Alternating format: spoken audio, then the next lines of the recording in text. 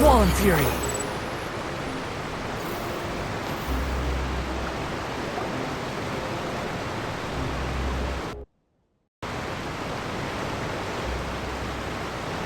Wow, time flies! Just like that, it's time for us to embark on the next phase of our journey! We need to head to Natlan next. Never called it a nation of dragons, but that description doesn't give us much to go off of. Exactly! Even when Inazuma was completely closed off, we still managed to run into people from there in other nations. Huh. Could it be that there are no humans in Natlan? Yes, yes! That look of surprise and excitement is perfect! Hold it right there. Now look at the camera, and big smiles on 3. Ready? Okay, just make sure you get Paimon's good side. Wait, hang on a minute! What's with the photo shoot, Charlotte? Well, I heard you two were about to leave for the next part of your journey. After everything you did for Fontaine, the Steambird simply had to follow up on a scoop like that. Oh, I have a feeling we're going to be short on material once you're gone. Oh, so you knew we were leaving. We don't need a big send-off. That's not really our thing. Yeah, that's definitely not your style, but we got to thinking. And, well, a little change never hurt anyone, right? We? All those obstacles we overcame side by side. Oh, feels like it was just yesterday. Don't be a stranger now, partner. If you encounter any troubles along your journey, you need only let us know, no matter the distance between us. Partings are inevitable, of course, but distance makes the heart grow fonder, right? One thing will never change, though. We'll always have the memories we made together during this time. Whoa, you're all here! That we will. I'm looking forward to hearing about your future adventures, so make sure to stop by and tell us about them sometime. Well, in light of your impending departure, shall we take a photo together? Ooh, great idea! We even have a professional photographer with us. Charlotte, would you do us the honor? Leave it to me.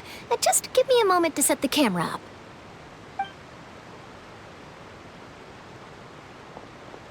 Oh, by the way, you're overthinking the whole Natlan issue, Paimon. Natlan has human inhabitants and its own unique culture, just like Fontaine. It's just that, because of their local customs, the native people choose not to leave. They're not unwelcoming to outsiders, though. People travel there for business and leisure alike, and usually return with nothing but good things to say. Many members of the Spina have visited in the past, too. Well, that's a relief.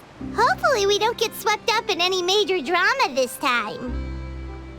Well, given your experience and skill in that regard, I have no doubt you'll be able to overcome anything that comes your way. Still, I hope you can avoid danger this time around. An uneventful trip might be a nice change of pace.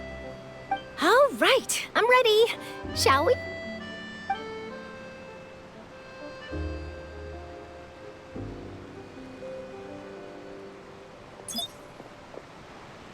Well then, traveler. Bon voyage!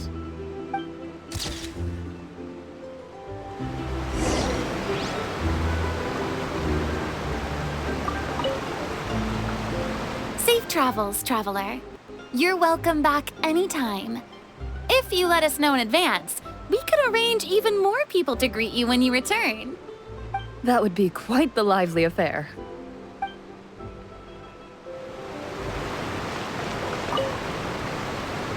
I heard there's a place in Natlan that produces precious stones. Next time there's a lull in my work, I gotta go pay it a visit.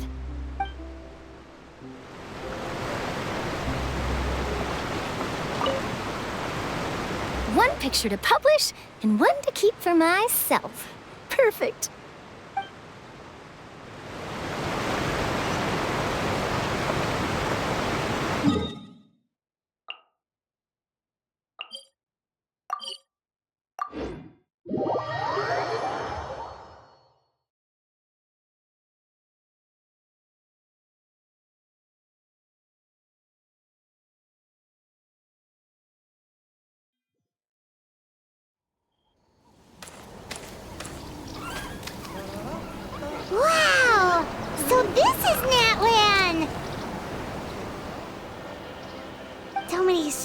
strange mountains, and so many animals Paimon has never seen before.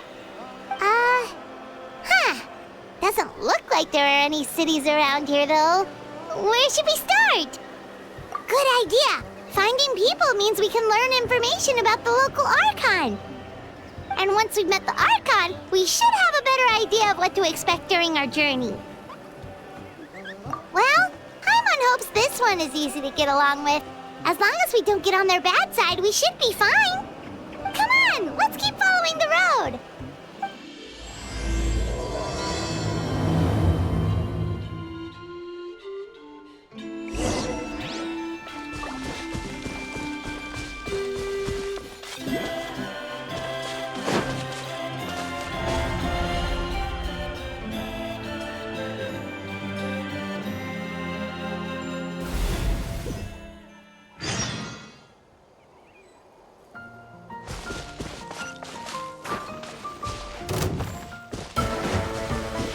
The wind rises.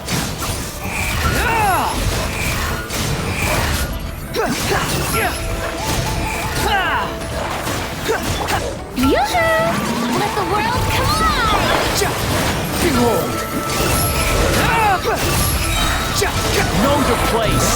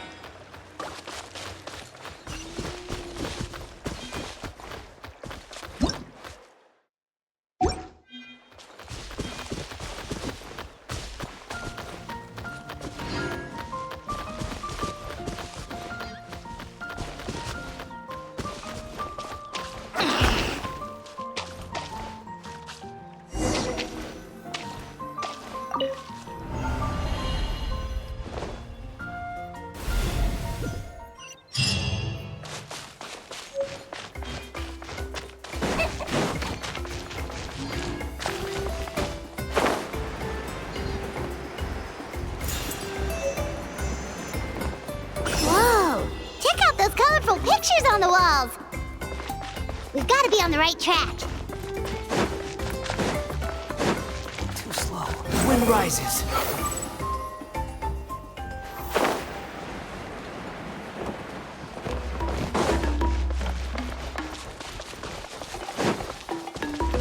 Behold!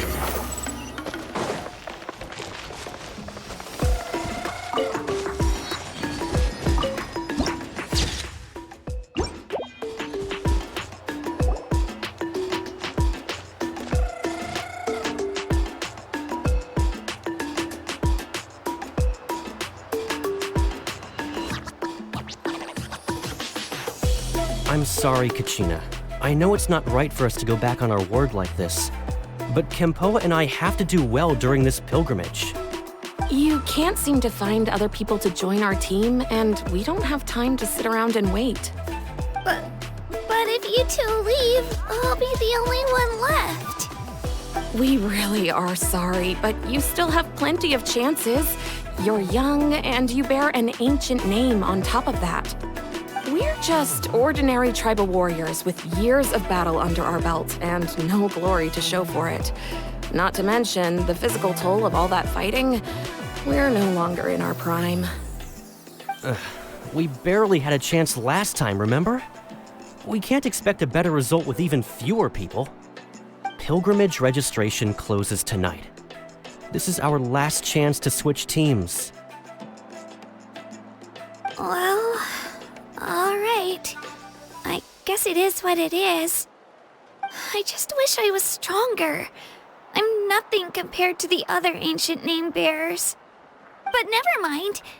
Guess this is just par for the course as Uthabiti, huh? I'm sure I'll figure something out. Well, if we do well this time, there's still a spot for you at the victory feast. Yeah, even though we're not participating in the competition together, we're still friends, aren't we? Of course. Anyway, you guys should get going before it's too late. Go form a really strong team, okay?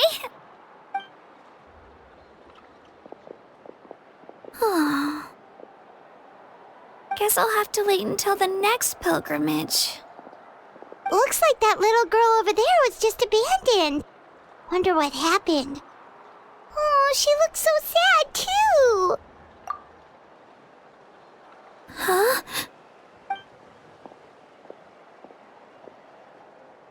Oh, gosh, I'm fine. Don't worry about me. Wait, I haven't seen you around the tribe before. Are you travelers? Yep, we just got to Natlan. Oh, welcome! I'm Kachina, Uthabiti Kachina.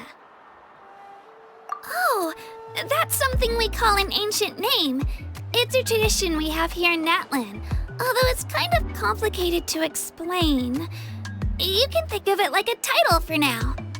If you're here for the pilgrimage of the return of the sacred flame, you'll find out what they mean soon enough. So, this pilgrimage, is that what you were discussing earlier? Oh, yeah! It's a competition we hold every so often, where everyone competes to try and get the highest ranking. The competition receives tons of attention, so if you place highly, you're guaranteed instant acclaim, and you earn the right to take part in the Night Warden Wars. Basically, the winners become heroes, and that's pretty much everyone's goal around here. Sounds like a massive fighting tournament or something. Do you have to be in a team to participate? Well, due to the sheer number of participants, the pilgrimage is actually divided into two phases. Phase 1 is a team competition. Usually an ancient name bearer serves as the team captain and leads their team in various battles around Natlan, with the goal of capturing Sacred Flame. Oh, and an ancient name bearer is just someone with one of those titles I mentioned earlier.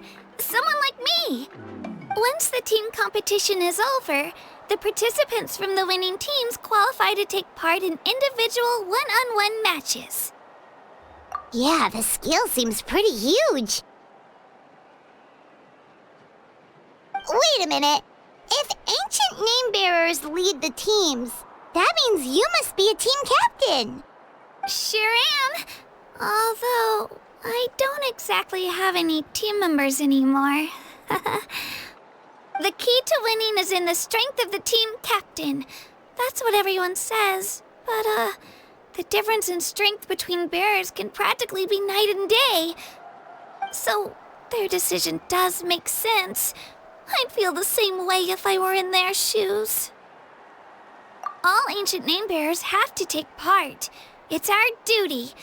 So if no one wants to be on my team, then I'll just go it alone. At worst, I'm looking at a few extra scrapes and scratches. I'm not great at fighting, but I always manage to get back on my feet in no time. Psst, Traveler. Based on the direction of this conversation, Paimon thinks it might be time for us to do our thing. Yep. Time for the next phase of our journey to start for real. What are you guys talking about?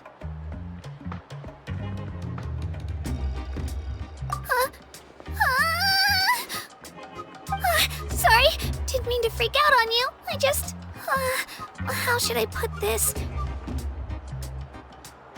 I really appreciate the offer. That's so unbelievably generous of you. But only people from Natlan are allowed to take part in the pilgrimage. Oh, Paimon thought we could just join your team and fight our way to the top and then become heroes. It's all right. Really.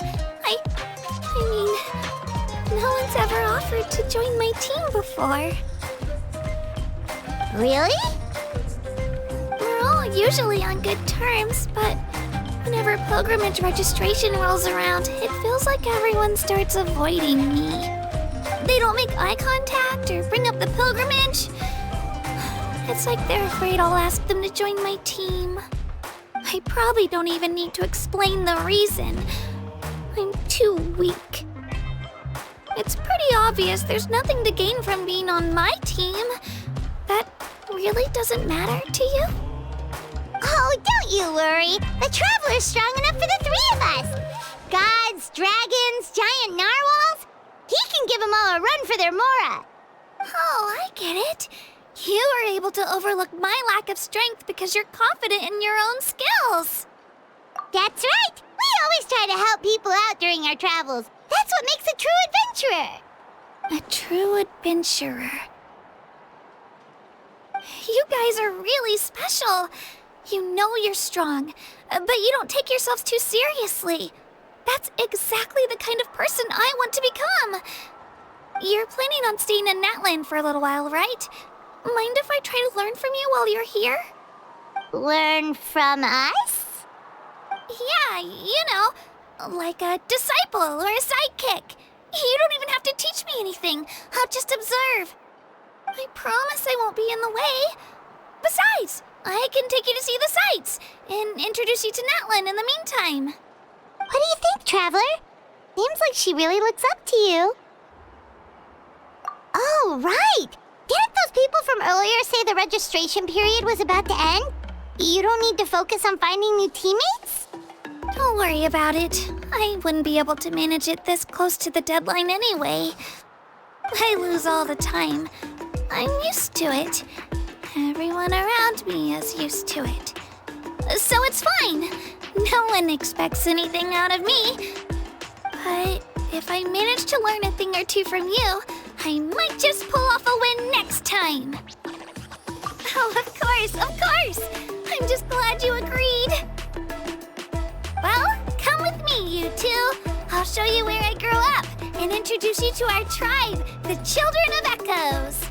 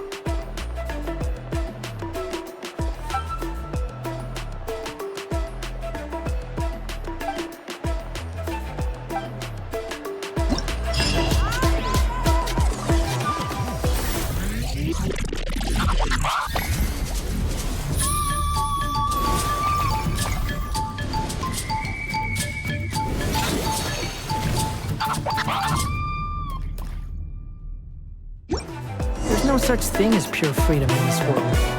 Even the wind cannot. Squall and fury!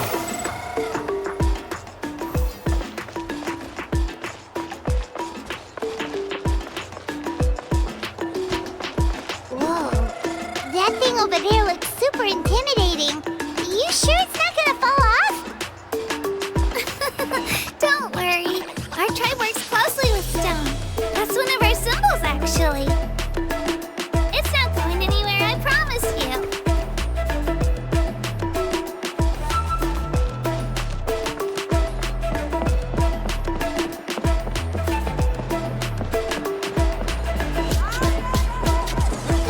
Many of our tribespeople love music and dance and have an amazing sense of rhythm. In the past, Outlanders have come here just to study our culture and exchange views. My parents wanted me to learn dance, but I wanted to become a warrior instead.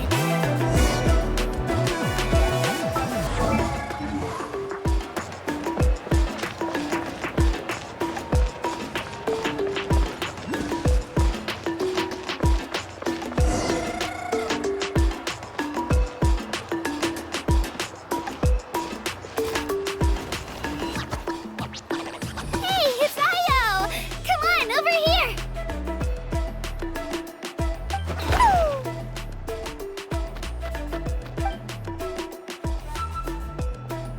Allow me to introduce you. This is Io, my Saurian companion, and also an important member of my family. He's saying hello. I think he likes you. Saurian? So in Natlan, you consider Saurians to be part of your family? Of course, Natlan is not only a nation of heroes, but also a nation of Saurians. They occupy an important place in every tribe. Outlanders always seem to think of Io as my pet, but that's not the case at all. Io and I go on adventures together, but he also has a Saurian family and a place to stay of his own. Sometimes he even brings his entire family over to eat at our house. The children of Echoes have the closest ties to the Tepetlisaurs, which are naturally very friendly to humans. That's how our relationship became what it is today. All Saurians have their own personalities, but I think calling them our companions pretty much sums it up.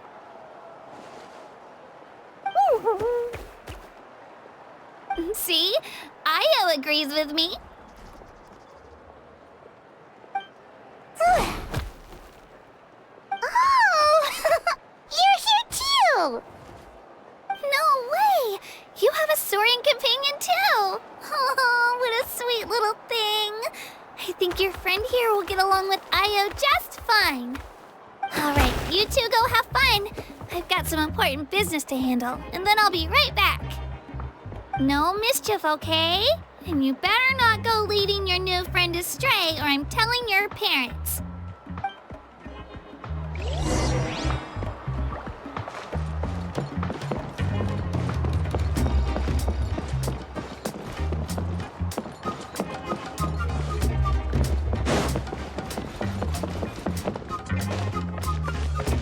This is the most cherished and most sacred item in our tribe.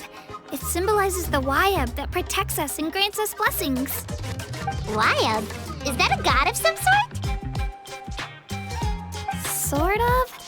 We believe the Wayab dwell beneath the earth, while the Pyro Archon hails from above. We hold regular gatherings here, actually. Our chief recounts and interprets dreams relating to our Wayab to decipher its will. The Wayab know the past and can foresee the future. Isn't that extraordinary? Huh. Kachina, what are you doing here? Chief! Oh, let me introduce you. This is Pakal, the chief of our tribe. Chief, these two just arrived in Natlan. They're super accomplished adventurers, and they're letting me stick by them so I can learn a thing or two.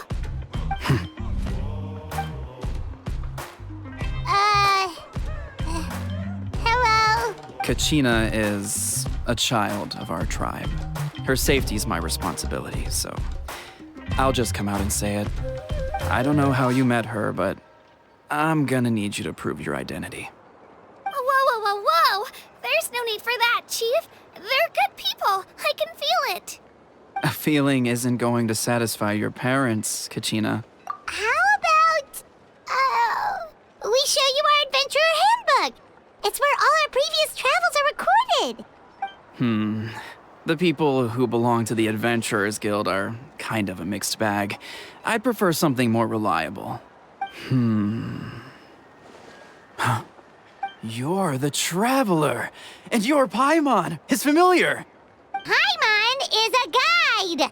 Jeez, these rumors are getting out of control.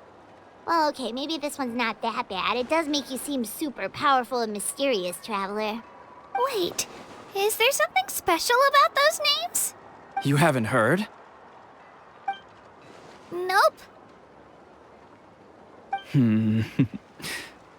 Learn well from him, Kachina. It's unlikely you've ever had a teacher of greater merit. Really? To earn that kind of praise from the chief, you guys must be even stronger than I thought. Apologies for not trusting your word. Oh, don't worry about it. You were just doing your duty. Well, Kachina's still young, so you can never be too careful. As for you, Kachina, isn't registration about to close? Why haven't you headed out yet? Don't worry, Chief. I told my teammates to go ahead. I'll catch up with them in a bit. I may not be much of a fighter, but I am quick on my feet.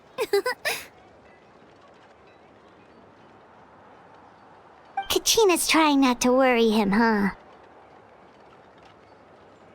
I see. Well, I hope I wasn't interrupting anything just now.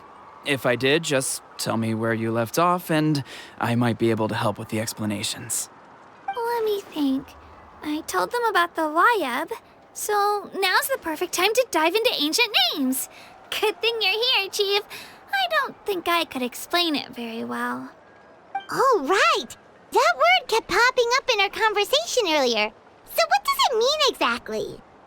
Well, Natlan is a nation of heroes whose valiant deeds are preserved and passed down over time in the form of stories. You can think of an ancient name almost like a label for these stories. By mentioning an ancient name, we remind ourselves of the epic sagas of heroes past. For example, the most famous bearer of my ancient name fought in 27 Night Warden Wars. By the time he fought in his last one, he was already over 60 years old. Even though he wasn't quite where he used to be physically speaking, he still managed to achieve top rankings during the pilgrimage. Impressive, right? Ancient names allow us to preserve the stories of the past, but they're also much more than that. Think of an ancient name almost like an heirloom passed down from generation to generation. Do you have your stone on you, Kachina? Of course. Here, take a look. Whoa, that black stone looks so mysterious. It's like there's something shiny inside it. The Wayab decide who is deserving of inheriting an ancient name. Once a successor is selected, the name becomes theirs to bear, and their deeds are then preserved within it. As time passes, ancient names come to represent the heroic deeds of more and more bearers, and their value becomes even more profound. In turn, the accomplishments preserved within it serve as an inspiration for the next generation of successors. Just like me. I'm still not sure why our Wayab chose me of all people. But if I didn't know the stories of all the past heroes, how they never stopped fighting, I probably would have given up a long time ago. Then you're saying this stone doesn't have any actual power? Like it's not gonna make Paimon super strong or smart? None at all. And that is precisely how it exercises its unique value. Think of it this way. If you become a hero because the heavens granted you strength, are your triumphs earned or given? Oh, Paimon gets it! If people start to ask those kinds of questions, the stories suddenly become a lot less inspirational. Someone had this to say about ancient names. Our forebears carved miracles into obsidian rock, yet future bearers looked upon them and saw strength. The miracles of the past become the motivations of the present. The limitations of the past become the breakthroughs of today. That's more or less the gist of it. So there's no rush, Kachina. Many people struggle to understand the Wyab's judgment after receiving an ancient name. As long as you never stop trying to improve your abilities and surpass yourself, your time will come. Thank you, Chief. I'll get it together, just you watch. Well, it's getting late. I've got to get to the Stadium of the Sacred Flame. Oh, right. I'm not sure where you're headed, but mind taking a detour with me? Is that where the pilgrimage is taking place? Yep, and outside of competition season, it's the place where our intertribal gatherings are held. Of course! She's the most important figure in the entire event! Sounds like a plan then. Let's go! Well, if the Traveler and Paimon are with you, then I don't need to worry about your safety. Be on your way now. Alright, we're off! See you later, Chief!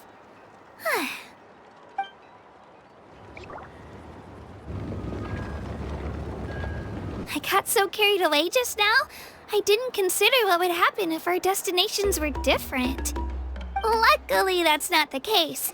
Or, well, I guess we just have to meet up after the tournament. You sure it's okay you didn't tell the chief about your team? Chief Pakal's a really nice guy. If he knew the truth, he might even ask to join me. But he's not as young as he used to be, and he's got some old injuries that still bother him. He's not cut out for any more attempts. He'll find out what really happened when he sees me compete. I'm sure I'll get an earful for lying, but this is for the best.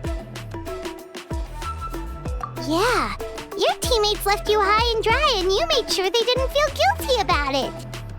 It's not their fault, really. The pilgrimage is extremely important to the people of Natlan. We all grow up listening to stories about the heroes of the past and dream of becoming warriors with the strength to defend our nation. Not out of a selfish desire for glory, but to lend our strength to a greater cause. Anyway, don't worry about it for now. Once you witness the spectacle for yourself, maybe it'll all start to make more sense. It'll also be a great opportunity to experience our culture and history. Alright, time to leave our settlement. Let's head that way. Our last stop, the Statue of the Seven, is also in that direction. Let's go!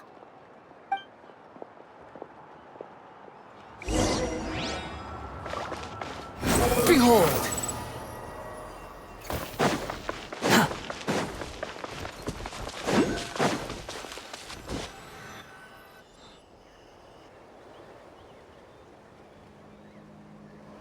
The statue is so pretty. Is that what the Pyro Archon is like? You betcha. Beautiful, effortlessly confident, and absolutely awesome. Oh, since we're here, you might as well go get your shiny new elemental powers, Traveler.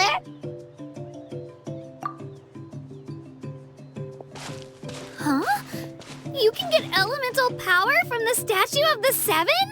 Oh, just you watch, Kachina.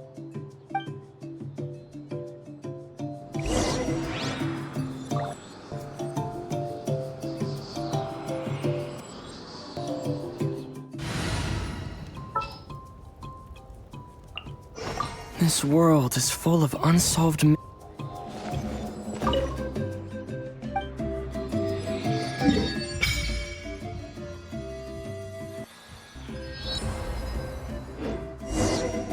Huh?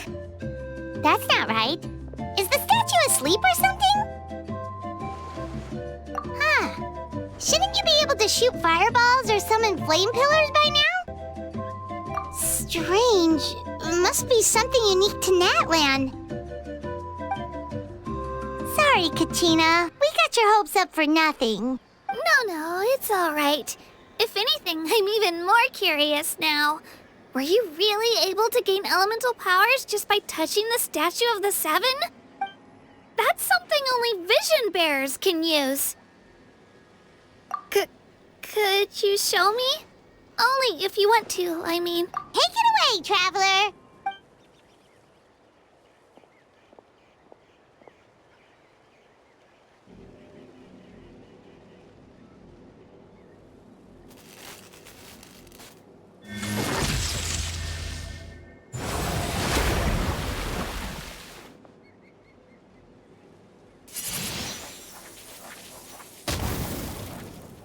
Wow!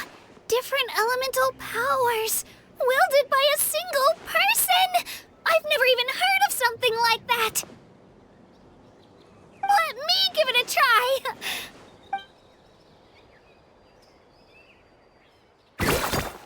Nope. Still just Geo. Anyway, I was right! You really are something special! Just wait until you hear about our previous adventures. Whoa! What's that?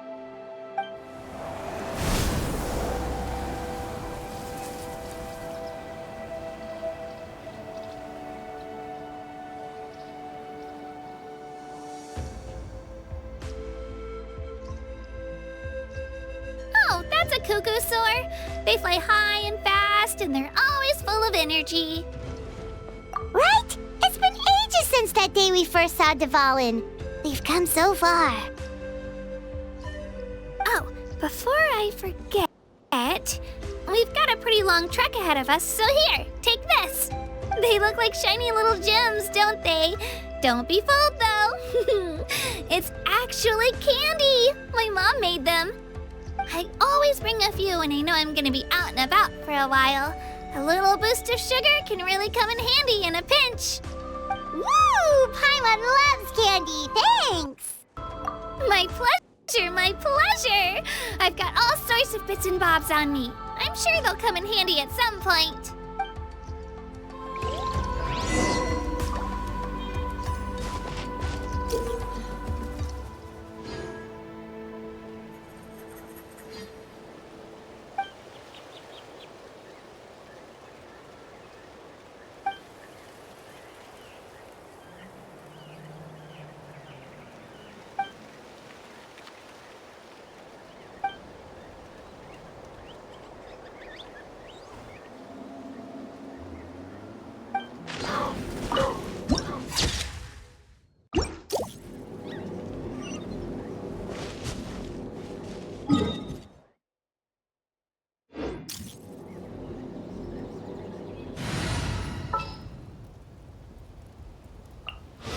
This had better be important.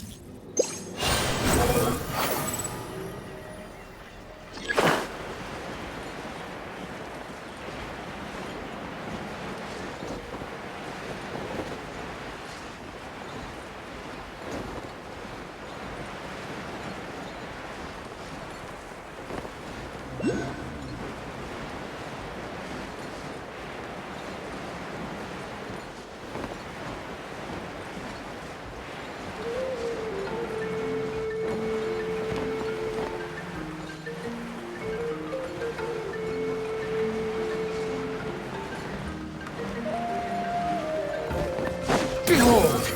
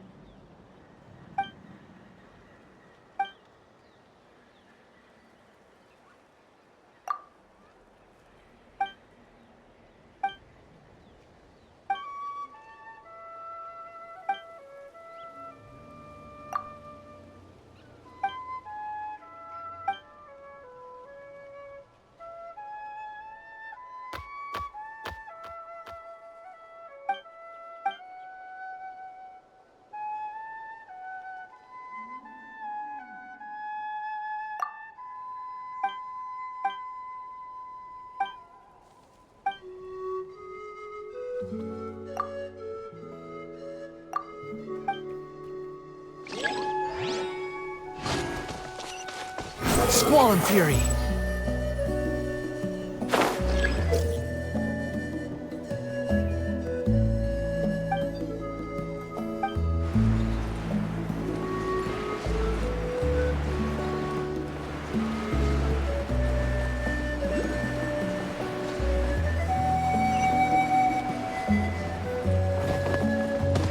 The wind rises.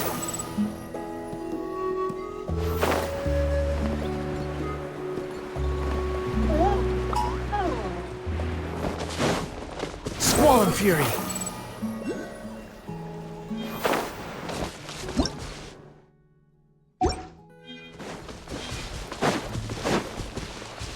Behold!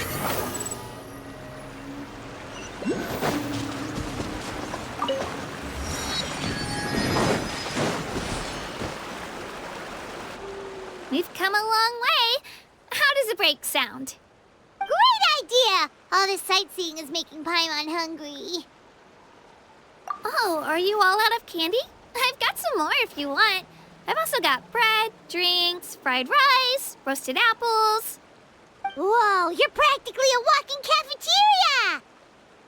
I just like bringing a lot of stuff with me. As my mom always says, it pays to be prepared. They only come in handy every so often.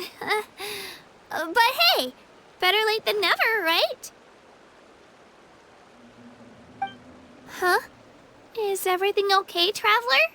Seems like you've got something on your mind. Yeah, that was so weird. It has to mean something, don't you think? Actually, you know what? It could be because our Archon is different from the rest. Different how? Well, I heard that other nations' Archons live a long time and belong to a class of extremely powerful beings known as gods. And that's not the case in Natlan? Not at all. Every Pyro Archon in Natlan was an ordinary person before taking on the role. Huh? A human serving as an Archon? Is that even possible? You find it hard to believe too, huh? So that's not normal then? I guess I've just gotten used to how things are here in Natlan. Well, based on what we've seen, that's not usually how it works. It can't be that easy for a human to become an Archon, right? Pretty sure the Pyro Archon's the only one who can answer that. I do know this, though. Even after becoming the Pyro Archon, the person in the position still grows old and requires rest. The statue of the Seven may look a lot like our current Archon, but that has to be a coincidence. Countless people have held that title over the years. Oh, I should also mention, the pilgrimage is actually how we select the Pyro Archon. Anyone can claim the title, you just have to prove your strength. So the contest is all about how strong you are. That's right. We believe performance in battle is the most comprehensive test for a future Archon. Plus, when someone emerges victorious, it's hard to argue with the results. Our current Archon achieved an overwhelming victory. The result was obvious from the beginning. Don't just take my word for it, though. Even the tribe elders said they've never seen an Archon with such strength before. But it's just as Chief Pakal said. Today's limits are tomorrow's breakthroughs. Our future Archons will go from strength to strength. Okay, Paimon's gonna ignore the whole human becoming an Archon thing for now. It's just, if she's really that strong, do you think that's a good thing or a bad thing for us? If we think back to what happened in Inazuma... I wouldn't worry about it. Our Archon's a wonderful person and very welcoming to guests. I think you'll get along great. Yeah, you're right. It's not like we're planning on causing trouble either. It'll all work out. You'll meet her soon enough. All right, Paimon's just about ready to... Huh? What's that? Oh, we call this a phlogiston chisleth. Good things happen if you infuse it with phlogiston. Sorry to disappoint, but only people from Natlan can use that power.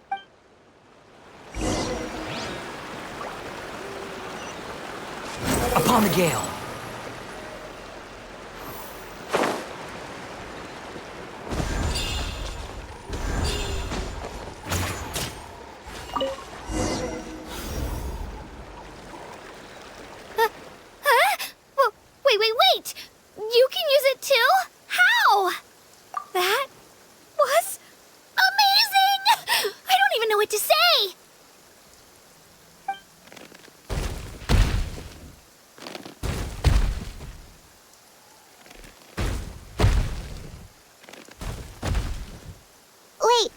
behind you. Something's coming. What do we do? Is something after us? Should we get ready to fight? We're fine. This here is Toto. Hiya, Toto. It's me, Kachina.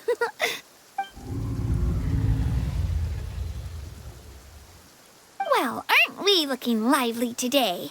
Did the chisel floor you over here? Warm, isn't it?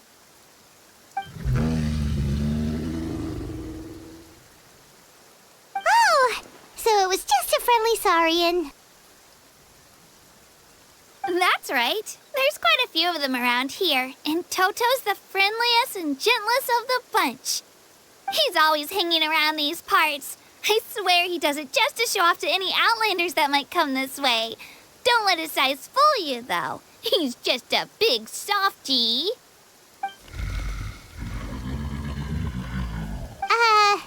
What does the crouching mean? That's an invitation. He's offering us a ride. Paimon's not so sure about this. It's kind of scary, don't you think? He's huge. Oh, good point. You guys have fun with that then. Paimon will just float alongside.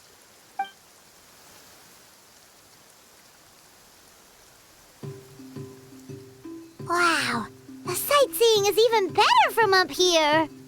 The higher the vantage point, the better the view. Are you and Toto close, Kachina? Yep. When I was little, my parents and I went to the Stadium of the Sacred Flame to buy a bunch of different fruits, but the cart we were using to transport them flipped over on our way back. Toto wasn't even half his current size back then, but I still burst into tears when I saw him approach. I was afraid he was going to eat all the berries and sunsettias and leave none left for me. In the end, though, he didn't eat a single one, and even chased off a few other saurians looking to snatch a few for themselves. After that, he used his big head to help get our cart right side up again. I've been bringing him fruit ever since. Oh, and I was the one that named him Toto, actually. With the sheer amount of food he can eat, he pretty much grew like a weed. Before I knew it, he was already this big.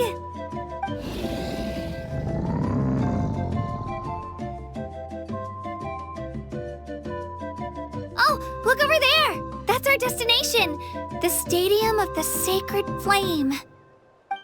You can let us off here, Toto. Thanks for the lift.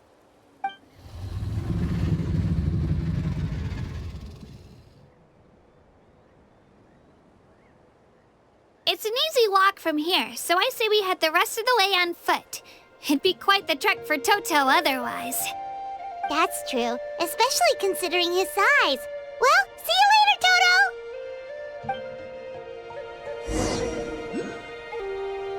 Squall and Fury.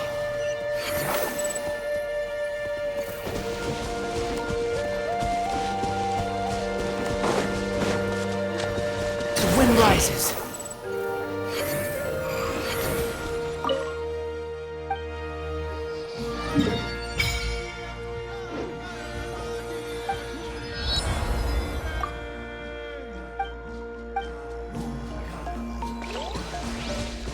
Behold! Too slow.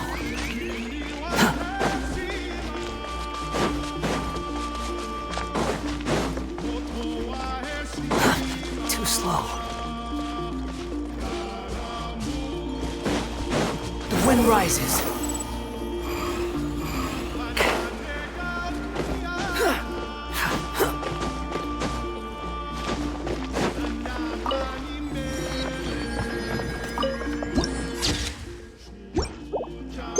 Squall and Fury.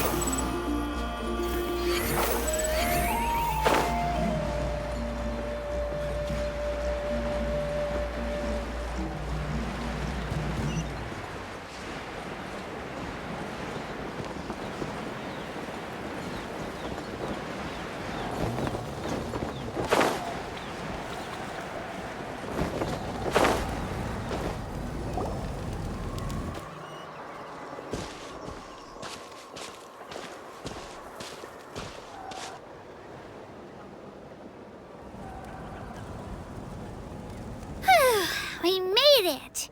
I'm supposed to meet some friends here, but I don't see them anywhere. Maybe they're not here yet. Open your eyes, Slowpoke! Ugh, we've been here this entire time. I've already lost track of how long you've kept us waiting. Listen here, you. It's not just Kanish and Moalani's time you're wasting, but mine, too! Mine! What the heck?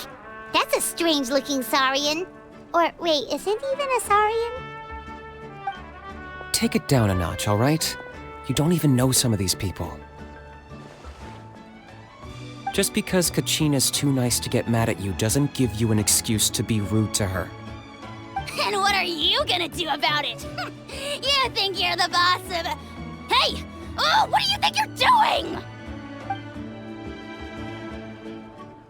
All right, I've put him in a timeout for now. Sorry about that. Aw, you didn't have to do that. Hal just doesn't have much of a filter, that's all. I don't mind. He got what he deserved. Let's just hope the lesson sticks this time.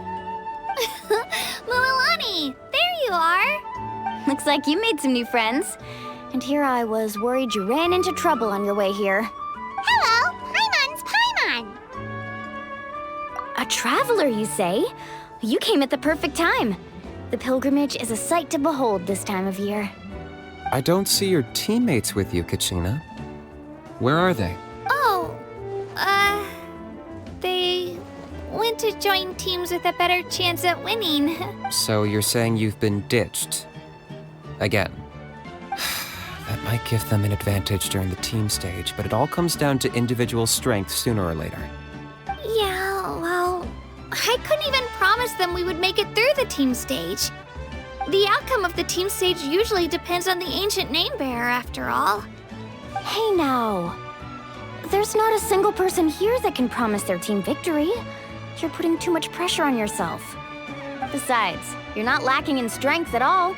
You just need a bit more confidence. You were only 3 victories short of reaching the Night Warden Wars last time. Wait, so if the pilgrimage is like a national sporting competition, then what are the Night Warden Wars? The former is a battle of skill. The latter is a real war. A war against our eternal enemy, the Abyss. So they're here too. Well, wait a second. You're saying the prize for winning the pilgrimage is the chance to go to war? That's not too far off. That's why it's called the Night Warden Wars. The pilgrimage chooses the strongest warriors among the tribes. And those warriors fight to repel the Abyss in defense of our homeland. Their names and deeds are then recorded in epic tales passed down over time. That is the highest honor you can achieve in Natlan. Yes, but that's the nature of war. Danger comes with the territory. Resisting the Abyss is our duty. But we're not alone in this fight. We also have the blessing of our Archon, which allows for our safe return. It's something we call the Ode of Resurrection, which does exactly what it sounds like, basically. Resurrect people, you mean? Yep, so it's not so scary, really. Our Archon's blessing gives us the courage to keep moving forward. Let's go register. We don't have much time. Wait, what about you, Kachina? You're not really planning on competing solo, are you? We really wish we could help, but we're not from here, so it doesn't seem like we can take part. There's no threshold to the number of participants. With the sheer number of teams, it's practically guaranteed chaos. No matter how strong or experienced the warrior, victory is never assured. In a situation like that, it's always better to have someone to watch your back. Oh, how about this? When we register, why don't we ask if these two can have special permission to participate? Odds are the answer will be no, so if that doesn't work, well... I only have a few teammates this time. If someone else could take them, then... You're not asking me to lead your team, are you? Look at you, mind reader. So, what do you say? With how strong you are, it would practically be an upgrade for my teammates. Fine by me, but doesn't that leave you and Kachina as a team of 2? There's a world of difference between that and flying solo. Besides, we're a formidable duo. I bet our new friends here will agree that 2 is always better than 1, right? Oh, you mean us? You're right! 2 is definitely better than 1! It's just like the old saying we have here in Natlan. No one fights alone. But what if I drag you down? Listen to yourself. You'd be hard-pressed to find someone in Natlan who can beat us when we're together. Hearing you say that does make me feel a little more confident. Still, teams rarely contain more than 1 ancient name bearer. People are definitely gonna think of us as cowards. The rules don't forbid it, so who cares what they think? It's not like they left us any other option. Well, I'll leave you to break the news to your soon-to-be former teammates. I'm not good at stuff like that. Oh, I know. They deserve to hear it from me anyway. Just give me a second, you guys. We can go sign up together once I'm done.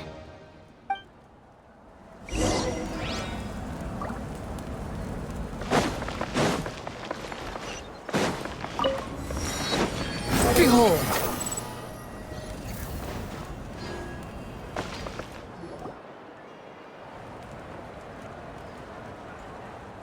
This is the place.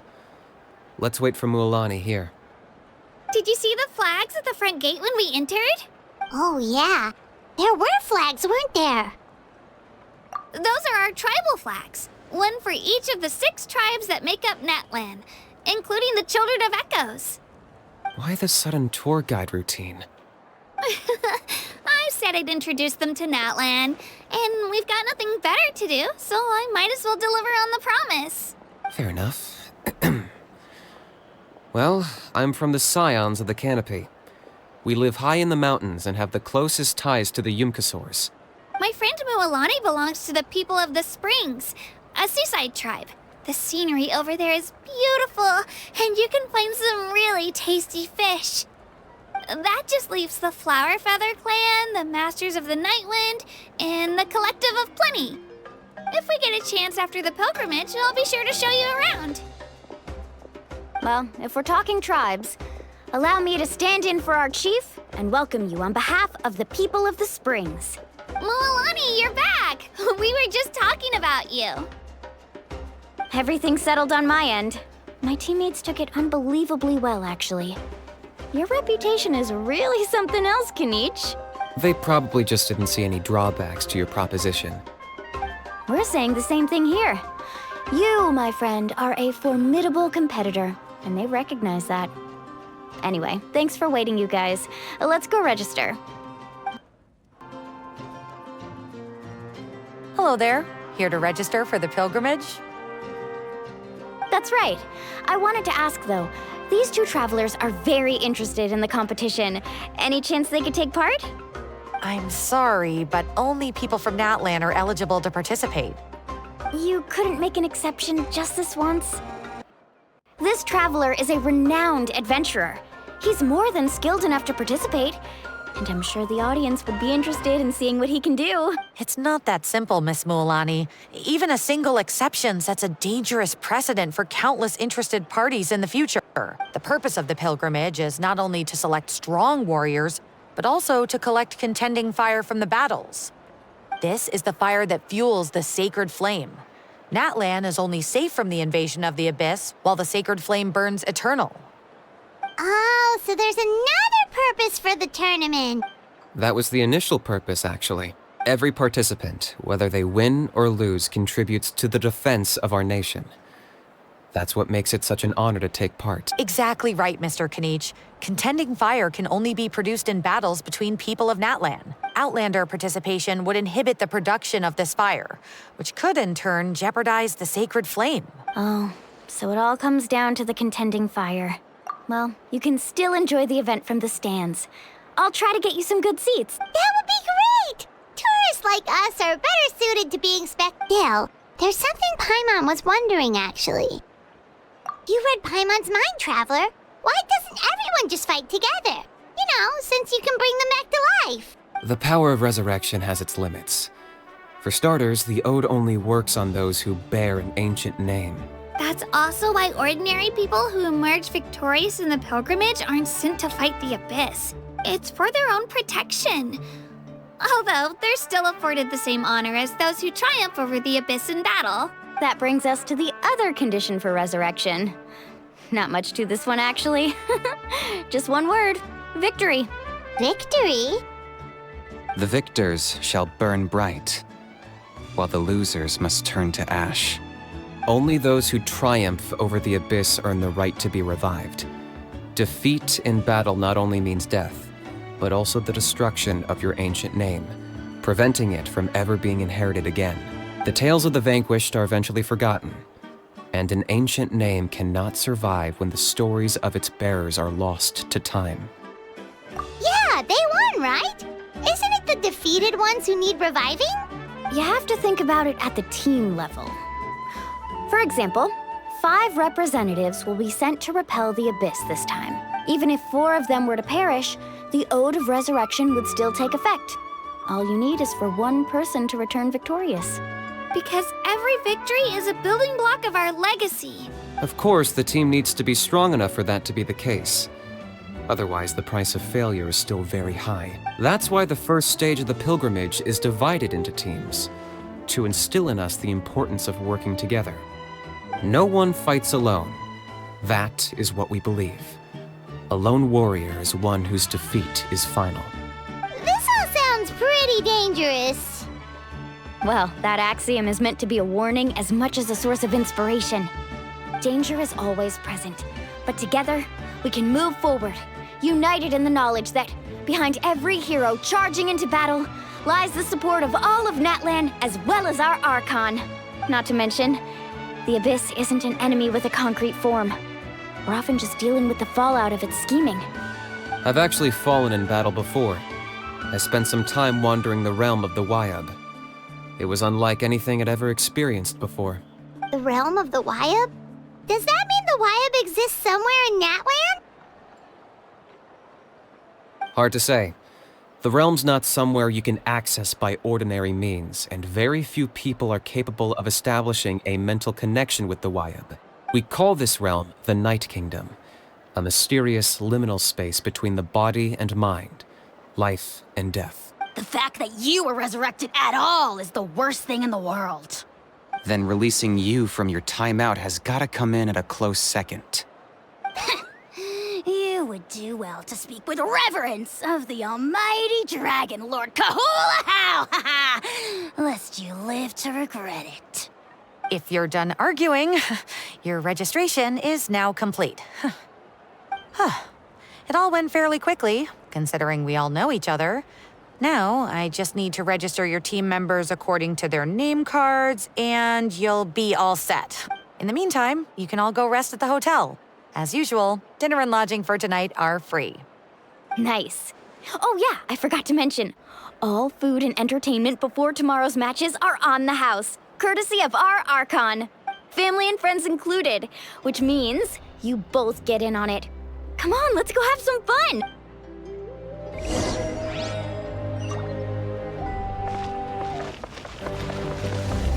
Search forth.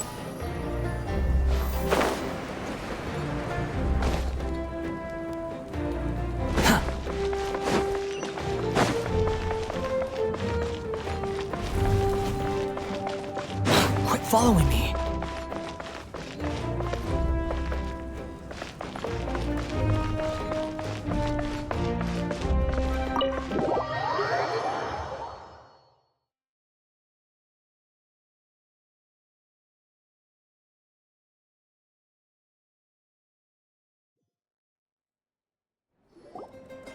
Dig in, you guys. Eat as much as you want. These dishes are all local specialties. There's more where this came from too, so don't be shy. Let's feast until the bill gives the Archon a heart attack. Don't be dramatic. The Pyro Archon is very generous, even if it does cause some trouble for all the hotel workers and volunteers. Speaking of trouble, I've locked a How away for now, so you don't have to worry about him being a nuisance. Wait, isn't that a little harsh? Nah, Kenichi and How are always like that. Everyone has their own unique way of getting along with their Saurian companion. What's got you all down in the dumps, Kachina? You don't have to worry about tomorrow. I'll be with you every step of the way. I know. Everything's fine, really. I'm just nervous. I can't keep using my age as an excuse. I have to get stronger. I have to prove to people that I'm not trying to avoid the Night Warden Wars. You don't have to prove anything to anyone. You know your own heart. So stop beating yourself up over other people's opinions. If they don't think you deserve to bear your ancient name, they can take it up with the Wyub. Trust me, Kachina. The Wyub see something special in you. I just hope it's not the fact that I can take a few punches. Yeah, I'm on a 7 or 8 pilgrimage losing streak. My ranking has been improving little by little, but still no wins. To be honest, losing 7 or 8 times isn't even a lot. Maybe other people can't see your improvement, but your performance still isn't something to scoff at. Yeah, didn't you say you got really close before? It's just, what if I don't even make it through the team stage this time? Hey, have a little faith, will you? You've got me on your team. Stumble, and I'll be there to get you back on your feet. Run into someone you can't beat, and we'll face them together. I know you've never tasted victory, but you trust me, don't you? Alani, you're the best. I trust you. I definitely do. And you're right. I've got to pull myself together. I still don't know why the Wyub chose me to inherit an ancient name. But I can't be the only bear who's ever felt this way. If they can keep at it, so can I. Not to mention, the fact that your ancient name has survived until now means all your forebears managed to honor its meaning. Otherwise, it would be lost to us by now, shattered by defeat in battle. That's right! And you'll have us rooting for you too! No. It should be the other way around. I was clearly the one who asked to learn from you. But still, thanks you guys. Geez, now I'm crying again. Everyone has been so nice to me today. I'll win this time for sure. I won't let your support go to waste. Oh, right. I should eat something. My mom said I need to keep up my strength for tomorrow. Nice to see your game face back, Kachina. Thanks for encouraging her, you two. It's easy for people to only see how she has a lot to learn, so it isn't often that she meets people willing to treat her with patience. Don't you worry. We've seen how kind and hardworking she is. We can already tell she's a wonderful person. Take it easy. You're getting tears in your food. I'll pour you all some drinks. I brought some homemade fruit juice. Let me just go grab some cups. She even travels with homemade juice? Kachina's backpack is practically a bottomless pit. It's got everything. That's true, but she definitely only offered us some so she could go find somewhere to cry for a little while. Seems like you two really look out for her. She's like a little sister to me, you know? She's already so talented. She just needs that one decisive win to convince her of it. And I have a feeling this is the one. This could be the win that finally gives her that confidence. Why are you so sure? Is that what happened to you? Oh, no. I was just born confident. Mulani's being modest. She's already a 3-time veteran of the Night Warden Wars. Came out on top each time. And she's never had to be resurrected. Wow, that's amazing! Nah, it's no big deal. The opponents I had to face were pretty tame, that's all. Ooh, no wait, that makes it sound too unimpressive. Either way, the challenges haven't been that difficult so far. But I'd love to fight alongside Kachina and experience the glory of victory together. The flowers, the applause. Paimon gets it! That's how Paimon and the Traveler are too. Hey, a little more confidence, please? Paimon's always there to cheer you on. Drinks are here. Better try them while they're still fresh. Feeling better now, Kachina? Me? I'm totally fine. Really, I promise. That was just nerves earlier. I'm gonna get some meat in my system, then head out to get some exercise. Want to be nice and loose for the tournament tomorrow. I'll come with you. Just don't go overboard, okay? The last thing we need is for someone to oversleep. We've got an early day tomorrow. If only we had a friend who never oversleeps. All right, fine. Make sure you guys are up on time. Attaboy. I knew you'd catch on. So full. I'm so sleepy. We should get a good night's sleep before the competition tomorrow.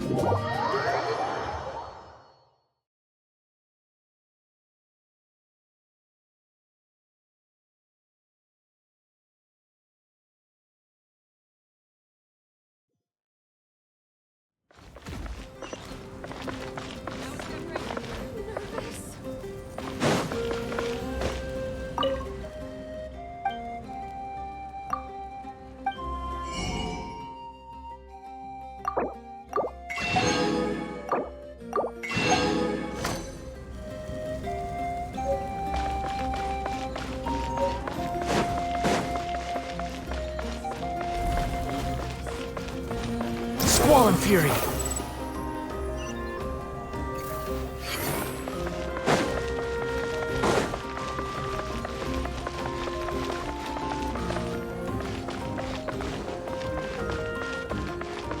The wind rises. Too slow.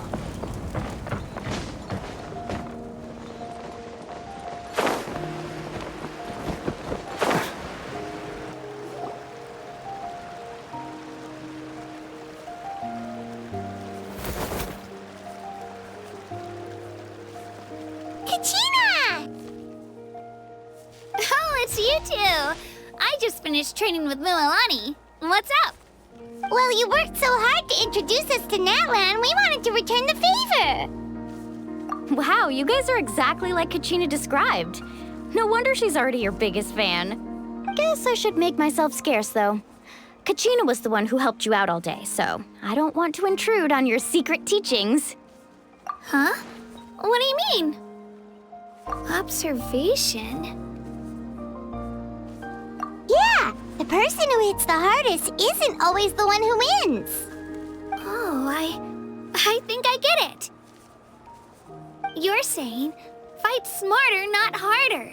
Having the strength to win is just as important as knowing the right strategy. Atta girl, Kachina. Exploit your opponent's weaknesses while maximizing your own strengths, and you're sure to find opportunities to turn the tides in your favor. You're right. I just need to focus. When I get nervous, I forget to assess the situation and end up rushing in without a plan. Mind sticking around a little longer, Mualani? I want to try out some new moves. Sure. Thanks for taking the time to teach me, you two. I won't let you down. Just give it your best shot.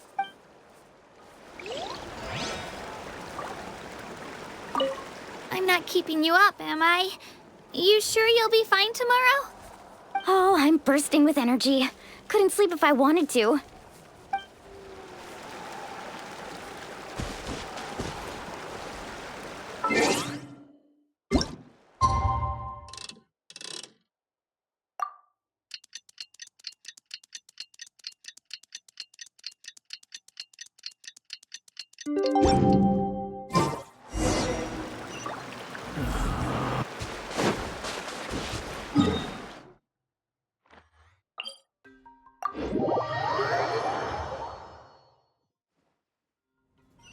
Squall and Fury.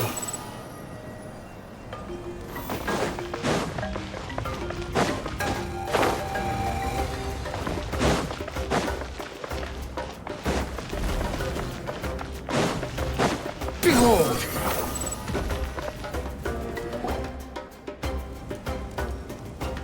Morning, Traveler. Morning, Paimon. Looks like everyone's here right on time. Good to see that no one overslept. Says the one who only made it because I was there to get you! Wow, not so loud. You're gonna give me a headache.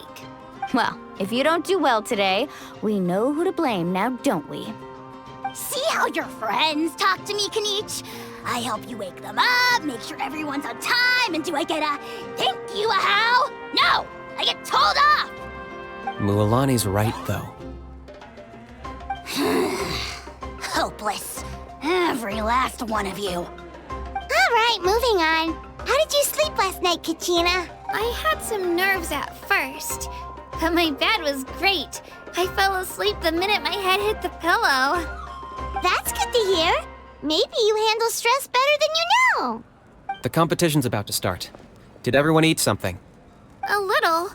Didn't want to overdo it. Oh no! We were so busy focusing on the tournament we forgot to buy something! I thought that might happen. Here, I brought you some. No thanks necessary. I'll treat you to something even better once... Attention, everyone! The tournament is about to begin. All contestants proceed to the venue. I repeat, all contestants proceed to the venue.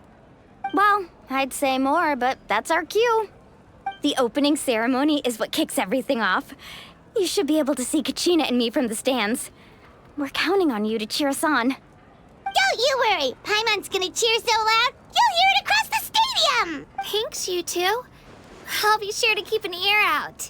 Well, we should get going. Okay, bye-bye!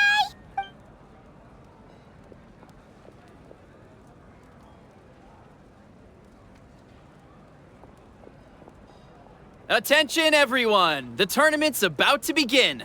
All spectators, please take your seats. I repeat, all spectators, please take your seats. Oh, that's our cue! Wow, we've definitely never witnessed a competition of this scale before.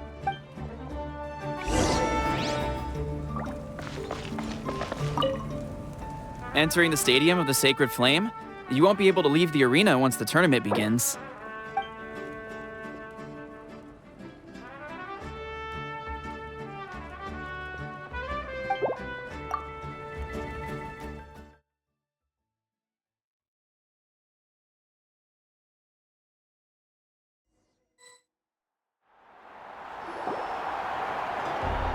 The pilgrimage of the return of the Sacred Flame is a competition with a long, storied history. Countless hopefuls have gathered here today, each vying for the same prize, the right to serve their homeland in the Night Warden Wars. Before we begin, allow me to remind everyone of the rules. Today's tournament begins with the team stage, before advancing into individual competition. Each team will board a hot air balloon, which will land at a random location. Contestants must search for fire towers within the contest grounds, accumulate contending fire through combat, and bring a sufficient amount back to the stadium. Defeat in combat, departure from the contest grounds, and running out of time all lead to elimination. Only the strongest teams will be able to withstand the onslaught of battle and return to the arena, blazing fire in hand. Only those who emerge triumphant in the team stage earn the right to take part in the individual battles.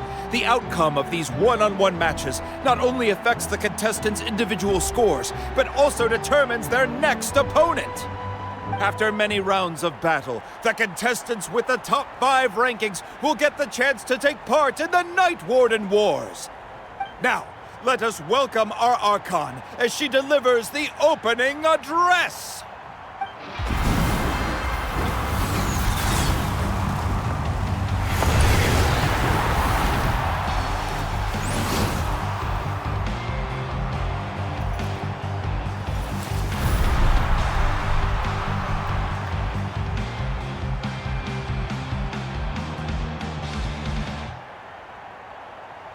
Skill, strategy, fortune, form. Many factors influence strength, but victory never lies. The pilgrimage is not merely a trial to determine the strongest among us, but also a stage upon which to showcase your individual growth. Today marks the beginning of yet another legendary saga, one written in the triumphs of the victors. So, without further ado, let the games begin! So that's the Pyro Archon? Is it just Paimon, or does she seem kind of intimidating? Kachina said she was friendly and welcoming, but, how did she come to that conclusion? Yeah, but it would be kind of rude to bother her during the pilgrimage, don't you think? We should wait for a better time. Oh, look! It's Kachina and the others! Well, folks, it's clear the contestants are already raring to go. The teams will now board their hot air balloons and make their way to the competition grounds. Chaska! Chaska! Yeah! Cool girl! Do it! Kick their butts, Itzna! Go, Mualani, go! You can do it, Kachina! And the crowd goes wild! The hot air balloons are about to ascend. Contestants, prepare yourselves to take flight!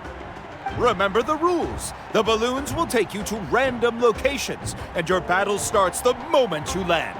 Best your competition, collect sacred fire, and bring it back to the stadium. Good luck, everyone!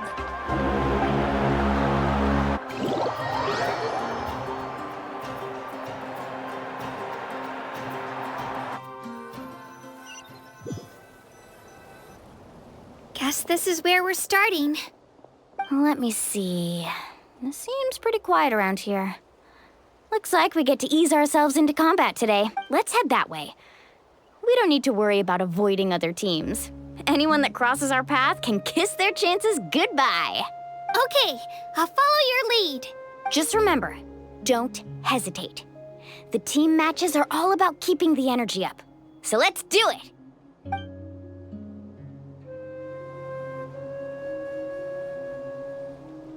And with that, the pilgrimage is now underway. Time for the contestants to give it their all! Ooh, a fire tower! And an unoccupied one from the looks of it.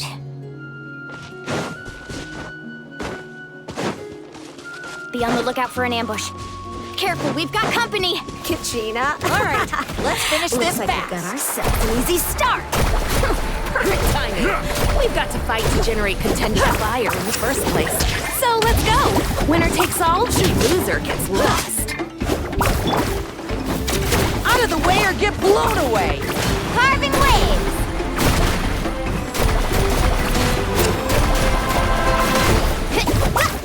Time rises!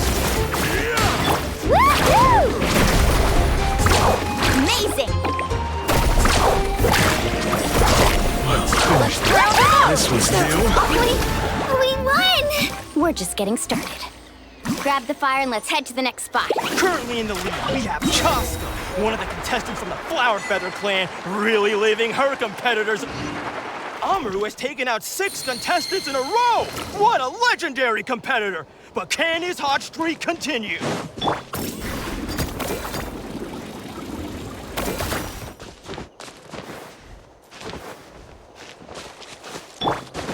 Oh, well, aren't you two an interesting duo?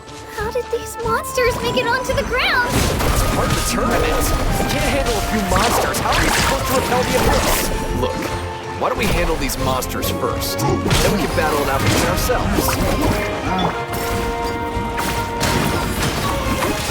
How to rip! Clear the area! Your skills aren't half bad. I think I've got a good grasp of what you can do. Sorry, but not everyone can yet. You're on. Nicely done, Kachina! We actually beat a legend! Come on, don't just stand there. Let's grab the fire and go. We have a new team pulling ahead. Mualani and Kachina have already eliminated several favorites for the win.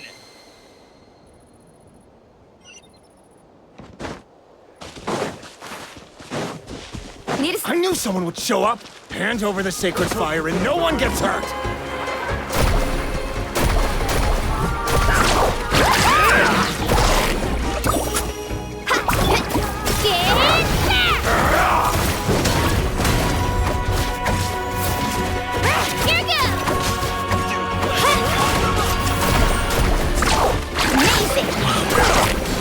this was... Would you look at this? 2 favorites for the win. Itzna and Unkunga have run into each other. Looks like it's gonna be an early goodbye for one of these formidable competitors. Let's shred, Sharky!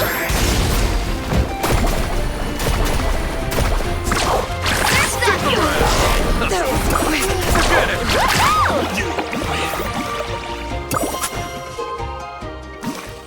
This mountain is huge.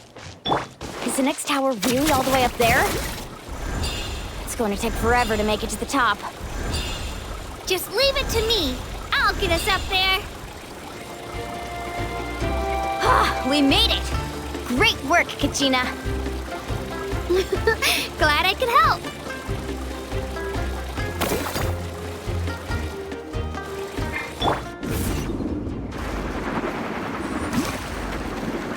An empty fire tower. We're too late.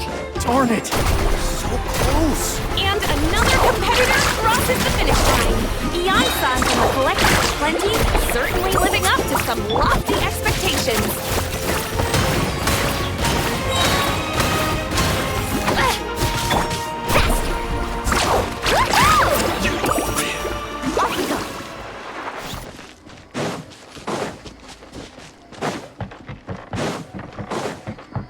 Let's ride.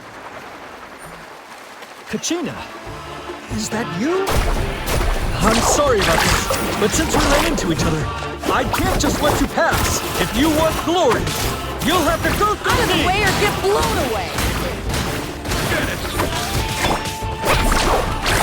Every minute that passes, fewer and fewer contestants remain in play. The remaining competitors need to hurry if they want. Hold it right there. That fire is mine. In your dreams, I think someone needs a reality check, and I'm more than happy to oblige. I'd like to see it. Hey, let's work together. Good idea. No way I'm letting this fool run out. Let's go.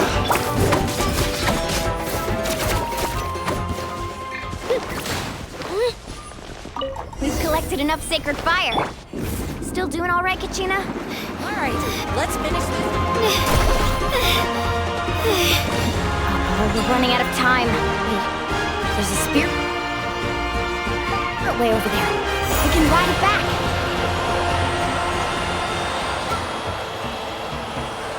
Oh, we really lucked out. Just grab onto me, Kachina. I'm not sure if you remember, but people from my tribe can ride spiritways over great distances. It's all smooth sailing from here.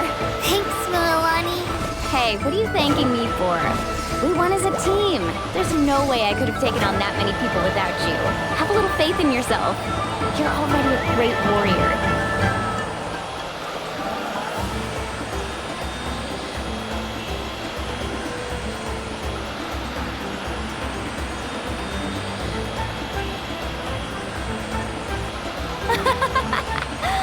Oh, those were some steep curves. You're not scared, are you? I'm fine. I don't scare easily. Not after that last ride you took me on. Oh, yeah. Back when we first met, right? I accidentally knocked over your piece of cake, then offered to take you spiritway surfing to make up for it. Actually, I was feeling pretty down that day. My training didn't go well, and... Anyway, you really cheered me up. Milani, I really want to win this time. I want to win this pilgrimage and become a true warrior. That's what I like to hear. Let's meet each other. If your team has gathered enough fire, please...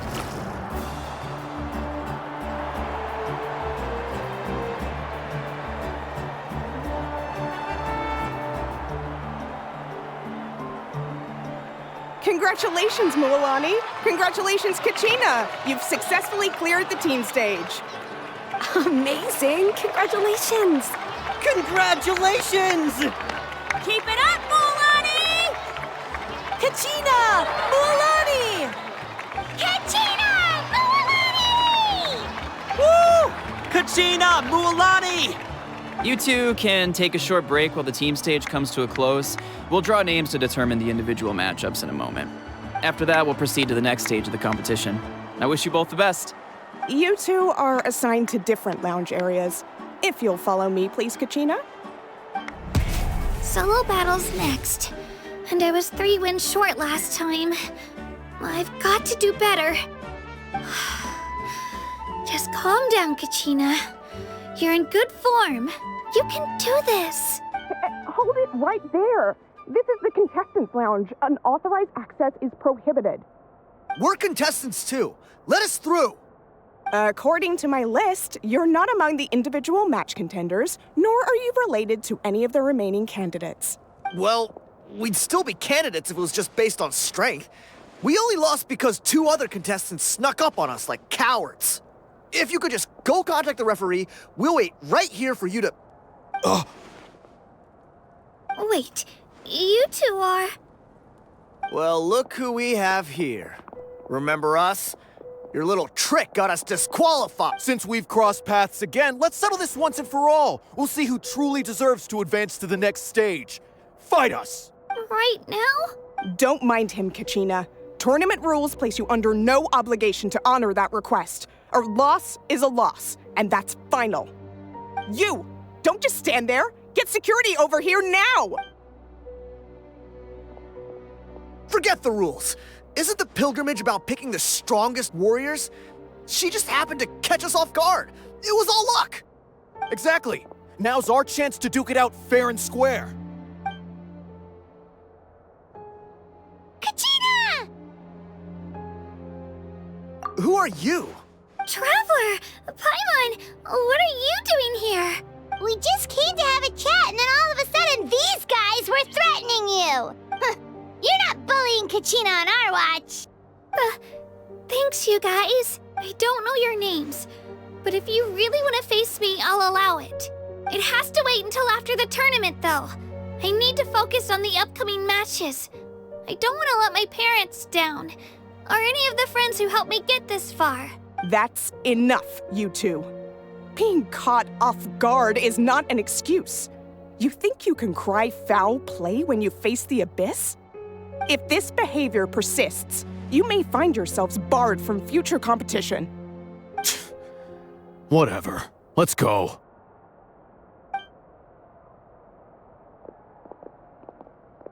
Are you alright? You're not hurt anywhere, are you? No, thanks to you. To be honest, I totally blanked out just now. I had no idea what to do. Right. I'll show them what I'm made of. That sounds more like it. You can do it! I heard there was trouble. Has the situation been resolved? Yes. It was nothing out of the ordinary. A couple of sore losers coming to stir up trouble with the contestants. Some people are so obsessed with glory, they can't even bear the idea of failure. I hope you don't let them get to you, Kachina, because you'll need to get ready. Your match is up soon. That came up quick. All right, I'm coming. Well, guess I'm off.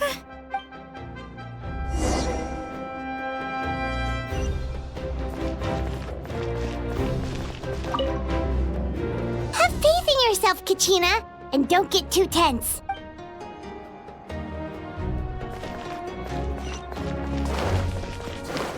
Let her rip!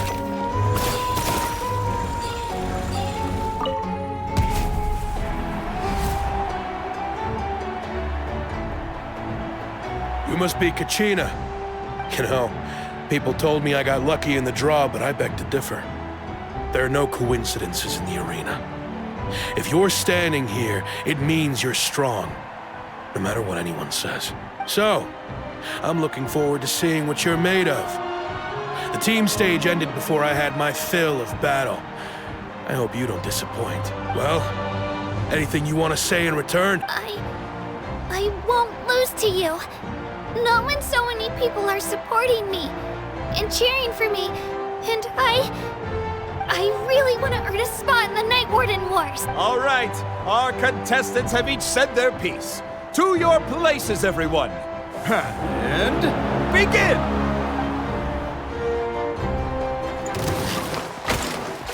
Drilling down!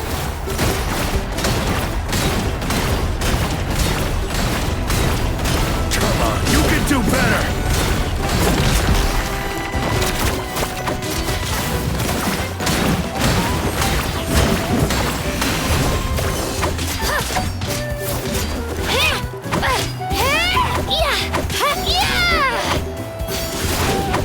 That's more like it. Again!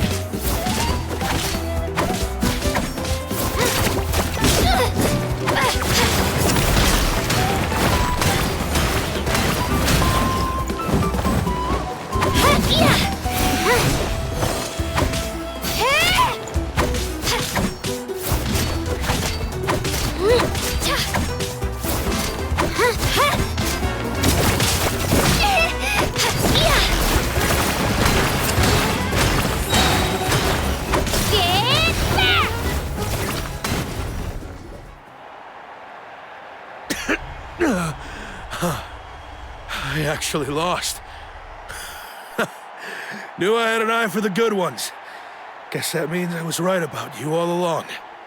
Congratulations to Kachina for taking the win. Let's give her a round of applause, everyone. Now, diving into the other matchups. That's one down! Woohoo!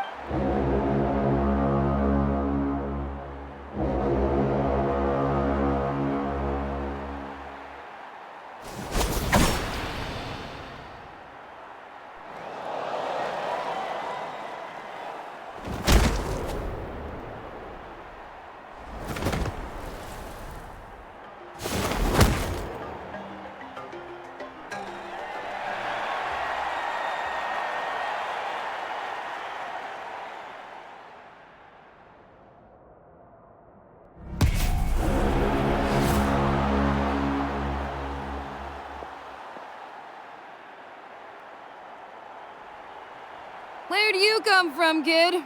Think you've got what it takes to go to war? Hate to break it to you, but it won't be easy to get through me. And you are... You don't recognize me? Figures. Our generation's been in decline ever since Ateya and the others retired from the front lines. Either way, once we face off, you won't forget my name anytime soon. Hear that? The exhilarating cheers of the crowd. That's why I'm here.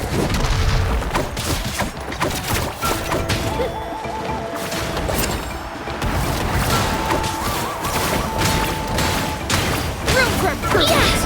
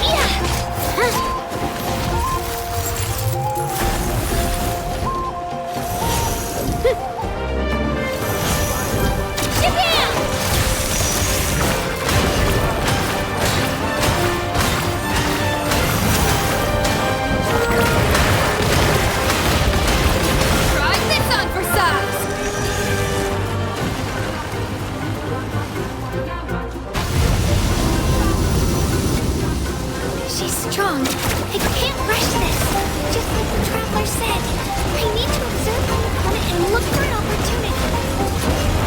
It's not just about who can... Come on, Kachina, you can do it!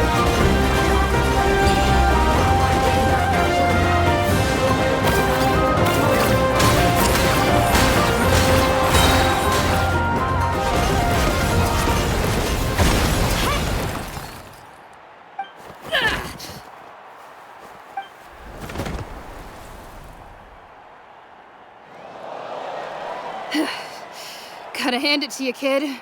You really impressed me. I take back what I said before our match. You've got what it takes, Kachina. Youngsters like you, you'll forge your own miracles. And it's Kachina for the win! We'll now head into a short break as our contestants prepare for the final round of competition.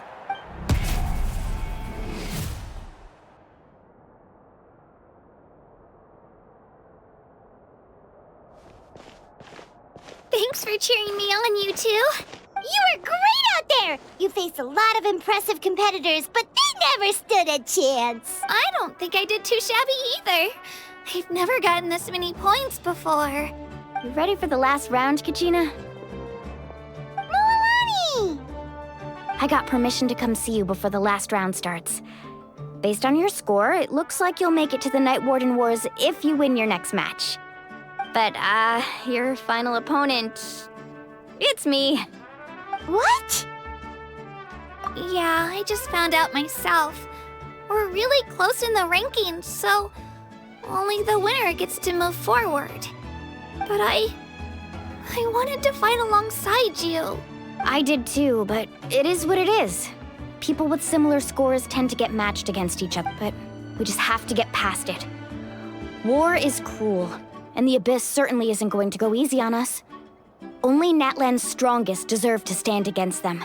So, I'm going to give this battle my all, Kachina. And I hope to hand victory to your opponent is to take pity on them. But no one's asking for pity here, yeah? So, you ready? I'll do my best! Atta girl. So, if one of you has to lose, who should we cheer for then? You mean one of us is destined to win? It's something worth celebrating either way. I'll be happy no matter who wins. And I know you feel the same way, Kachina. So, don't overthink it. Let's just have ourselves a good match. Traveler, Paimon, I'll see you after the match. Kachina, I'll see you on the field.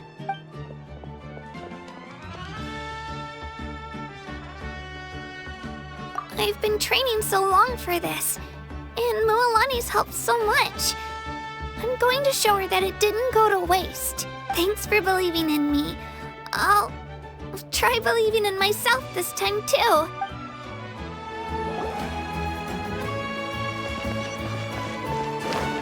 Let her rip!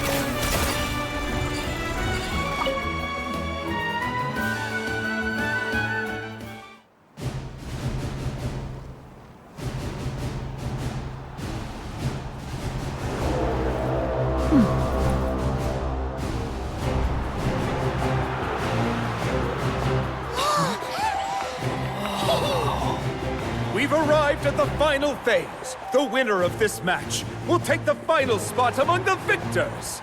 Give it up for a longtime contender and first-time finalist from the Children of Echoes, Kachina!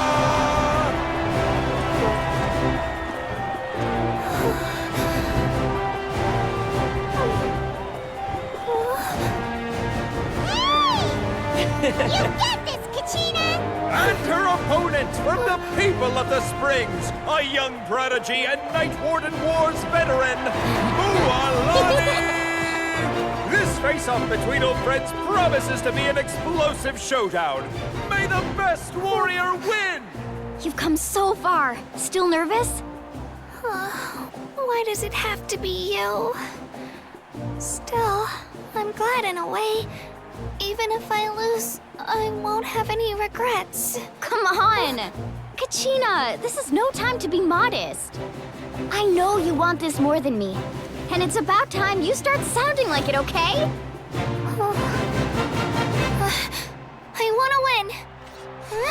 Mualani, this one's mine!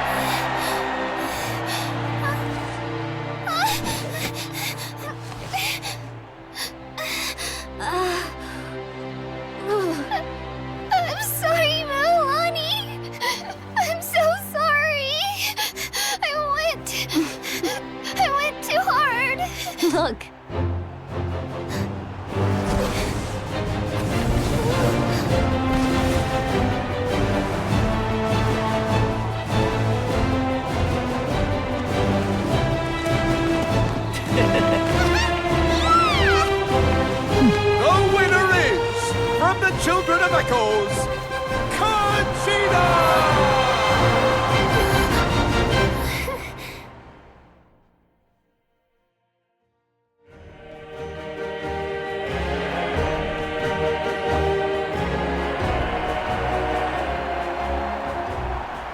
And with that, the winners of this pilgrimage have been decided.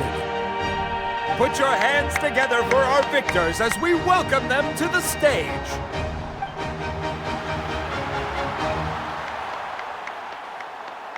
With her 6th consecutive win, Cheska of the Flower Feather Clan.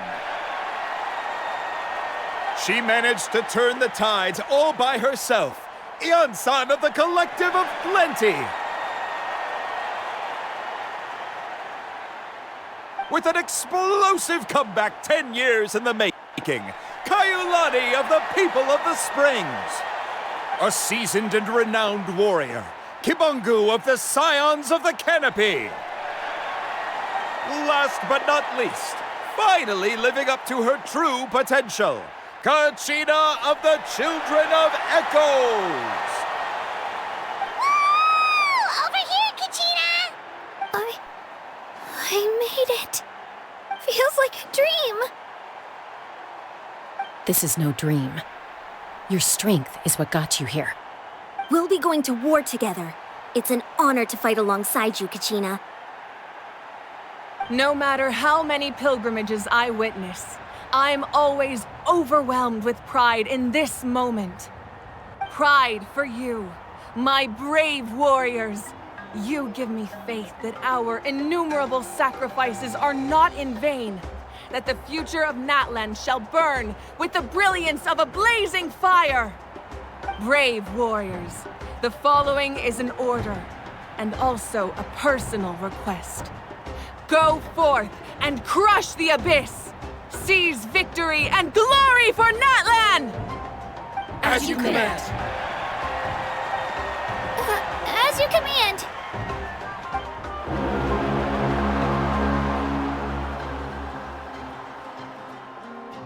Traveler, Paimon! There you are! I wanted to thank you for supporting Kachina back there. She really has grown into a formidable competitor. She deserved that win. Not that it feels good to lose, but I'm happy for her. It's definitely bittersweet, though. Hey, wanna go for a walk? Kachina and the others will be busy fighting the Abyss, so why don't I show you around Natlan for a while? Sure. What do you say, Traveler? Something on your mind?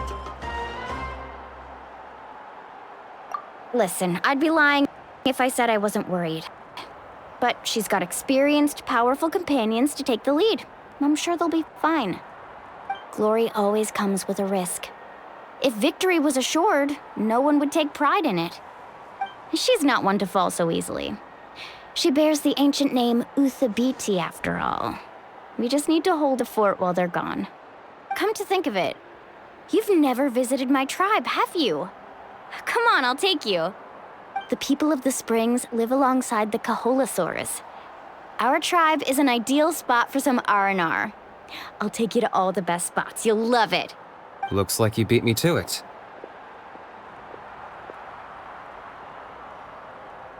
Kinich? I was planning on inviting you to visit the Scions of the Canopy. Most of the adventures that belong to the guild come from my tribe, so I figured you might be interested. Hey, first come, first served. You snooze, you lose, Kinich. Yeah, you were first. Still, Traveler, Paimon, feel free to stop by if you ever have time. You're always welcome.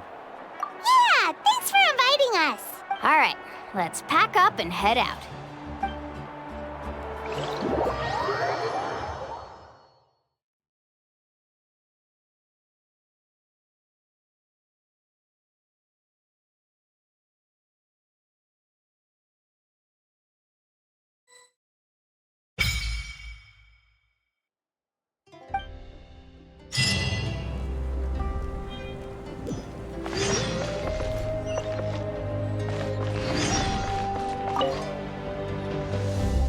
What are your plans, Kinich?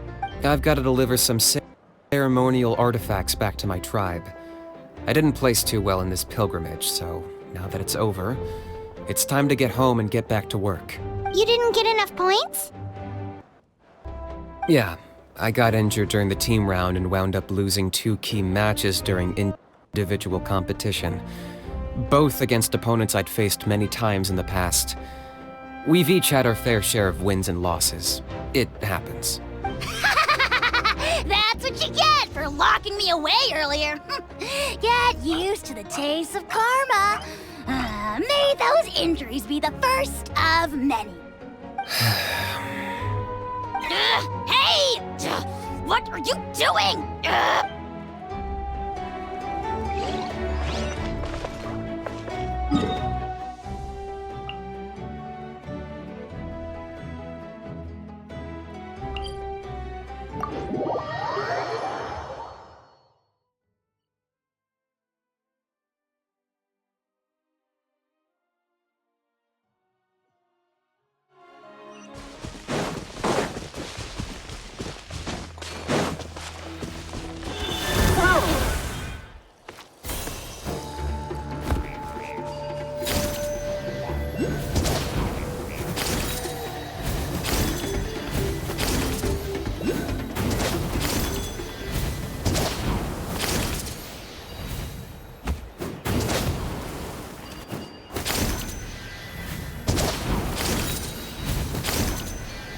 Aerial assault!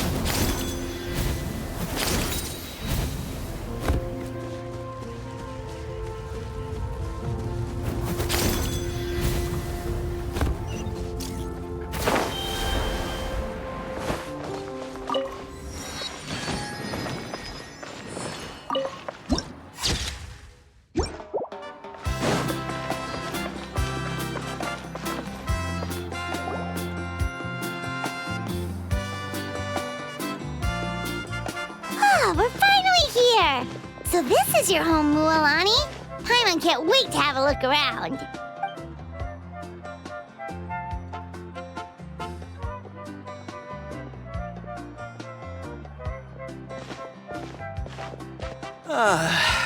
See? What did I tell you? A dip in the hot springs after a battle is just the best. Fetch me a bottle of wine, would you, dear? Just one? Let's get another. It's still early in the day, isn't it? Want to go to Golden Dusk later? Now this is a vacation. Absolutely amazing. Wow, it's so lively around here. Is there some kind of holiday going on? We try to treat every day like a holiday around here. We believe every day is worth celebrating. Now, let me show you around. Where to start?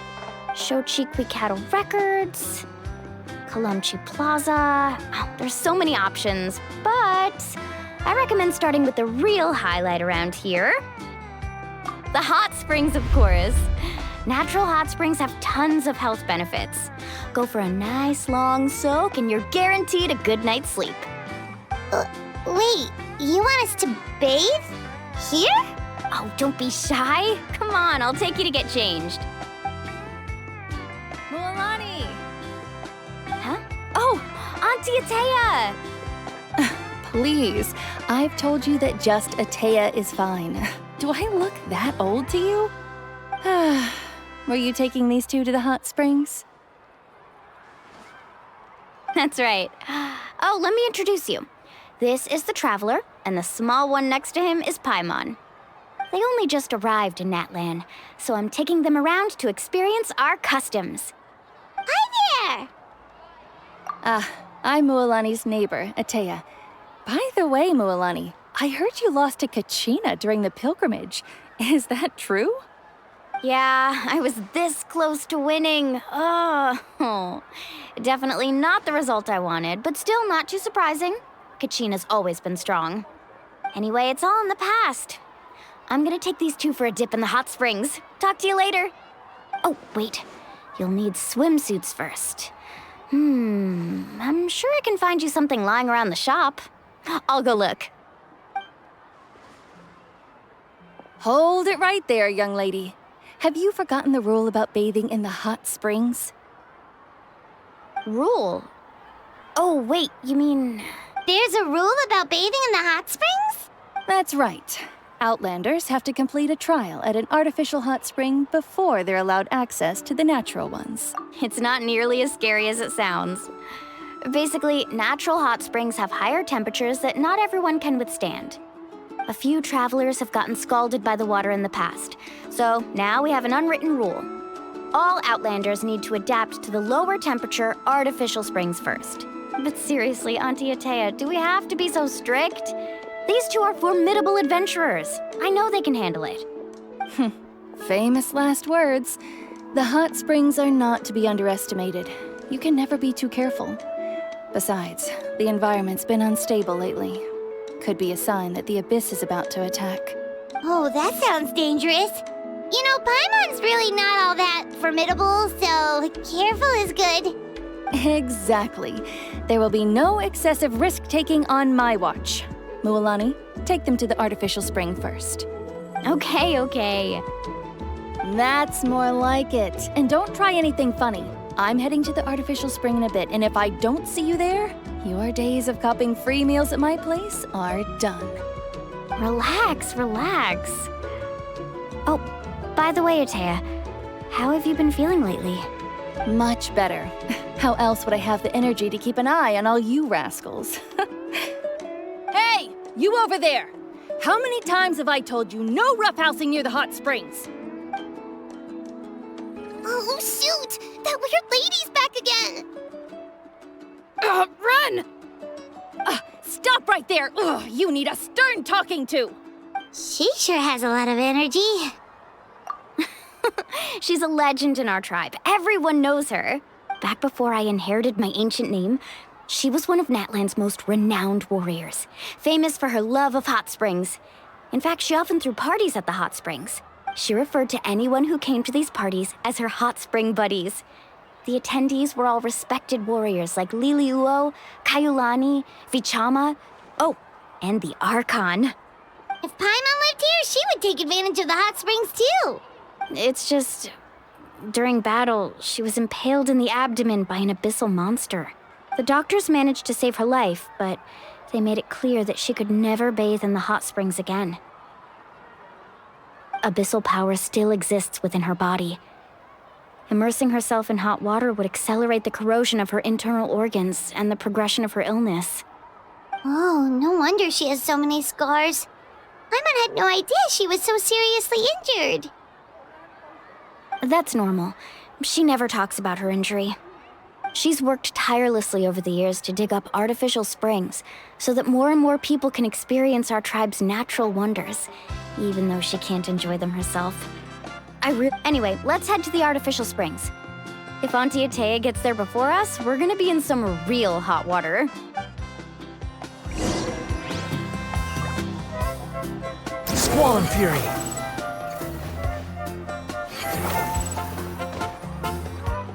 Oh, I see. That's a great idea. I like it. See, I told you the chief would agree. Well, let's get moving then. We can't let a word of this slip to anyone else. Hey, Amina, Hikaru, Marukau! You three seem particularly cheerful today. What's the occasion? Oh, Mualani! You're back! Who are these two? This is the Traveler and Paimon, two very important guests. I wanted to take them to the natural hot springs, but Auntie Atea caught us, so we had to come here first. Oh, what a coincidence! We were just talking about her. We think Auntie Atea's illness has taken a turn for the better. Really? How can you tell? Okay, so while you've been busy with the pilgrimage, we noticed that she's been visiting the hot springs alone at night. Specifically, the hot springs in the cave to the north of our settlement. I'm sure you know the one. Apparently, she used to go there a lot before they became abandoned for some reason. She could never come into contact with hot water before, and now she's visiting the hot springs every night. I mean, it's pretty obvious what that means, right? Yeah, so we got to thinking, what if we renovated the abandoned spring behind her back, then threw her a huge surprise party? Chief Amina thinks it's a great idea too. So, you want in? Of course! How could you even think of pulling this off without me? I'm a little busy right now, though. I'll come find you once we're done at the hot springs. Of course! Take your time. You should focus on our guests for now.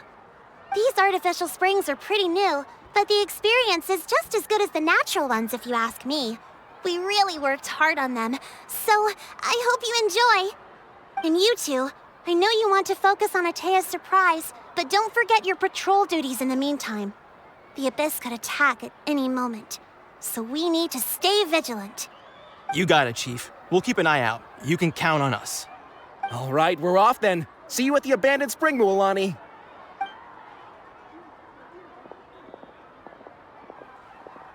I'm also gonna head out. Have fun!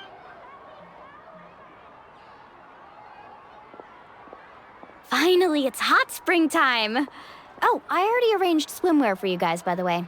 Come on, I'll show you to the changing room.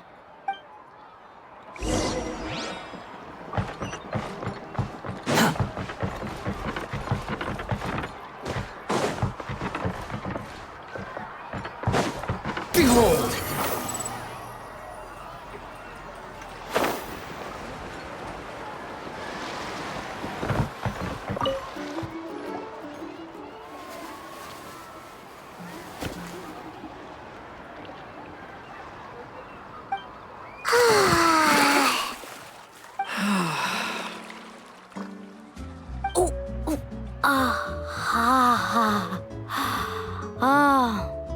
So, what do you think?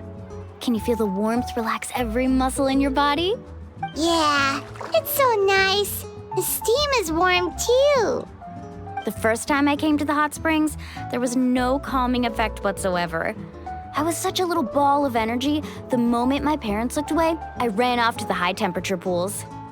It was actually pretty funny looking back on it. They were absolutely frantic, looking for me all over, until finally they saw my head slowly poke out from under the water. I was too young to remember the whole ordeal, but my parents told me all about it. A natural-born swimmer, my mother called me. Just like her, I taught myself how to dive underwater the first time I ever went swimming. So feel free to go for a swim. I'll be right here if you need rescuing. Okay, here goes nothing. Auntie Atea, you really came to check on us? Of course, and I'm glad you listened. I brought you all some milk and snacks as well. I'll just leave them here. The temperature in the artificial springs isn't too high, so I went with Saurus crackers and grain fruit chips. See how you like them. Oh, thank you! These are great! Well, I did make them myself. Very few young people know how to truly appreciate hot springs, so listen carefully. The temperature of the hot spring not only determines the type of snacks you should choose, but also the amount of time you should spend in the water. To bathe in a hot spring is to completely empty your mind. As such, swimming around the pool is incredibly disruptive and impolite, and something you should absolutely not learn from Mualani. Hey! All right, looks like you were able to adapt to the temperature, no problem. You should be able to switch to the natural springs then. Well, I've got to get going. Oh, and make sure you drink your milk. I'm looking at you, Mualani.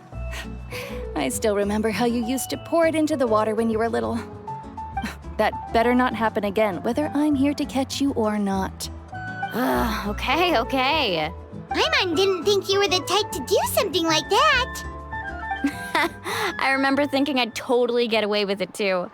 But turns out milk is pretty easy to spot when you pour it into clear water. Not my best work. Some people get dizzy if they stay in here too long. You guys all right? Paimon's fine, just a bit stuffed. Looks like you two are naturals. Oh, by the way, I have to leave you on your own for a little while this afternoon. I'm gonna help the others fix up that abandoned spring. I certainly don't trust their aesthetic tastes. Who knows what will become of the place if I leave them unattended? In exchange, though, I can recommend a couple of shops that are worth a visit. Huh? Yeah, she brought us snacks and taught us about the hot springs. We want to do our part too. Friends are supposed to help each other out. We'd feel bad otherwise. Well then, the more the merrier. All right, we should get going. Let's organize the best hot spring gathering Natlan's ever seen.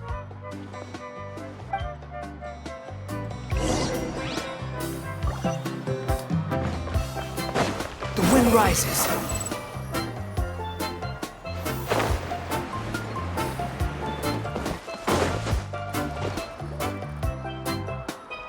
Mulani! Wait, you brought our guests too? We're here to help. But you're important guests. We can't put you to work. All right. Stop trying to out-polite each other, would you? The sooner we get this party started, the sooner we get to enjoy the real party. Now, where to start? Looks like the water outlet is blocked pretty bad. We'll need to dig under it. Ooh, those boxes in the corner need to be thrown out as well. Oh, they're moldy as all get out. Ugh. Also, someone needs to go out and get some cloth, wood, and decorations.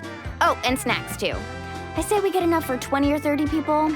Bulk purchases fetch the best prices after all.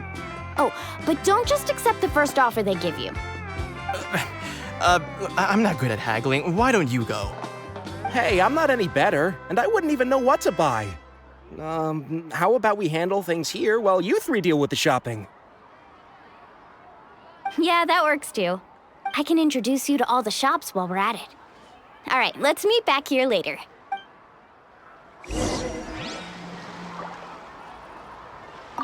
To digging then? Let's go!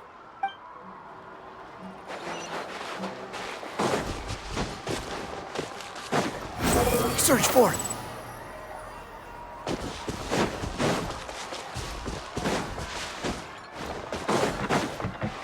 Behold! Hey there, Yellowpath. Hope business has been going well. Well, if it isn't Mualani, back from the pilgrimage? That's right. Didn't make the cut this year, though. Well, it wouldn't be a competition if everyone got to win. So, what'll it be today? Here, it's all on the list. Quite a sizable order, as you can see. So, can we expect a discount? Wow, that is a large order. What's it all for? A party? That's right. Keep this between us for now, but we're throwing a hot spring party for Auntie Atea. Wait, you're saying she can go in the hot springs again? That's great news! How about this? You can have the decorations on the house, and I'll give you 20% off the cloth and wood. Come on, I know you can sweeten the deal. That pile of wood's been sitting there since I left for the pilgrimage. At this rate, you need to get rid of it or it's gonna go moldy. All right. Such a handful. Just give me a moment while I pack all this up for you. Wow, that was amazing, Mualani! All in a day's work.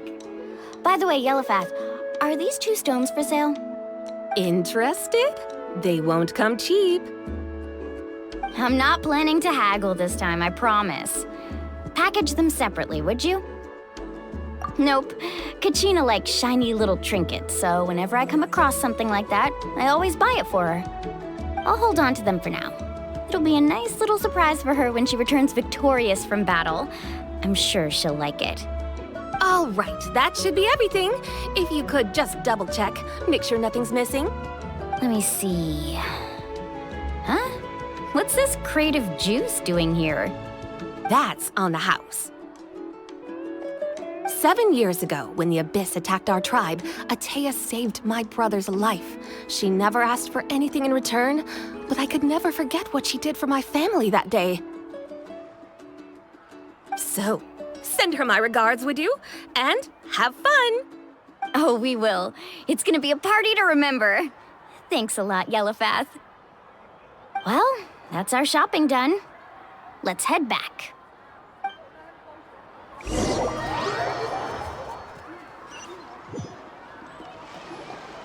We're back. How's everything going? Wow, this place cleaned up nice. You got the water unblocked too. Good work. I would hope so. We spent all day clearing out debris from the bottom of the spring. Did you guys get everything? Oh, we brought back tons of stuff. We set it down near the cave entrance. All right then, roll up your sleeves, everyone, and let's get back to work. Actually, why don't you two take a break? I'll handle it from here. Traveler, mind lending me a hand? So, I was brainstorming on the way over, and I'm thinking we could draw something on the wall over here, and the snacks and drinks can go over there.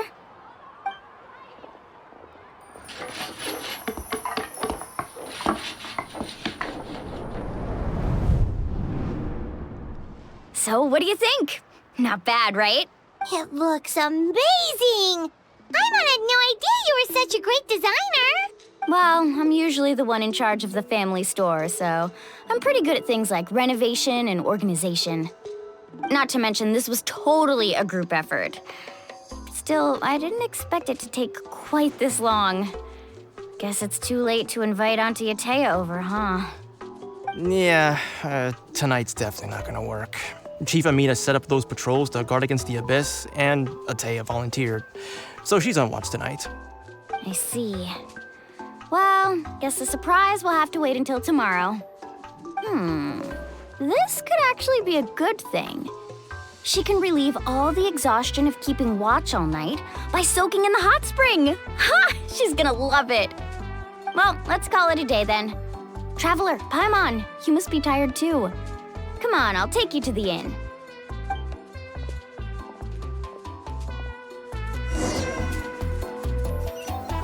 The wind rises. Quit following me. Behold!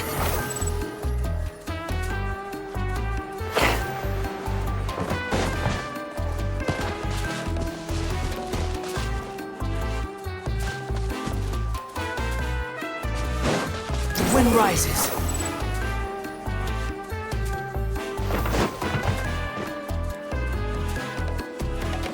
All right, this is it.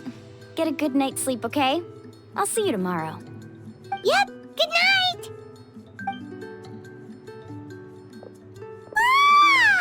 Paimon's exhausted. We really went all over the place today, didn't we? Anyway, we need to be well rested for the party tomorrow, so let's head inside.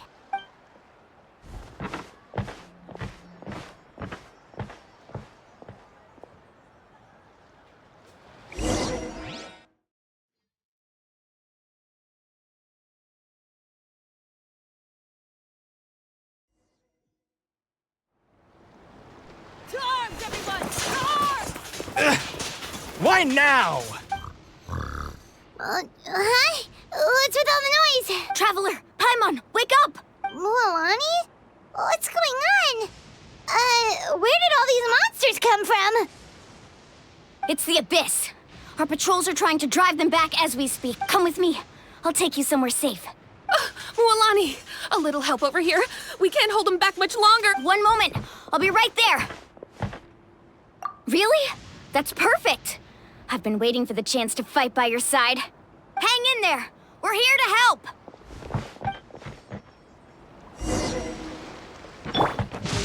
Shower me with praise! Solidify! Our bond is strong. Let's ride! Surf's up! Oh, have they been contaminated by the Abyss? No, they are the Abyss. Destroy them! Thank you. I'm over. Go help the others. I almost died.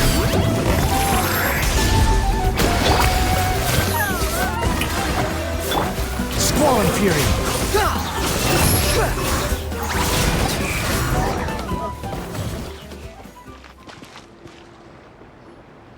We've cleared out most of the monsters over here. Thanks for your help. It would have taken me ages on my own. Looks like we're still in for a long night, though. We still have no idea where these creatures are coming from. Let's go ask Amina. She'll have a better handle on the situation.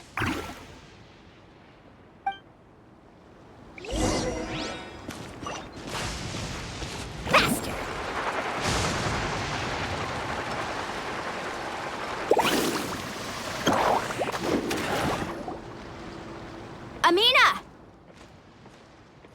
Oh, it's you three. Thank you for helping clear out those monsters. We were prepared for an attack, but we didn't have enough people to prevent them from breaking through our defenses. No casualties so far, though. Where'd they come from this time? The east side. We've pinpointed the position of an abyssal pylon, but we don't have enough manpower to take it down. An abyssal pylon? What's that? A kind of gate created by the Abyss. One that allows monsters from the Night Kingdom to enter the physical world. The only way to end the attack is to destroy the pylon as soon as possible. Otherwise, the endless hordes of monsters will exhaust our defenses. Exactly. That's what I'm most concerned about. Their numbers suggest there might even be multiple pylons in the area. We're searching for them as we speak. All right, we'll go seal off the one to the east. Traveler, Paimon, can I count on your help again? Of course! We can't just sit back and do nothing! On behalf of the people of the Springs, you have my thanks. We're counting on you. Let's go. There's no time to lose. Take care, Amina.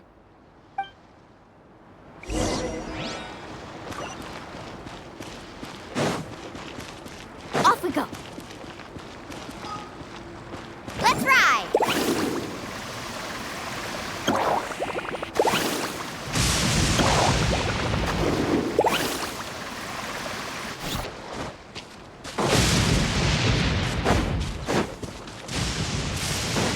Carving waves! Luolani, is that the pylon? That's it, all right. Come on, let's get rid of this thing.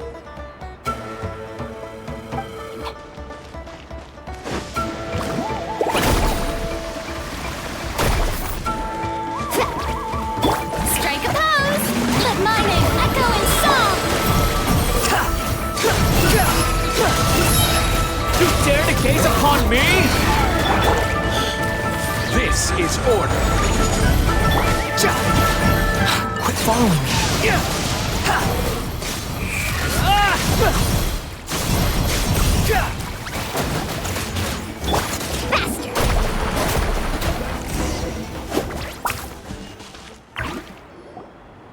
Whew! That should do it, right? I don't see any more monsters, so... Looks like we're in the clear. Do these attacks happen a lot? Must be hard on your tribe. Yeah, it makes things hard sometimes, but... That's how our ancestors have always lived. Besides, the Abyss doesn't care how difficult our lives are. Fighting back is the only option. Come on, we should head back. Huh? What are you looking at? Is there something over there? You're right. Luolani, look! They're coming from that direction! Wait, that area looks kind of familiar. What? How unlucky can we get? We just finished the renovations. We probably don't have any reinforcements over there, so it's up to us. Let's move. Huh? Seems like the monsters are decreasing in number. Come on, everyone, keep it up!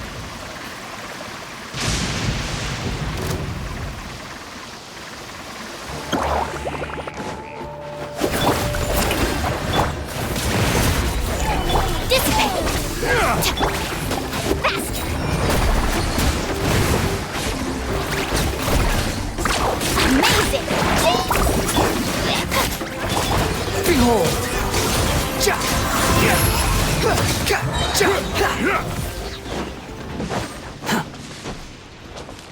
Quit following.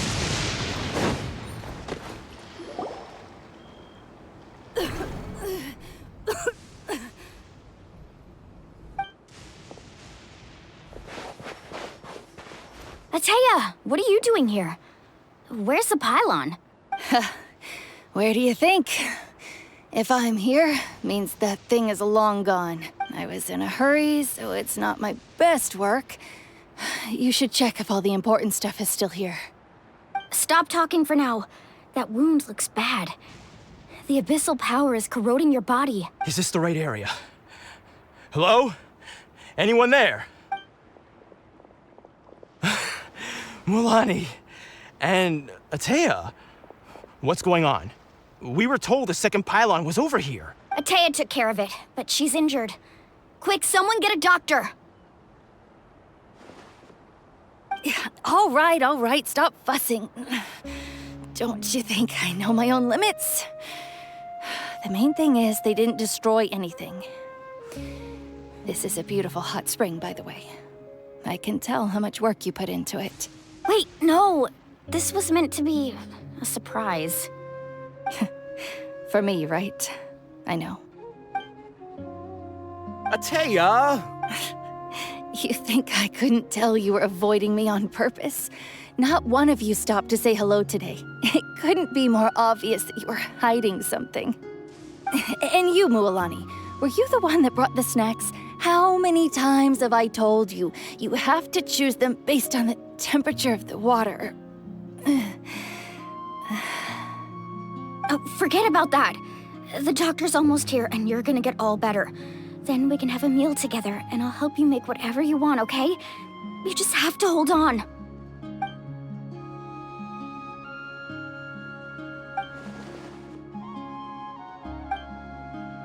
The impurities and the elemental energy we embody repel each other. What? The crystal has been purified? When? The anguish he feels has brought him to tears. I also came across a teardrop crystal. Can you purify it? Ateya! Ateya! Wait, what do you mean?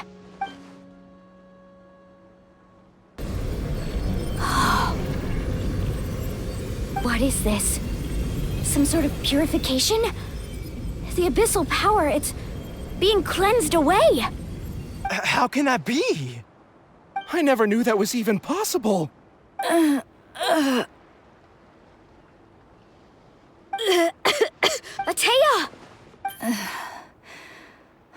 The mark of the abyss. It's gone. Yes, thanks to the Traveler. By the way, Traveler, are you all right?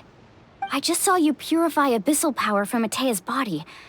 That didn't injure you in any way, did it? You're sure? Good. Good.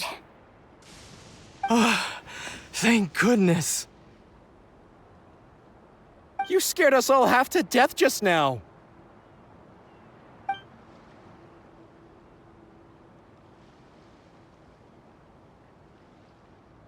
All right, everyone, head back and get some rest. We'll meet here tomorrow. We'll celebrate Ateya's recovery and our triumph over the abyss. And most importantly, we'll show the Traveler and Paimon how grateful we are for their aid. Let's make it an occasion to remember. Dismissed! Got it! Got any other secret powers I should know about? But seriously, you really came through for us tonight, so thank you. Paimon almost forgot you had that ability. You used it back in Mondstadt to cleanse Dvalin's tears, didn't you? That was some quick thinking, Traveler. Huh? You look like something's bothering you. What's wrong?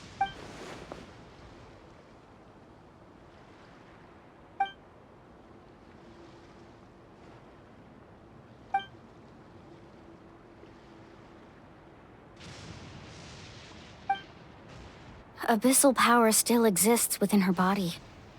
Immersing herself in hot water would accelerate the corrosion of her internal organs and the progression of her illness.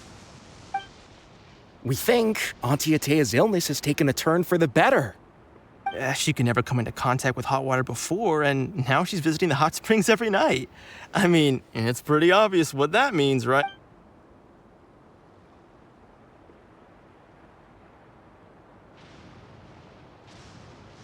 Hello?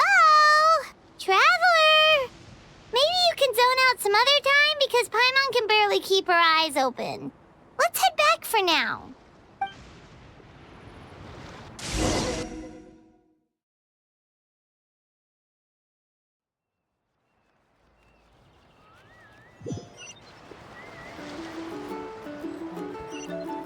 Squall Fury!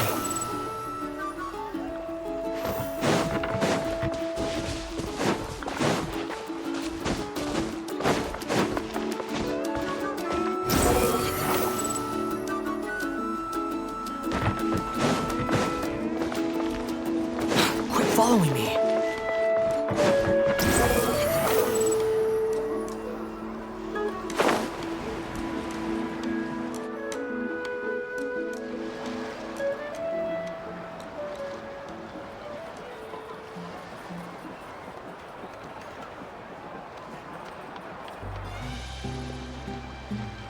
Not interested in hanging out with the other kids?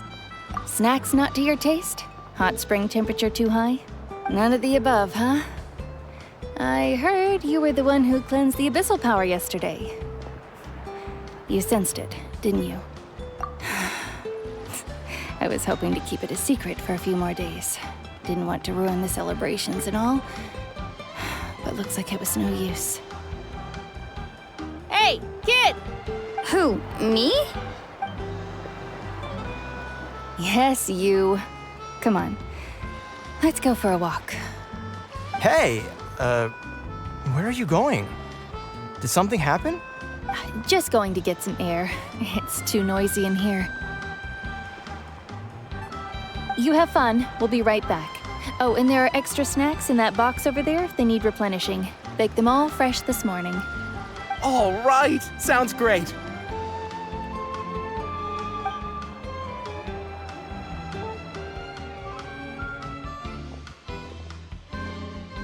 Mualani. Yeah? You've gotten so tall. You know that. Feels like just yesterday you were that rambunctious kid causing trouble all around the hot springs. It's like all that time passed in the blink of an eye. Tell me, how are your parents? They're away on business. Seriously, Ateo, what's going on? You're acting strange. Traveler, did something happen? Both of you seem a little off today.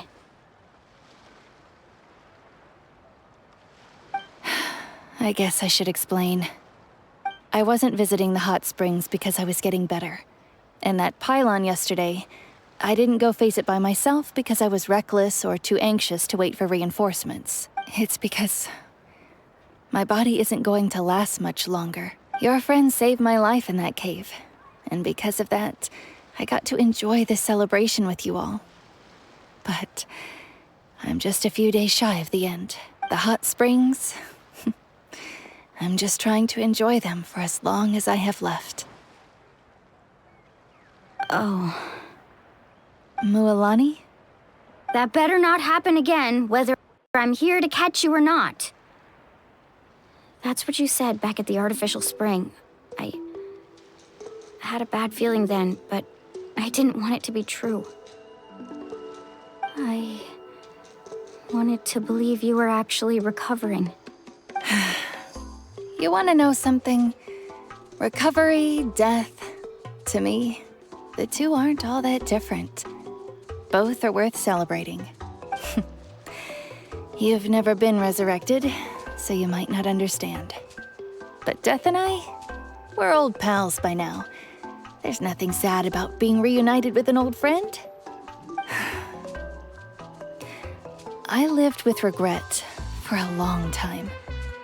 Regret that my illness meant I could no longer take to the front lines, especially as our nation slid deeper into crisis. But yesterday, I was finally able to let go of that regret.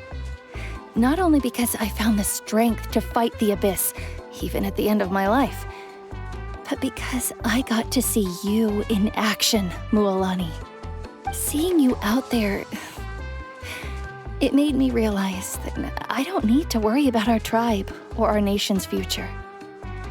You have the capacity to bring us all together. Even if I was never injured, Old age would still take me one day. But I just remember, whether in life or death, I am always with you. I understand. Seems like you've given this a lot of thought, Atea. Thank you for telling me all this.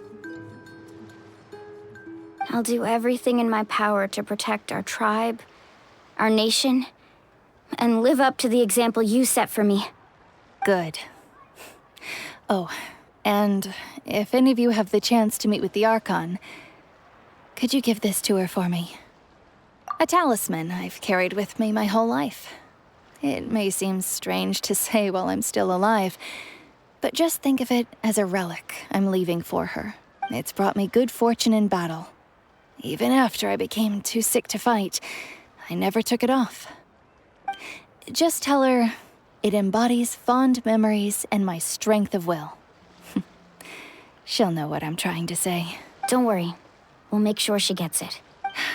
All right. That's all I wanted to say. Let's head back to the party. No use spending what little time I have left being sad.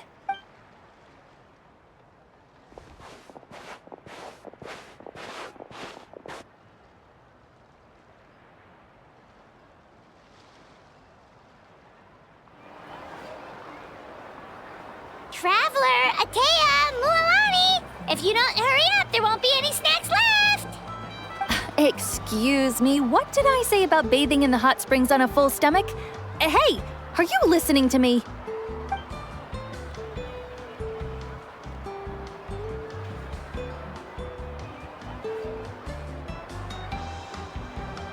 Life is a journey in which there's no turning back. So forge ahead and don't hold back.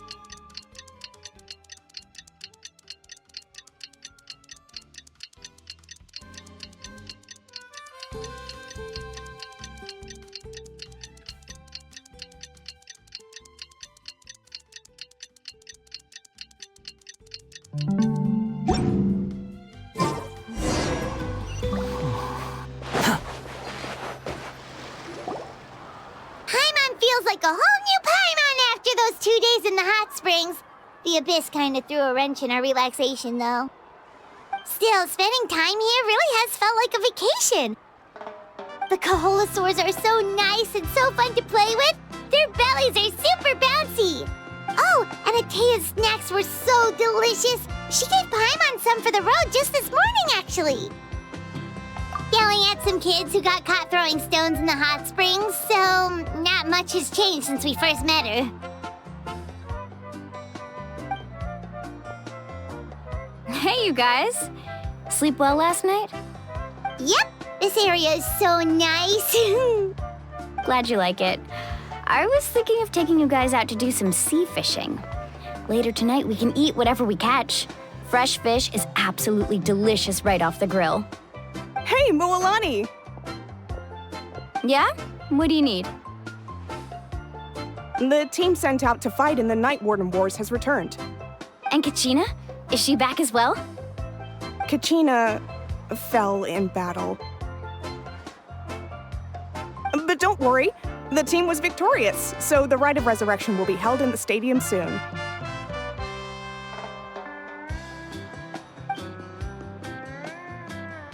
That's a relief. The Abyss is cunning, and it was her first time. Mistakes are bound to happen. Exactly. She deserves to hold her head up high. All right, thanks for letting me know. We'll head out in a bit.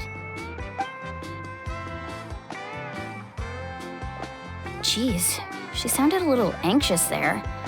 Had me thinking it was bad news for a moment. Mualani, you said the Abyss was cunning just now. but it seems like the Abyss just wants to destroy everything. Like, think about all those monsters that attacked your tribe. If there really was some sort of cunning plan, wouldn't it make more sense to send them to attack Kachina and her small team? Not that Paimon wants them to be in any more danger, it's just... Relax, I get it. The Abyss is difficult to understand, that's for sure. At a glance, it certainly seems like the only goal is total destruction. The Abyss isn't a living entity after all, so what capacity for logic or planning could it possibly possess? But through our long history of fighting the Abyss, we've realized things aren't quite so simple. 500 years ago, the Abyss invaded Teyvat. You know about that, right? That's right. Khaenri'ah suffered greatly during that time. But so did every other nation in Teyvat. And Natlan was the worst affected of all. It took the combined efforts of the then Pyro Archon and heroes from every tribe to finally repel the Abyss. Even so, the effects of the invasion lingered for hundreds of years, only able to be reversed little by little. Our tribe's waters were contaminated. The Children of Echo's territory was overrun by dangerous sludge surging from underground. Unrelenting black winds tore across the lands of the Flower Feather clan. It was like each disaster was designed for a specific tribe. Exactly. We once thought that the Abyss's desire for destruction was a sort of primal instinct, but its methods are, in truth, marked by intelligence. We now believe the Abyss has invaded the Night Kingdom, and has the capacity to read the memories of this land at any given moment. And that's how it became so dangerous and cunning, almost like it knows you inside and out. Yes, and that's why we've been unable to fully eradicate it, even after all this time. Luckily, the problems left behind by the Abyss have been successfully addressed by the various Pyro Archons we've had over the years. Now every tribe is prospering and things are looking up. I mean, just look at what we managed to do a few days ago. We totally fought them off.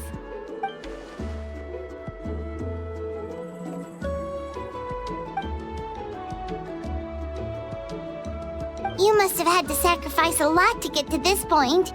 Every battle, every sacrifice is in pursuit of a future where we get to stop fighting. Responsibility, duty, unavoidable burden. Everyone in Natlan views the war differently. But I believe we will be rid of the Abyss one day, and the efforts of all who fought against them will become a story for the ages. To think that my name could survive in ballads passed down to future generations, it's kind of romantic. Everyone has something that drives them forward, you know?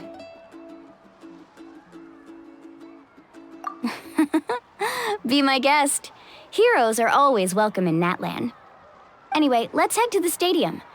Our fishing trip can wait until Kachina's back with us. The sea's not going anywhere.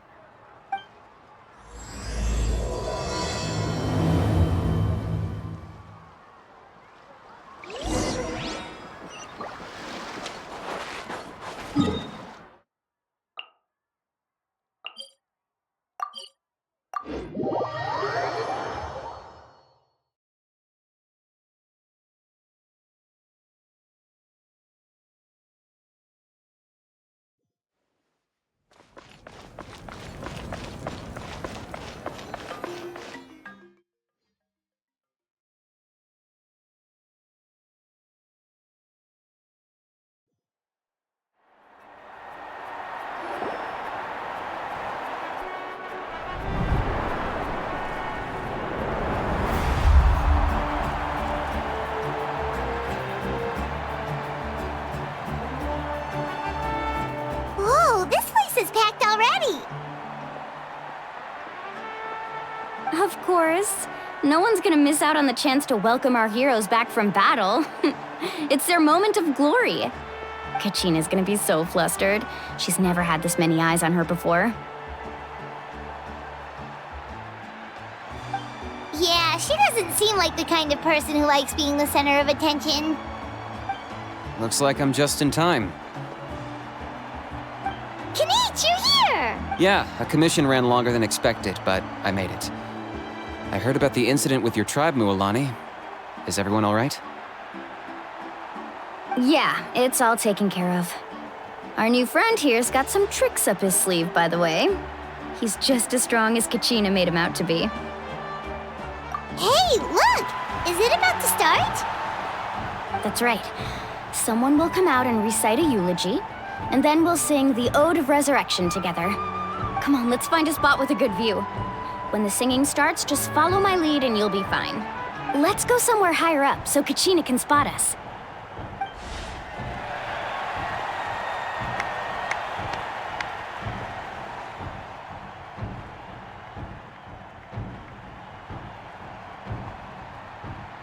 Warriors of Natlan, heed the call of life. We are the inheritors of memory and legend. Those who grew alongside sun and wind. Those who forged our own destiny and future. That is Natlan's fire, the lifeblood of our nation.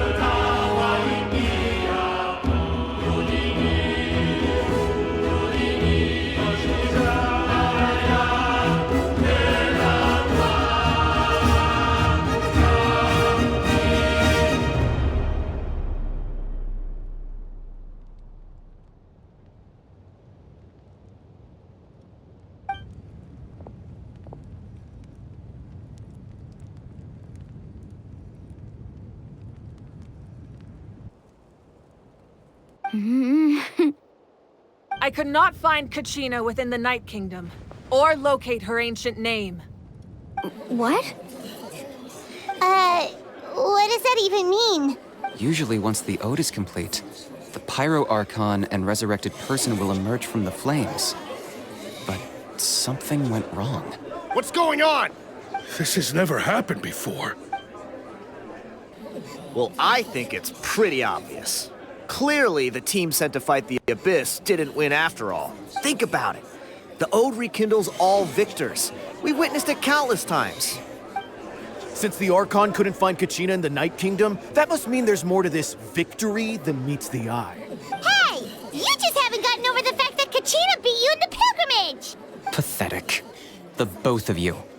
Your wild guesses are misplaced. We completed our mission. Maybe you did. But who's to say whether that little girl even contributed at all? Maybe she got scared and ran off. Why would the YAB recognize someone like her, even if she was on the winning team? How dare you insult a hero of Natlan like that? Kachina sacrificed herself to repel the Abyss. She doesn't deserve to be subjected to your vile rumors when she's not even here to defend herself. Calm down, Mualani. There's no point arguing with the likes of them. I can't just sit here and let them slander her like that. To insult a hero of Natlan, the person actually has to be a hero. You... Think about it, everyone. Who do you think is really at fault here?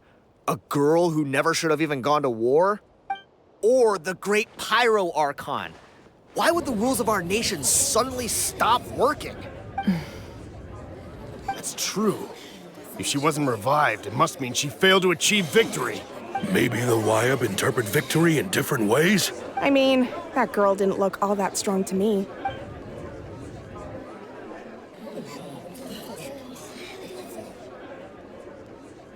Kachina wouldn't have run! That's not like her at all!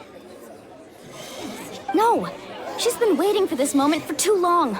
No matter how daunting the situation, no matter how scared she might feel, she's always the first person to stand up and face it head on. We don't even know what happened. So don't you dare try to use this as an excuse to vent your anger or slander her reputation. Fine. We'll find out what happens soon enough. Then, we'll see who truly deserves glory. That's enough. There is no doubt about today's victory, or Kachina's part in it. She is a hero worthy of our admiration and celebration. However, the failure of today's ceremony is undeniable. Kachina has not been rekindled, and I offer you all my deepest apologies as I continue to investigate this matter. To prevent further casualties, I have decided to suspend the pilgrimage until this matter is resolved. What? No one is all-knowing. No one is infallible, not even myself. But doubt is a means by which we seek the truth, not a weapon we wield against others. I didn't mean it that way, Archon. I just... If there are things you wish to clarify, then ask me directly. Doubt my answer if you wish. But now's your chance. You have concerns? State them. No, of course not. Even though I have said nothing to change your mind, then it would seem the truth never mattered to you at all. That guy doesn't even have the courage to answer the Pyro Archon's question. So much for all that glory talk earlier. I have a question, Archon. My friend Kachina. Do you have any idea where she is? It's extremely important to me. I know you said you were investigating the situation, but I'm sorry, that's not enough. I've already shared everything I know. If you want to learn the truth and rescue your friend sooner, you should join the investigation. So, what do you say? Of course I'll join. In that case, come see me in the speaker's chamber. We should join them. Oh, and if it's not too much trouble, could you drop by as well, Traveler? I'd like to have a chat. Rest assured, everyone, I'll keep the tribal chiefs informed on the progress of the investigation.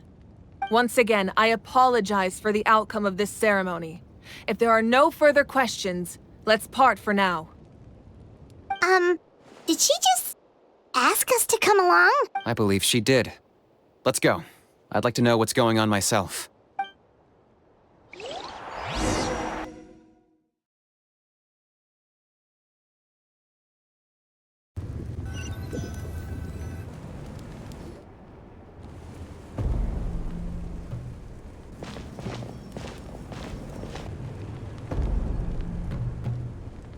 The situation is urgent, so I'll get straight to the point.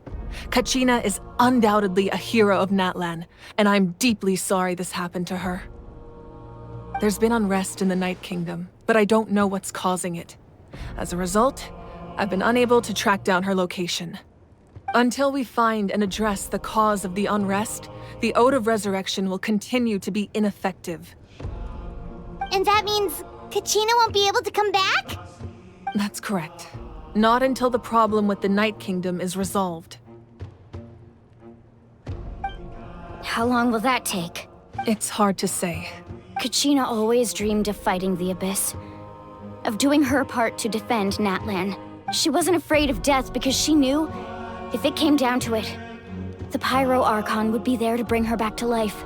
Whenever we sat down together, exhausted from training, she would always hum the Ode of Resurrection. She was supposed to come back to us. We were supposed to hug her and celebrate with her and share her joy. We supported her every step of the way, but what are we supposed to do now? Sit peacefully and wait for her return? Lose ourselves in grief over her death? Tell me, are we her friends? Or her murderers? That's not fair, Mualani. It's all right. I understand your rage and your grief. Kachina's life means a great deal to me, Mualani. Believe me, I want to bring her back as soon as possible. I would give you that peace of mind if I could. But please, hear what I have to say so I can at least give you a broader picture of the issue we are now facing. Considering the recent attack on your tribe, I believe the Abyss has found a new means of undermining the rules of our nation. You mean... the Sacred Flame. The foundation of our resistance against the Abyss. If we continue to hold the pilgrimage and send teams to fight the Abyss, There will likely be more casualties. But if we stop altogether, the Sacred Flame will only grow weaker. The Abyss will scale up their attacks, and the tragedy we saw with the people of the Springs will only be the first of many. If we compare the two choices, the former seems to be the lesser of two evils. Sorry, I know that may sound harsh, but I bear the name Malipo. Weighing the costs is my duty. The raw truth can be cruel. But we need to understand it if we want to approach this rationally. But what would you say, Mualani? This is personal for you. And unlike Kanich, I dare say it's not a simple case of weighing up which course of action is less painful, is it? No. I can't choose between them, and I don't want to. Saying that one is preferable over the other is disrespectful to the people who suffered. You're saying it doesn't matter whether I suspend the pilgrimage. The consequences will be equally painful. Yes. What happened to Kachina breaks my heart. But I couldn't bring myself to sacrifice other people for her sake. And that is the crux of the problem. It's not simply a matter of choosing the lesser of two evils. Either way, there will be people who suffer. And the end result will be the same. Belief in the pilgrimage will waver. Once doubt has crept in, the people will no longer unite in battle against the Abyss. And that is exactly what the Abyss wants. Their ultimate goal isn't to break the rules that make the Ode of Resurrection work. It's to destroy the people's faith in them. To prevent what happened to Kachina from happening to anyone else, we need to suspend the pilgrimage. So that is my current plan. And in the meantime, I've made efforts to strengthen each tribe's defenses. Then, we have to find another way of strengthening the Sacred Flame to keep the Abyss at bay. This won't be easy. I'll need time to figure out the best approach. I understand your anger, Mualani, but I hope that provided some clarity at least. Wow. Hyman thought things were gonna get heated for a second, but the Pyro Archon took the time to explain everything so patiently. I owe you an apology, Archon. I let myself get carried away earlier, and I'm sorry. You're right. We need to focus on finding solutions. We could always hold the pilgrimage without sending a team to fight in the Night Warden Wars. That way, we would still be able to fuel the Sacred Flame. I've considered that, but the two events have nearly always been linked. Without the chance to fight the Abyss, pilgrimage rankings lose their prestige, and competitor numbers will drop. With fewer participants, the amount of contending fire produced will decrease, and the vicious cycle will continue indefinitely. So, essentially, the Abyss is taking Kachina hostage. You've learned about the concept of ley lines during your travels, yes? The Night Kingdom is something similar. Staying there for a short period of time shouldn't have an effect on the person. But with the Abyss in the picture, it's a different story. Your sense of self will be devoured until eventually you become one with the sea of souls. Imagine pouring a cup of water into a rushing river. You can try to scoop up another cup, but there's no chance it will be the same water you had before. I won't sugarcoat it. That is the danger Kachina is currently facing. Just like you said, Archon. Both of these problems need to be addressed. You can focus all your efforts on dealing with the Sacred Flame. I will go search for Kachina. The Abyss poses the same threat to you as it does to her. It is very possible you will not return. Knowing that, do you still choose to go? Kachina's waiting for us to rescue her. That's all that matters. I failed to protect her during our campaign, but I can make it up to her now. I choose to go as well. Traveler? What do you think? Understood. Then I'll support you in any way I can. The Masters of the Nightwind have a technique that can extract an ancient name from the ley lines. If we can find Kachina's ancient name, I can use the link between them to pinpoint her position within the Night Kingdom. Then comes the hard part. You need to visit the Night Kingdom in person and rescue her. But Isn't the Night Kingdom a land of souls? Can we even go there? Under normal circumstances, only the consciousness can enter. But there is a way to go there in person. However, know that the Night Kingdom will attempt to repel you, and the Abyss certainly won't leave you be. That's fine by me. Same here. Fighting the Abyss is nothing new for me. So, Paimon's the only one who's scared? Well, if you're going, Traveler, Paimon's going too. Citlali of the Masters of the Nightwind once created an artifact that can be used to communicate with the Wyab. We call it the Spirit Speaker Stone. It was originally used as a ceremonial artifact wielded by the tribal chiefs, but that spiritual quality also means it can be used to search for an ancient name. That was the artifact I delivered to the Scions of the Canopy a few days ago. Didn't think I'd be hearing about it again so soon. Thank you so much for your help, everyone. Your thanks are unnecessary. I will offer you whatever aid I can, but your fellowship and courage are what will truly decide the success of this operation. Besides, you're the ones helping me. I can only focus on one thing at a time, after all. Traveler, I certainly didn't expect our first conversation to be so serious. I've heard all about your accomplishments. Ever since you arrived, I've been hoping to meet you and offer you Natlan's highest level of hospitality. Why? Why? Is that not what happened in the other nations you visited? Yeah, things were pretty complicated at the start. And, in the middle. But our reputation's solid nowadays. That's more like it. After all, I've heard you're someone who transcends fate. Perhaps even more than you can imagine. But we can talk about that some other time. Ideally, this would be the perfect night for a drink and some musical ambiance. But there are important things to be done. Oh, I almost forgot. Atea was wounded in the fight against the Abyss. She wanted us to give this to you. It embodies fond memories and my strength of will. That's what she asked us to tell you. She said you... I didn't think this day would come so soon. The flames of her life force. I can feel them flowing within the talisman.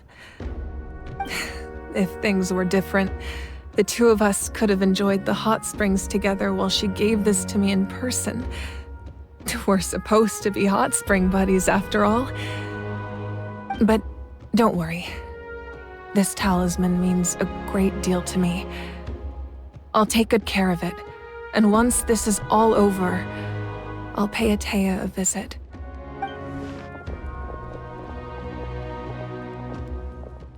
You said you didn't want to jeopardize the production of contending fire. But that's not at all why you decided to suspend the pilgrimage, is it? You're right. Even now, the production of contending fire is far from sufficient.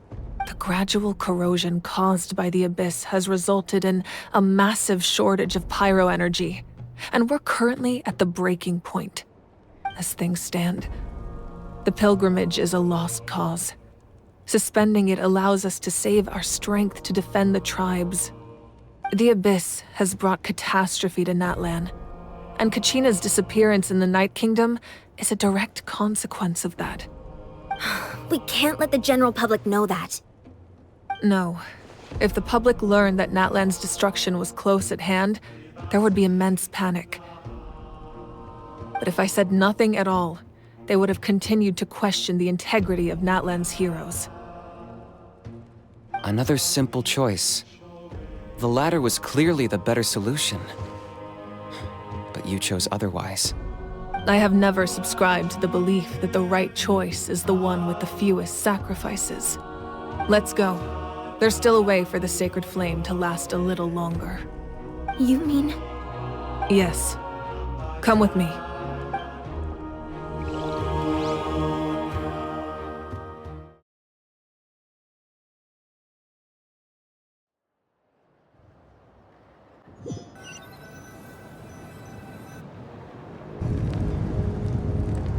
The sacred flame must never go out. Not only does it strike fear in the abyss, but it's also the pillar of Natlan's stability. So until our heroes are ready, I will sacrifice my power to keep it burning. But that can only last so long. I think we should focus on the remaining ancient name-bearers. Don't let desperation cloud your judgment. Those chosen by the Wyab have already embarked on their destined path. It is for them to decide how that journey ends, not us. All we can do is support them. Even so, for you to make this sacrifice, it's not right. If not me, then who? No other is capable of sustaining the sacred flame. I possess great strength, but I'm not above my people. This is part of my duty.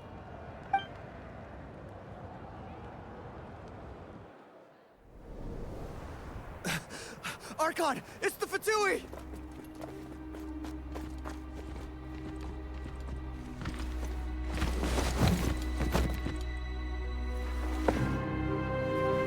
The Archon of Natlan. A force to be reckoned with. The secret of the ley lines is no secret to me. Long have they been destined for ruin.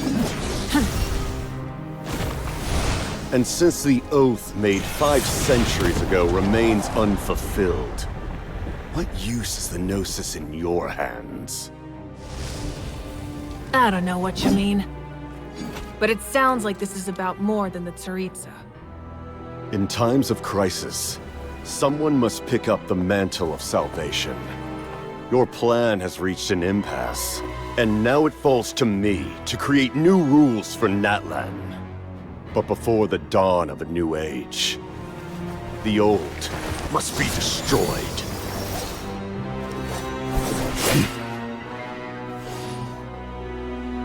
I assume that's the end of your speech? Good. People like us? Let our blades do the talking!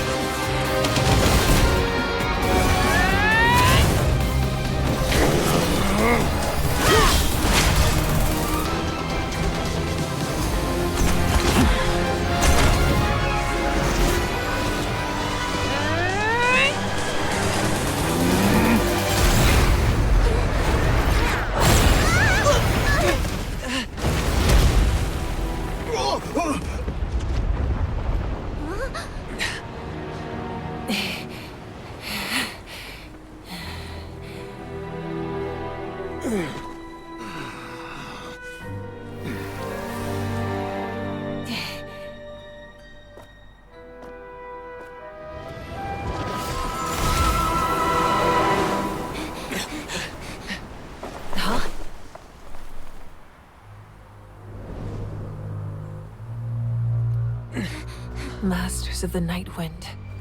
Send word. The captain and his followers must be apprehended.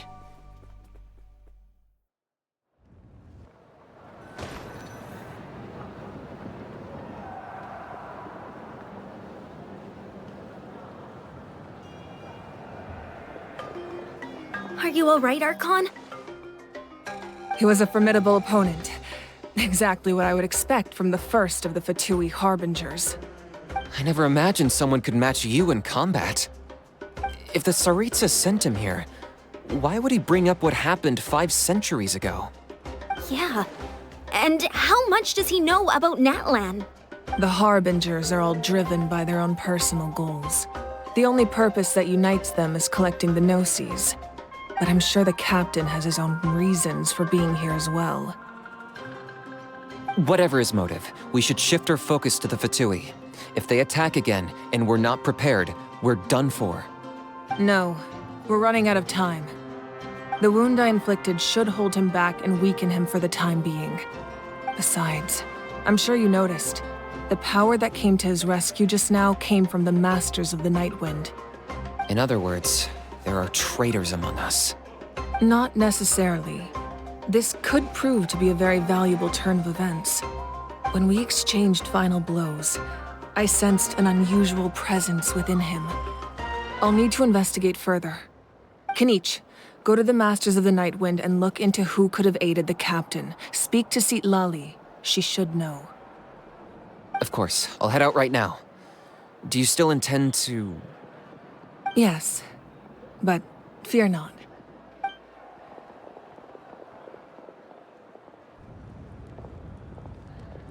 Natlan's strength has never rested solely in its Archon.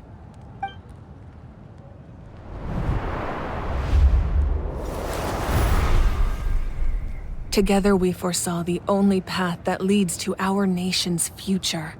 We must trust in that vision now.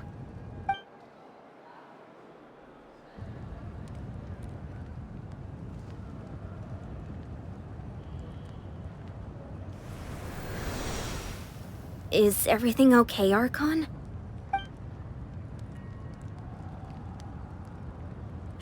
Completely fine. Just lamenting the fact that I never got a picture when I could still turn my hair into flames. Too late now. I just hope the others have a safe journey.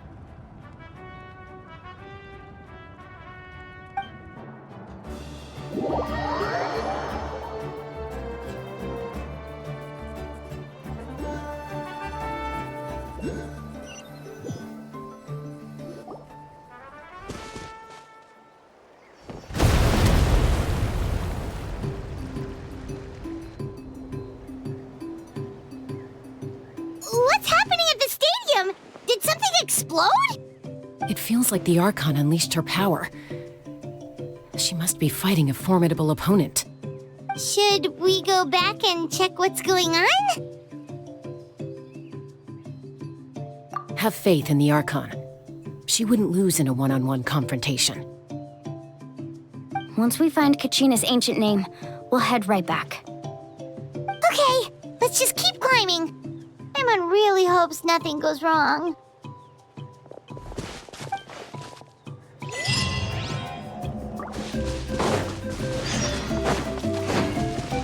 The wind rises. Too slow.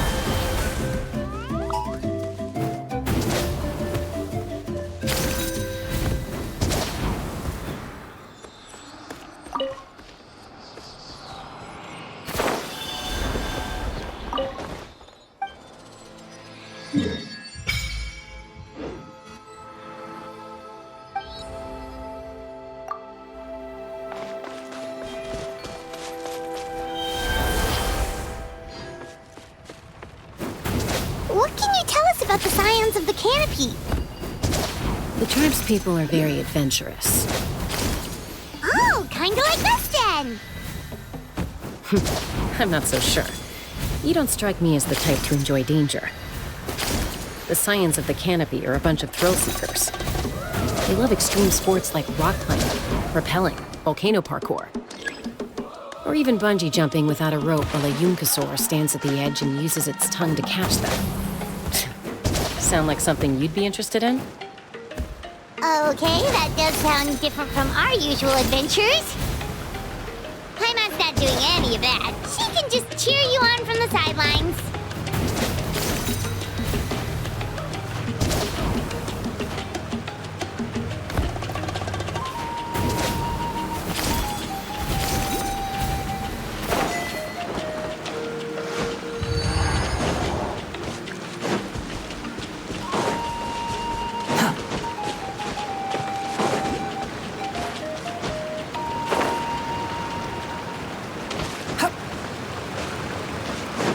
Fallen Fury!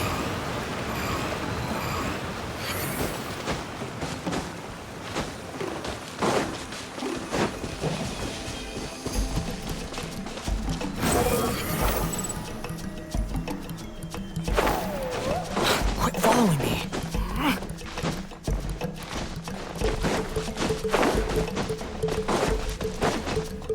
Behold!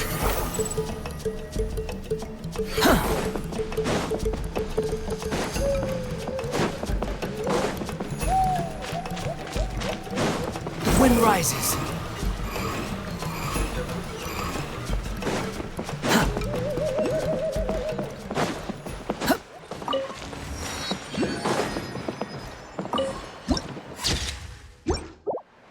Behold!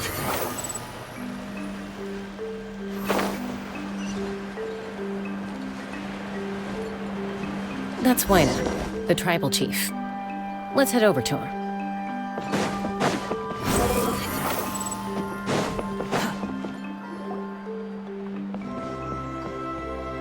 Chaska.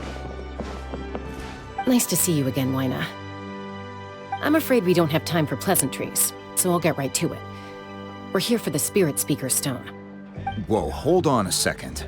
At least tell me why you need it first. My friend Kachina is trapped within the Night Kingdom. We need the stone to find her ancient name and rescue her. Rescue her? From the Night Kingdom? That's right. I'm sorry, but someone needs to tell you what you don't want to hear. Going there, a mature warrior would never make such a foolish decision. The nature of battle is unpredictable.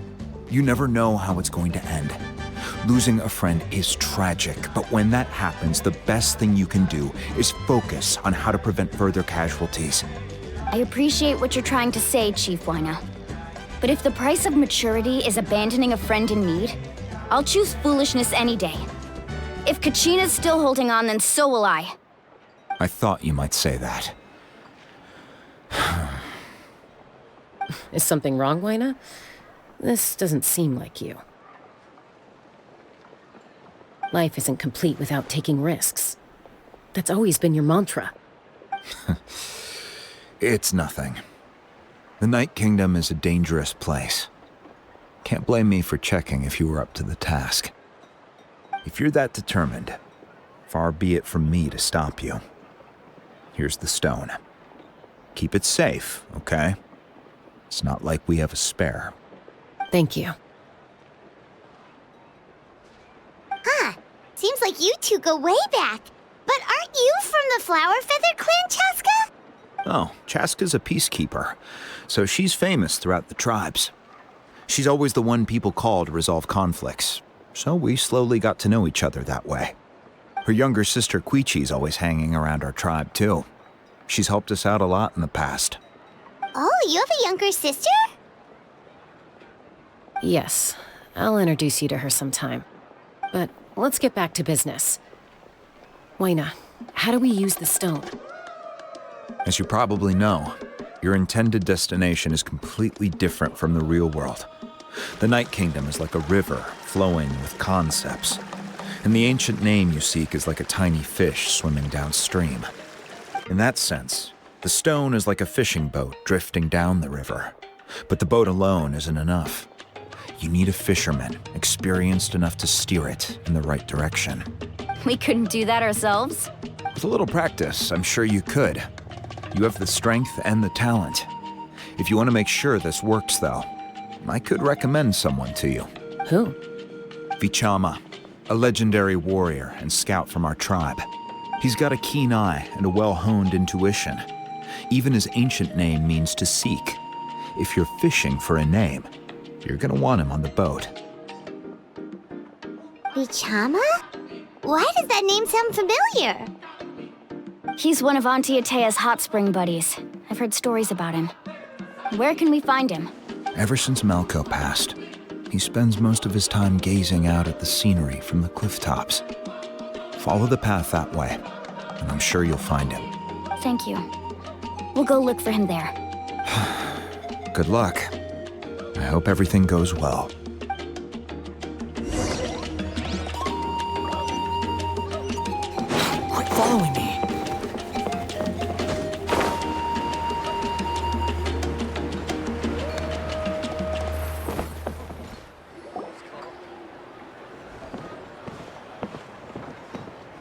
someone admiring the scenery from the cliff tops.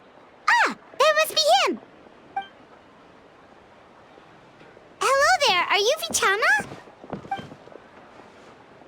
That's me. Did you need something?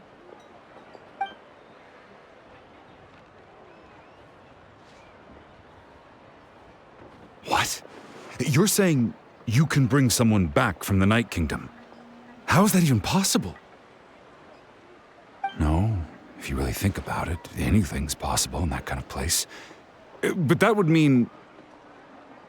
Are you okay? You don't look so good. Everything's fine. I'll help you, but I do have a small request. After I help you find Kachina's ancient name, I want to use the stone to look for my friends as well. Your friend? Oh, why not mention someone named Malco? Is that who you're talking about? Yes, but I'd rather not get into it if it's all the same to you. That's not a problem. We agree to your request. Yeah. Since you're helping us find Kachina's ancient name, it's only right that we return the favor. Then we're agreed. Can I have a look at the stone?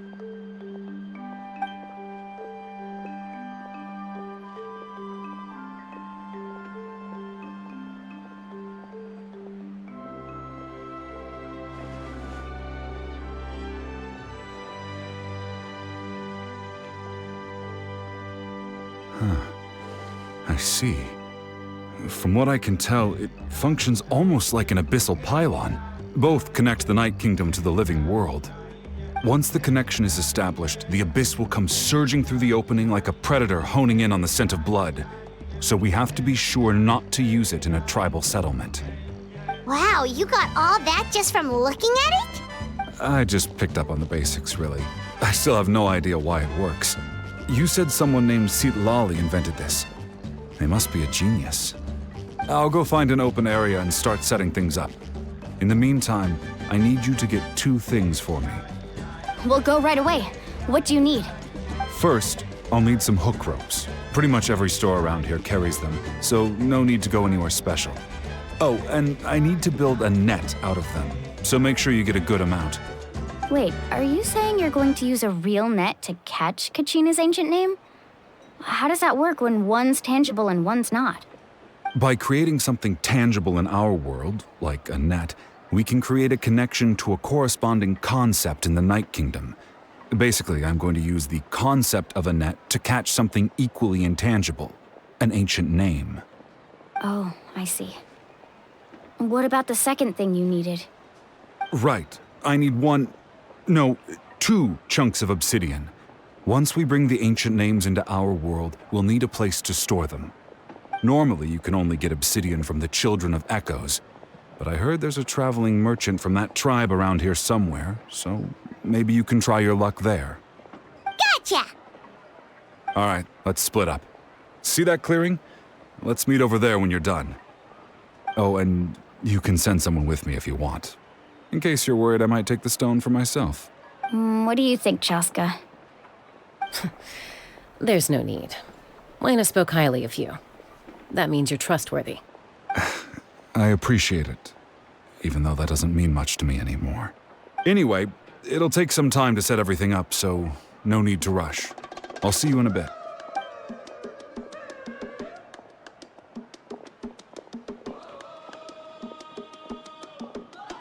What an odd guy. He seems so defeated, but also really invested in the stone at the same time. I don't have any more insight than you, Paimon. Let's just focus on the preparations for now. Hang on, Kachina. We're coming for you.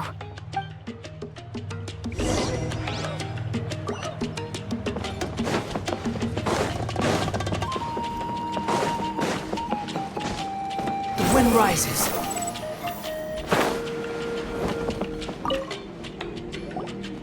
Hello. Do you have any hook ropes for sale? Hook ropes? As in rock climbing equipment? Yes. How much for your whole stock? Oh, the whole thing? Let me see. That would be 30,000 mora in total. Deal. Wait, really? What, you want me to drive down the price? We just need these as fast as possible. Thanks. Oh, no problem at all. I'll even pass along some information on the house. These ropes are usually used by rock climbing enthusiasts. If you want to learn, Roka's the person you want to ask. All right, that's everything. Here you go. Now we need the obsidian. Let's go talk to the traveling merchant Bichama mentioned.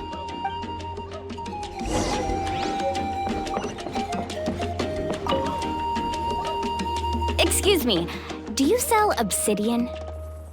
Why, yes. I've got a chunk for sale right over there. Perfect. Is that the only one, though? We actually need two. That might be tough. Tell you what, I'll take a look through these boxes over here, and we'll see what we can find. Thank you so much. We'll wait here. Relax. Everything's going according to plan. I know, it's just... I could tell Vichama feels the same way about his friend that I do about Kachina. I hope this chunk of obsidian isn't the only one. Kachina always carries all sorts of shiny stones with her. If I was the one trapped in the Night Kingdom, she'd have a whole pile of obsidian ready in a heartbeat. Well, would you look at that? I did bring an extra.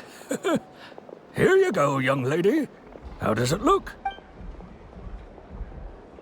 Perfect! Thank you. How much? If you hadn't shown up, these stones would have just sat here collecting dust. I'll take 3,000 mora for both. Here you go. By the way, I heard you mention Vichama just now. You running an errand for him, then? How's he doing? Malco's been gone for 5 years now. It's about time he started to move forward. Do you know what happened between them? I heard about it in passing while I was out drinking one night, but I don't know all the details. Bichama and Malco grew up together, and even made a name for themselves together. Malco was an amazing fighter, capable of knocking out multiple opponents in a single hit, while Vichama excelled at scouting and analyzing the battlefield. The two made an excellent team, and managed to beat back the Abyss several times. 5 years ago, they both emerged triumphant in the pilgrimage, and were placed on the same team to fight the Abyss. But on the eve of battle, the Abyss launched an attack on their tribe, and Bichama suffered an injury to his leg while attempting to rescue someone. Then what happened? The team agreed that he couldn't fight the Abyss in his condition. Vichama didn't argue. He knew going to the front lines with an injured leg would make him a burden in battle. So they raised the issue with the Pyro Archon, and she agreed to let him stay behind. It's just... Malco and the others ended up facing hordes of abyssal monsters in numbers that far exceeded anyone's expectations. The team made an error in judgment, and they fell to the onslaught. Vichama went into a deep depression after that. He blames himself for everything. Oh, you're not wrong. But it's possible he chooses to blame himself. Not because he did something wrong, but because he wasn't able to do anything at all. I've tried convincing him to move forward, to stop dwelling on the past. But the shadow of Malco's death hangs over him still. The Abyss has caused so much suffering, and some wounds never heal. I wish there was something he could do to make himself feel better. But... anyway, that's the gist of it. Maybe you could help him talk things through sometime. I would really appreciate it.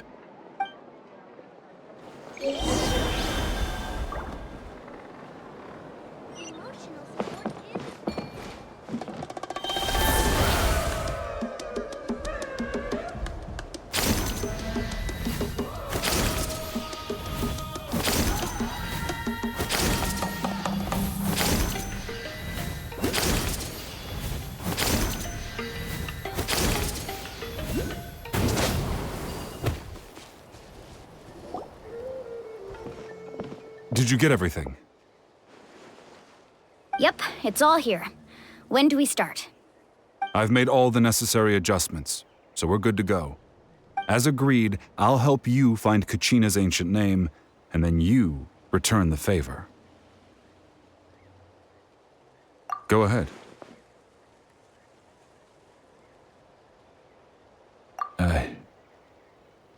Yes, after Malco fell, I scoured the battlefield to see what happened. It turned out he wasn't bested by some impossibly powerful foe. He was dragged to his grave by the sheer number of enemies. If I had been there, I would have been able to sense the danger. I could have warned them not to advance. I've always blamed myself for what happened. But when you told me about Kachina, I realized there's a chance Malco might also be alive, fighting for survival in the Night Kingdom. But that happened several years ago, right? The Pyro Archon said all life within the Night Kingdom eventually becomes one with the Sea of Souls. There might not be much hope, but I still have to try. Malco and I promised each other, even if we never managed to root out the Abyss for good, we would fight together until the end. All right, let's get to it. I'll start searching for the conceptualized version of Kachina's ancient name. If you see any fragments scattered around the area, please collect them.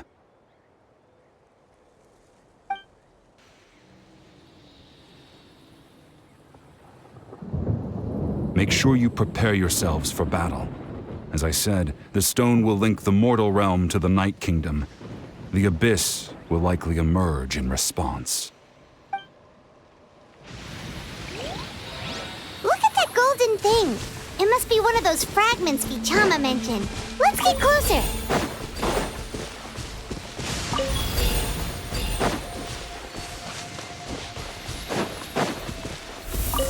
Squall and Fury.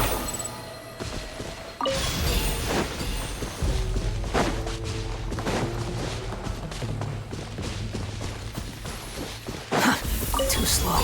The wind rises.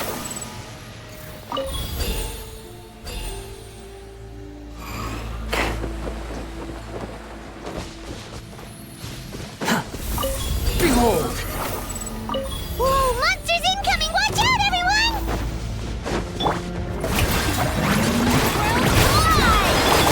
Unsightly insects. The wind rises.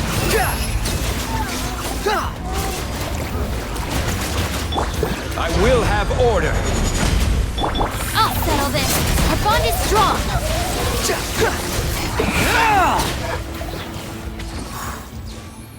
How much longer, Vichama? Not long. We're getting close.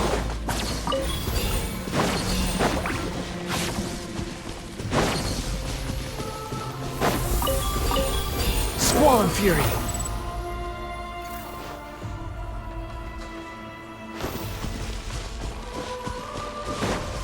Quit following me.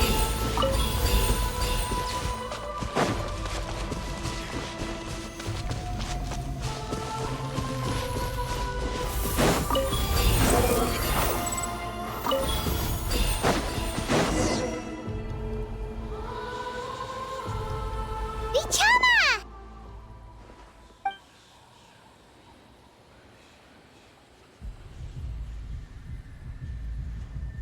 Quick, take it!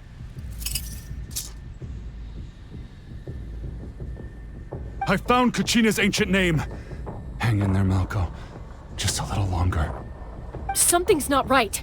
The power of the Abyss is getting stronger. The Abyss is corroding his body. Vichama, you can't keep going. You'll die. I should have died 5 years ago. I just need a little more time. Please, I'm almost there. Thank you.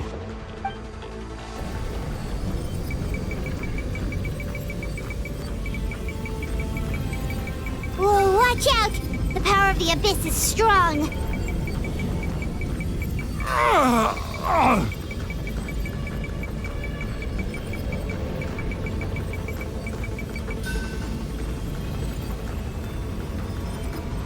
This power. Hanging in there? Malco. No! Why can't I find him? Why? We can't wait any longer. Pull him away from the stone, Mualani. I already tried, but the power of the Abyss has him in a chokehold. It's like he's tied to the stone with an invisible rope. In that case, we have no choice. I'm sorry, Sea Lolly. Get back! Chaska, wait!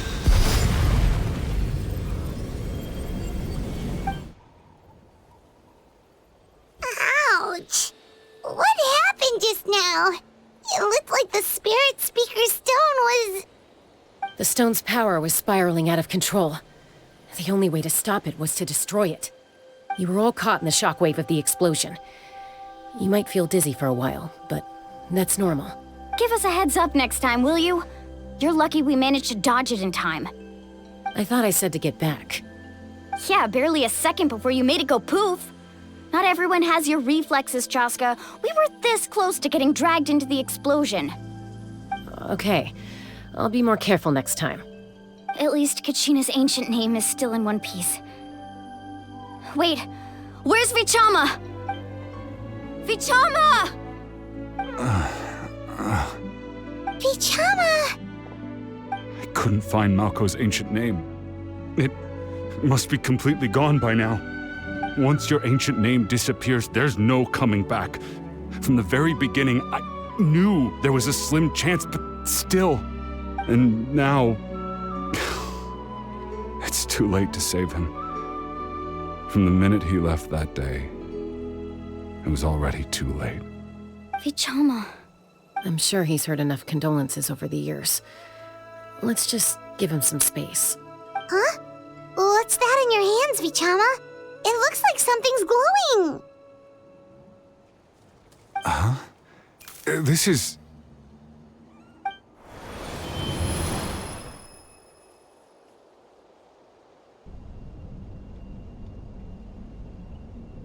Hey, Malco. Got any strength left? Not enough to swing a sword, but to say a few last words? Sure. Too bad. No one will get to hear them. I never thought I'd actually die on this mission. Not that I'm afraid to die. It's just... hard. Thinking about my mom's face when she hears the news. Guess I have something to be thankful for then. My parents died a long time ago. They won't have to mourn me.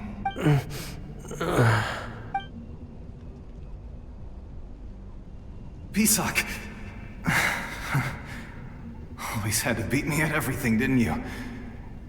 Right to the end, you were never one for goodbyes. Maybe you're right. Maybe no one will get to hear our last words. But just in case, Vichama, I'm so glad you didn't come with us. Don't be sad. Just keep on living. For the both of us.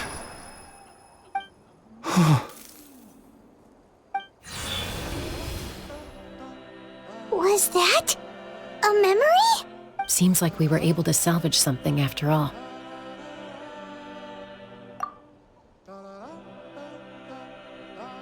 Of course. Seeing him, hearing his voice again, it makes me unbelievably happy. But it also brings with it an even deeper pain. A deeper pain? Why? Malco was always the type to put on a brave face. But in that memory just now, his hands were shaking, and his smile was forced. For all these years, I regretted not being able to fight alongside him to the end. And now I know, at the end of his life, he was thinking the same thing. Vichama. I'm fine. Actually, I heard Chief Wyna wasn't really on board with your plan to go to the Night Kingdom. When you asked for my help, I hesitated too. I knew helping you find your friend's ancient name meant leading you one step closer to danger. But I also understood why you had to try. Everyone has regrets in life, but not everyone gets the chance to make up for them. Once allowed to fester, guilt strips us of our most valuable qualities as warriors. In that sense, we might as well choose the braver path from the very beginning. If I could do it all over again, I would have followed Malco to the front lines no matter what. Even with an injured leg, there were still things I could have done. That way, even if the outcome stayed the same, I still would have fought alongside him to the end. There are critical junctures in life, and if you don't seize the chance to act, there's no going back. That's something I had to learn in hindsight. But you're still at the crossroads of your journey, so I hope you can walk away without regrets. Thank you, Vichama. I feel even more determined now. Kachina will come back to us. I'll make sure of it. I promised I would find her, and I intend to keep that promise. That's good to hear. Strange. My body, it's... Once abyssal corrosion enters the body, a portion will fuse itself to your internal organs. Even though the Traveler possesses powers of purification, the corrosion can never be fully eradicated. Thanks to him, though, you were only briefly exposed. Slowing your breathing and controlling your emotions should help you keep the symptoms in check.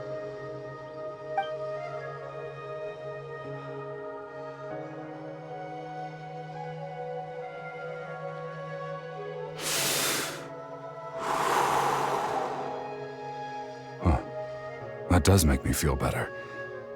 You seem very knowledgeable about all this. Just speaking from experience, that's all. Anyway, we've recovered Kachina's ancient name, so we're off to a great start. Let's get Vichama back to his tribe and tell Wyneth the good news.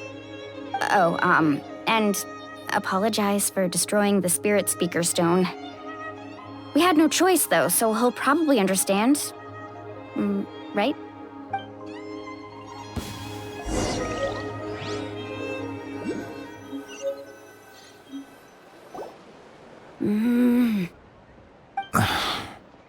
Koichi, are you really gonna just stand there like that?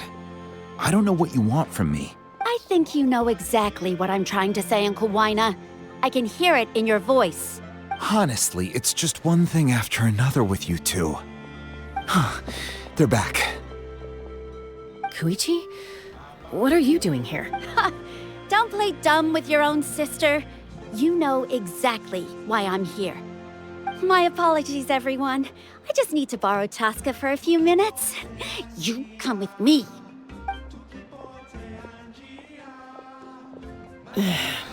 I'll be just a moment.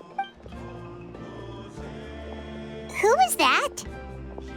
Koichi, Chaska's younger sister. Although the two aren't actually related by blood, it's kind of a long story. It's not really my story to tell, but I guess it's not a secret. You see, Chaska was actually raised by cuckoo sores. She was afflicted with a rare disease when she was a child, and abandoned in the wild as a result. The Abyss found her out there, all on her own, and tried to devour her. But in the end, all that did was trigger her will to live. That strength of will pushed her to survive. But it also planted a seed of conflict within her. Eventually, she was adopted by the cuckoo sores. Wherever they went, she followed, getting into fights right and left. For some reason, Paimon can totally imagine that. Well, when Chaska finally returned to human society, it was Koichi's parents who adopted her. At the time, Chaska still had a habit of getting into fights, so Koichi was always taking her around, apologizing to everyone. Ah, I remember those days. One of those fights was definitely with me. But, you know, kids. You're fighting one minute and your friend's the next. Eventually, she found a way to rein in that desire to fight. And now she's who people call to resolve conflicts. She's known as the Peacemaker. It sounds like she still argues with Koichi, though. Don't siblings usually stop fighting when they get older? That's partly my fault. Koichi asked me to stop Chaska from doing anything dangerous, but you probably know by now, once Chaska makes up her mind, there's no changing it. Oh, I get it. No wonder you tried to talk us out of going to the Night Kingdom. Chaska even said that wasn't like you. I'm all for your adventure. You need to take risks when you're young, because by the time you're my age, you couldn't attempt something like that even if you wanted to. Better try now than live with regrets later. That's what I say. Still, I can understand where Koichi's coming from. In the end, nobody wants to sit back and let a loved one put their life on the line.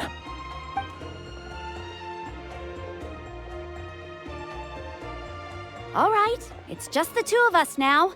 You have 1 minute to explain yourself. I don't have anything to say.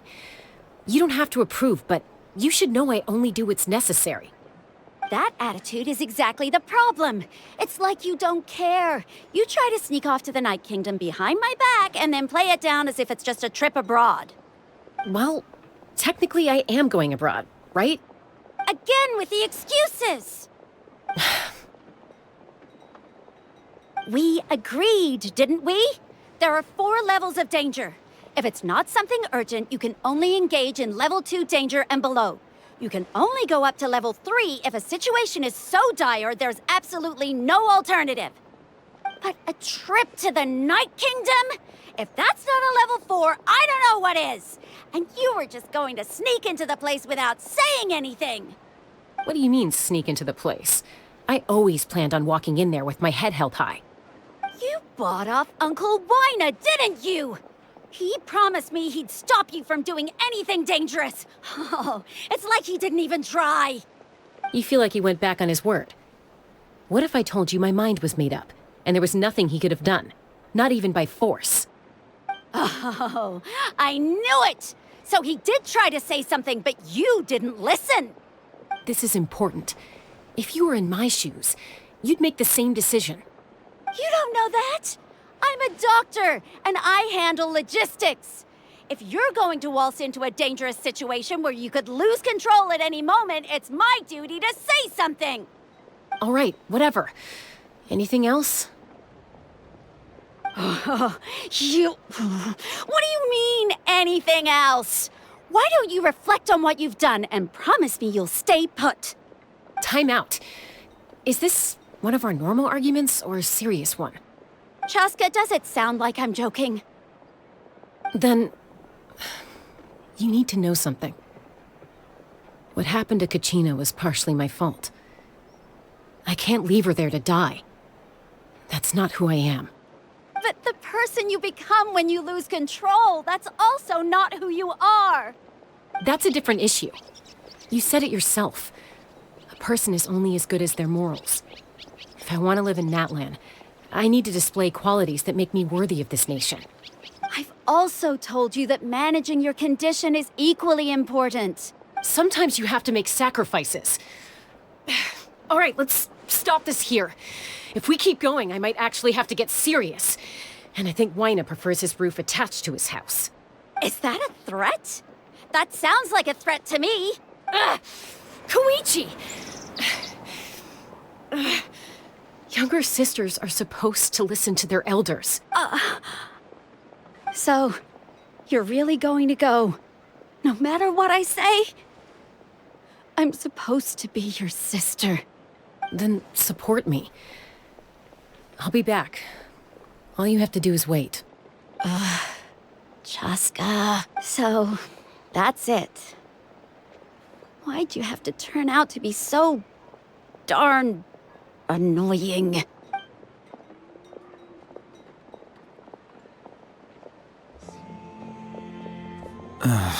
You two are something else.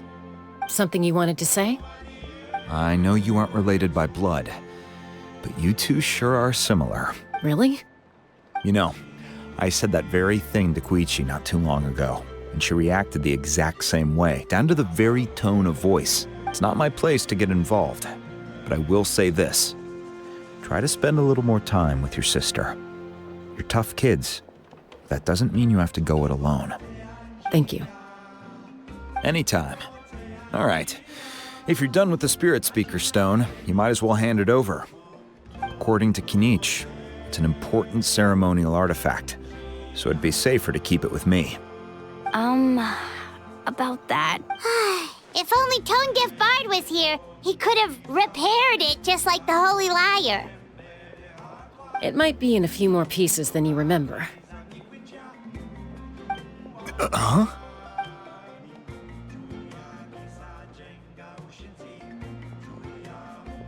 I see. Sounds like it was an urgent situation. If someone's life was on the line, then you had no choice. Still, Citlali's going to be a nightmare to deal with now that you've broken her stuff. I'll explain everything to her later.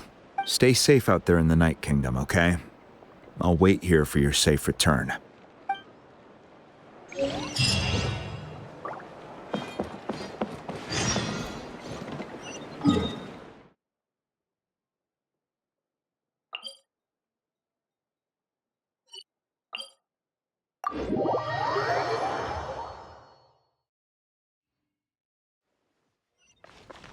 Behold!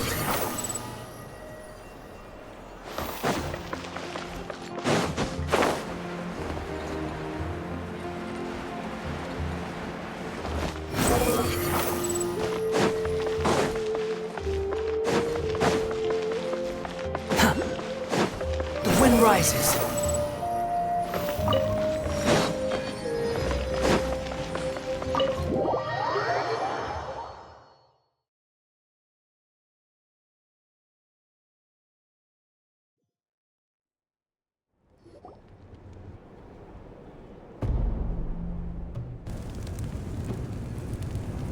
We're back! We found Kachina's ancient name, too!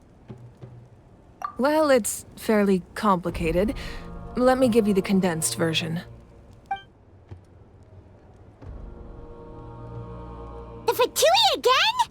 We can't go anywhere without them causing trouble. But what if the Fatui finds out you've lost your power? Won't they try to take advantage of the situation? That's why it has to be our little secret. No one else can know, or we're asking for trouble. Look, I wish I could offer you some sort of consolation, but I won't lie to you. With multiple factions closing in, there's nothing comforting about the situation we're facing. Still, all you need to do is focus on your goal. You can leave the complicated matters to me. I can also step in on the Pyro Archon's behalf. There's a limit to what I can accomplish, but I'll help you however I can. There's no need to be so modest, Yan-san. Your incredible strength has long been a well-known fact. You're the pride of your tribe. Archon, I'm sorry about before. You have so much on your plate, so much that you have to worry about. But all I could do was focus on my own feelings. You have nothing to be sorry about. We all get overwhelmed by our emotions, myself included. Your reaction to Kachina's disappearance, I understand that feeling very well. Well, now that we have Kachina's ancient name, let's go track her down. Follow me.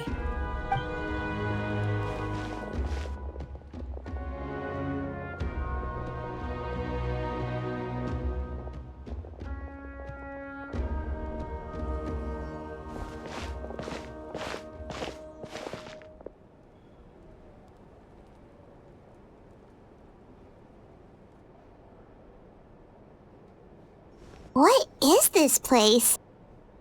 Hey, isn't that Atea's talisman? Good eye. This is where I store all the various mementos I've collected. Whoa. I've never seen this place before. There's so many things in here. It looks like there are items from every tribe. Collecting them must have taken a lot of effort. I suppose you could think of it as a hobby of sorts. In Natlan, everyone grows up listening to the stories of heroes. And physical items do a far better job of preserving those stories than our own memory. Now, I still have some preparations to make for the ceremony, so feel free to take a look around in the meantime.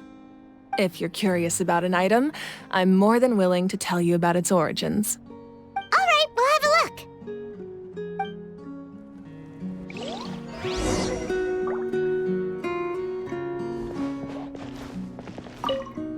This flower looks like it's thriving. You must be good at taking care of plants, Archon. This fishing basket looks familiar.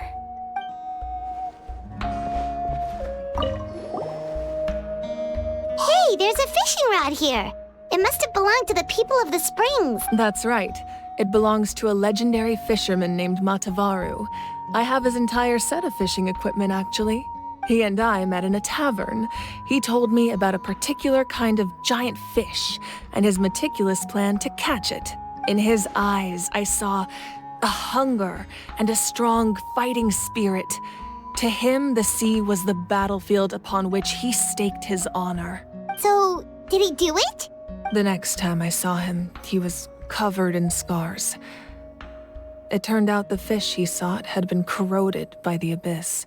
He managed to kill the fish, but sustained a serious injury in the process, which meant he could never go deep-sea fishing again. Can a fisherman claim victory if he fails to bring back his catch? That's what he asked me in the end. Well, Paimon thinks he won. That was my answer as well. The experience was far more valuable than the prize itself. In the end, he didn't want his tools to go to waste, so he gave them to me. Wait, that means you also know how to fish. Maybe we can go head-to-head sometime.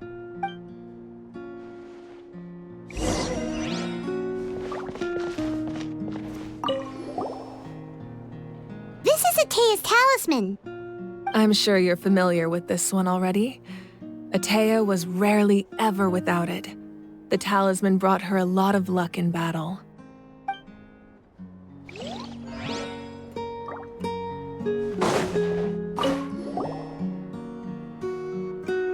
There are so many jars and potions around here.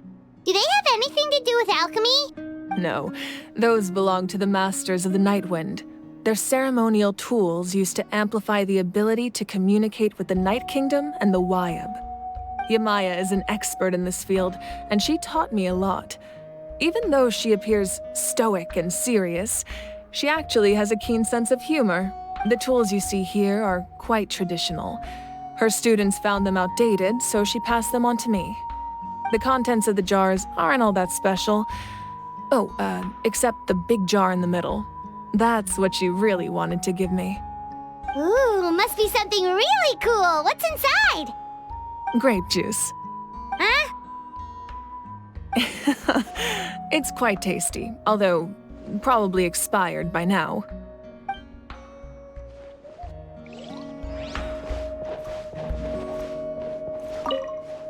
Make sure to handle everything with care. This cup, for example, it's heavier than it looks.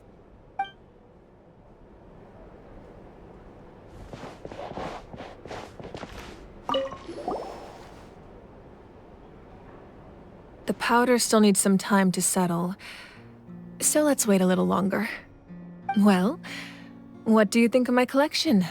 Do you feel like you have a better understanding of Natlan's culture now? Yeah! If each item represents a different story, seems like Natlan's really been through a lot. Does every item hold a special memory, just like Atea's talisman? That's right. The items in my collection actually serve a similar purpose to the ancient names passed down among the tribes. They demonstrate the true shape of time. The shape of time? Most people perceive time as a linear concept, almost like a straight line that can only move forward. We cannot change the past or predict the future. But there's also a different theory, one that I believe to be closer to the truth.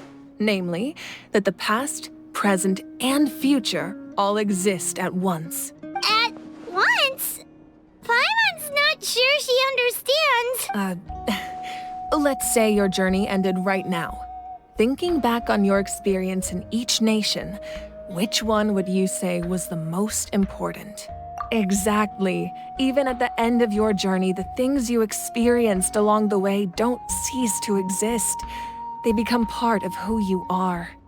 Take out a portion of that journey, and you would likely make very different decisions, and eventually arrive at a very different destination. The future is the same way. It exists even though it has yet to come to pass. We just lack the means to perceive it. Of course, there are those with the power to foresee the future. They simply call it by a different name. Fate. You're quite familiar with that concept, I would imagine? That does kinda make sense. The future hasn't happened, but already exists. Humanity excels at living in the present, but too often we forget the past and neglect the future. While the Pilgrimage and the Night Warden Wars lead us to a better future.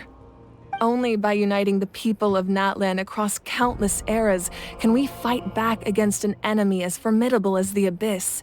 To come up with such a set of rules, the first Pyro Archon must have possessed a level of insight I can only imagine. That's correct. At first, he was a mortal man with no special power. After he ascended to the Divine Throne, he used it to borrow power from the heavens and establish the rules of Natlan, namely a framework through which ordinary people can ascend to Archonhood. By holding the pilgrimage, we're able to determine the strongest among us, and when that person ascends to the Divine Throne, their inner flame will awaken. In addition, the sacred flame will grant them significant knowledge and memory of this land.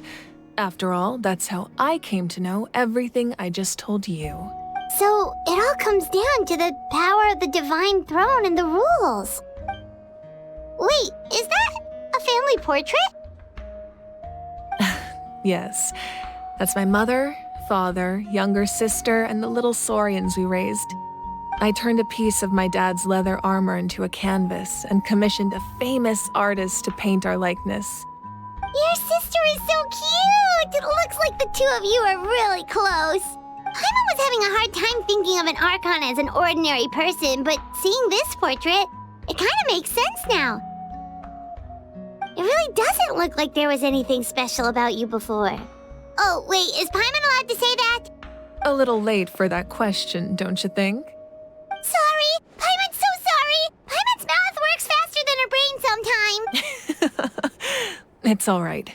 I'd never get upset over something like that. No matter what others may say, my past is a precious part of my identity. I'm forever proud of the life I used to lead. Becoming the Archon doesn't mean you sever ties with your family. The position just comes with a lot of responsibilities, so it impacts how often you get to see them. My father made the most delicious stew, so my sister would often bring me a large pot of his cooking, and he would sit on a blanket and eat it together. One time, we didn't close the door securely, and the saurians we were raising ran into the room and knocked over the entire pot. My sister immediately burst into tears. The two troublemakers were going for the meat, but when they saw my sister's distress, they froze on the spot. I still remember the way they laid there, sulking like a pair of children, even after making such a mess. It was frustrating, but in the end, all I could do was comfort my sister and move on. Wow. Isn't that what being a family is all about? I think about that story a lot, actually. As the Archon, I made a vow to defend this nation, and experiences like that, they remind me exactly what I'm trying to protect. Well, what happened after that? This portrait looks pretty old. Your sister must be all grown up by now, right? I believe she ended up working as an architect and artist. She built many houses and crafted many beautiful works of art. Anyway, that's enough about me. Now that the powder is settled, we can begin. Ian-san, Mulani, Chaska, over here, please. Place the ancient name up there, and then we'll begin.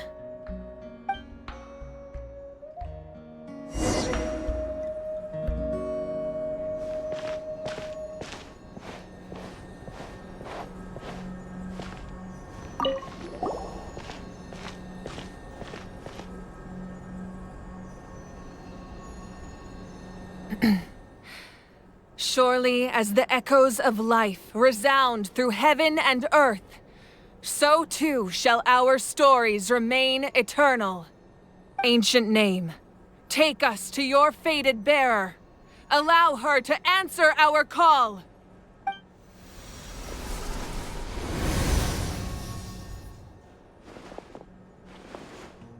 Am I hallucinating again? Kachina, are you okay? Huh? I'm not seeing things, am I? Is the Abyss playing tricks on me again? It's okay, Kachina. It's just us. We're trying to find a way to bring you back. Everyone, you have to listen to me. I've been investigating the Night Kingdom this entire time, and I figured out what's wrong. The Wyup is being affected by the Abyss. I was waiting for the Wyup to send me back, but then this really strong monster came in and it almost killed me.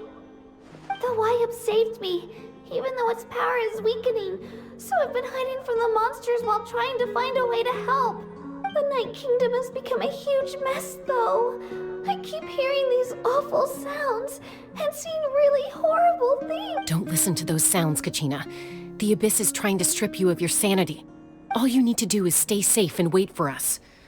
We'll be there shortly. It's okay. I feel so much better now that I've had the chance to talk to you guys. You don't need to worry about me. I've never been strong or special at all, really. So I don't blame anyone for forgetting about me or leaving me behind. Just knowing you care is more than enough. I'll find a way back. You don't have to put yourselves in danger to come rescue me. You're always like this, Kachina. Now's not the time to act tough. We're coming for you, and that's final. I don't know what lies the Abyss has been feeding you, but I'll tell you something right now. Nobody here sees you as a burden. You're a victor of the Night Warden Wars, a hero of Natlan. All you need to do is wait for us to rescue you, and you'll get all the applause and recognition you deserve. I'm really scared. Everything's so dark and creepy here. And I want to go home. Still, I don't want you to put yourselves in danger because of me. I don't want to hold anyone back ever again. All you need to do is place your trust in us, just like you always have. No one fights alone. We're not leaving you behind. Not ever.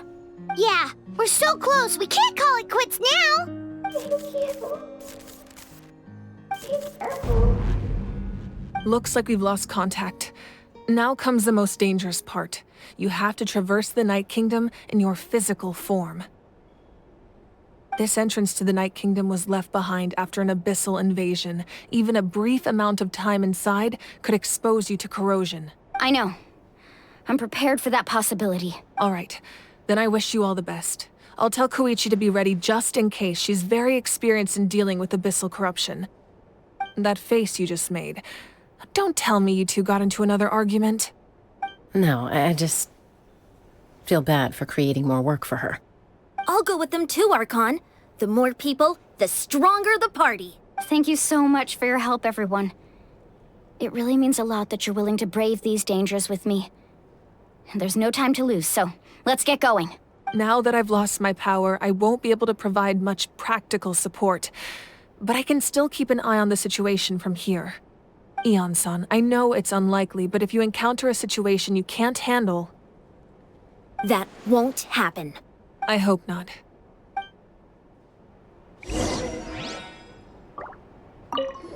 Be careful out there. I'll observe the situation from here. Too slow. Quit following me. Squall and Fury.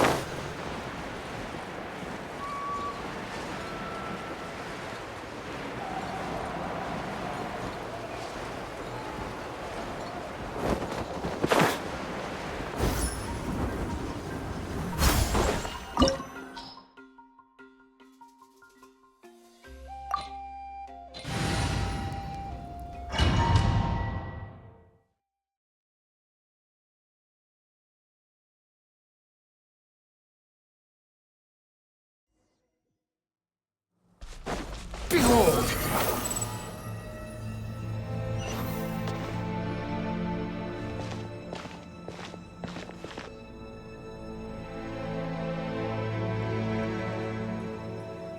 So we're underneath Natlan right now?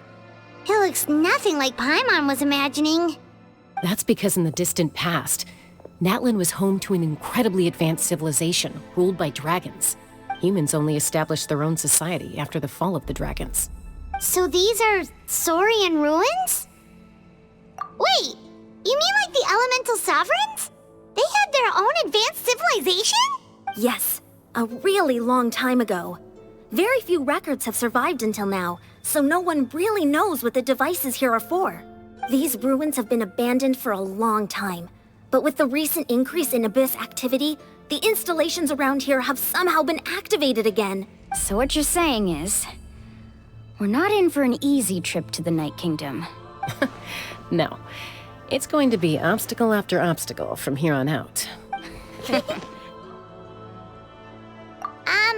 Why are you all laughing like that? It's creeping Paimon out. It's the pre-adventure excitement kicking in, right guys? Of course. I'm eager to get started. Then let's go. We won't let anything stand in our way.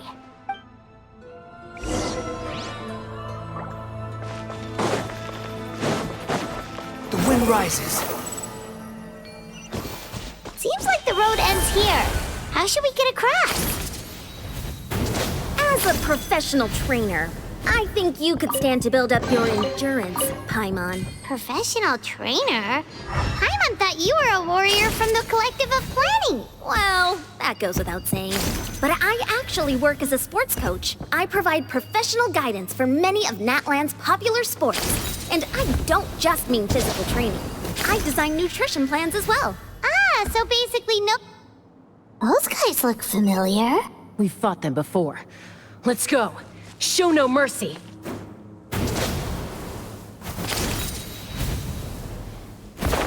Shower me with prey! Stabilize! Dissipate! Squall Fury! Search for it! Upon the gale! Know your place!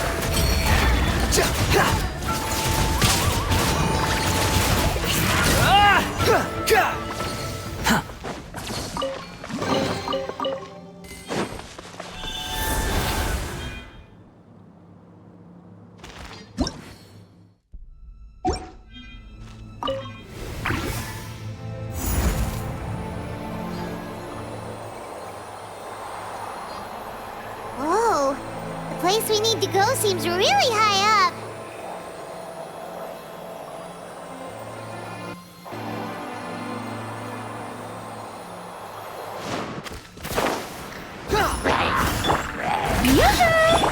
Order guide you.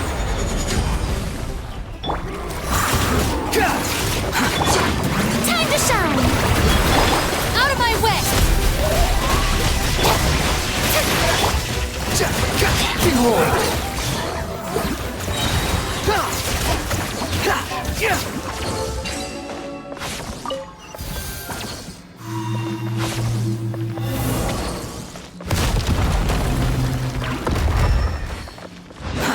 Too slow.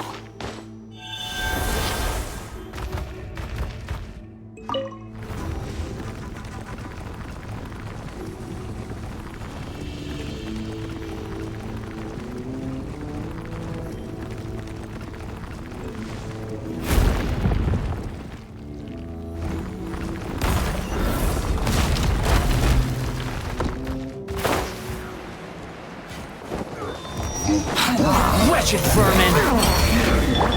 Shower me with praise! This is order. Gather.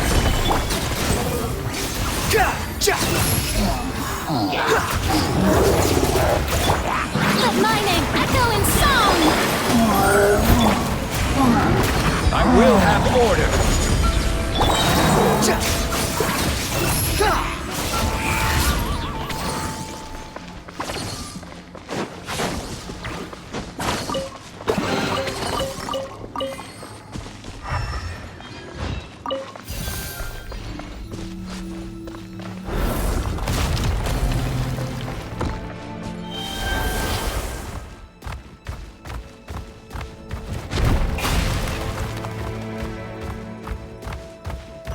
This is the final stretch. We just need to climb up, and we'll be there.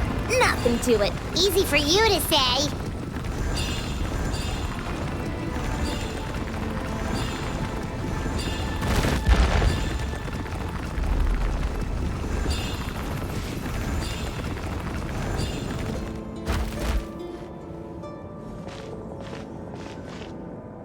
This must be the entrance the Pyro Archon told us about. The one ripped open by the Abyss. Yes. There's something in the depths of this place that feels familiar, yet also foreign. We actually have to go in there? Okay, Paimon just needs to psych herself up. Don't push her through before she's ready.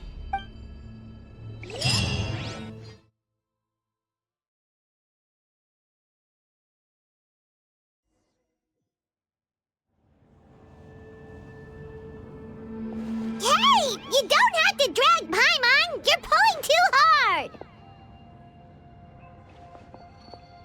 Looks like we made it. This is the Night Kingdom. It looks so different from what I imagined in the stories. That overflow of energy is probably what trapped Kachina here in the first place. From this point forward, everything we know about the real world no longer applies. Anything can happen here. Paimon's more worried about how we're gonna make it out. We obviously can't go back the way we came. Do you see that patch of light on the ground? It's shining down from that fissure in the sky. Oh yeah, right in front of us. So that's coming from up there? Oh, it's so high up. Did we really fall that far down? Just like I said, our real-world knowledge doesn't apply here. We fell all this way, yet came out completely unscathed. If this was the real world, we'd have to climb our way back up to the entrance. But here, all we have to do is stand underneath the light and offer a prayer. That's it?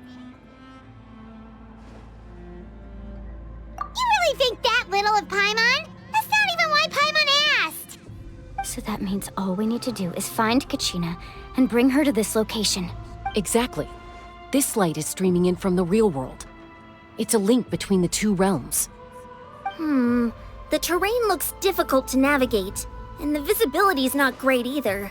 How are we supposed to find Kachina in these conditions?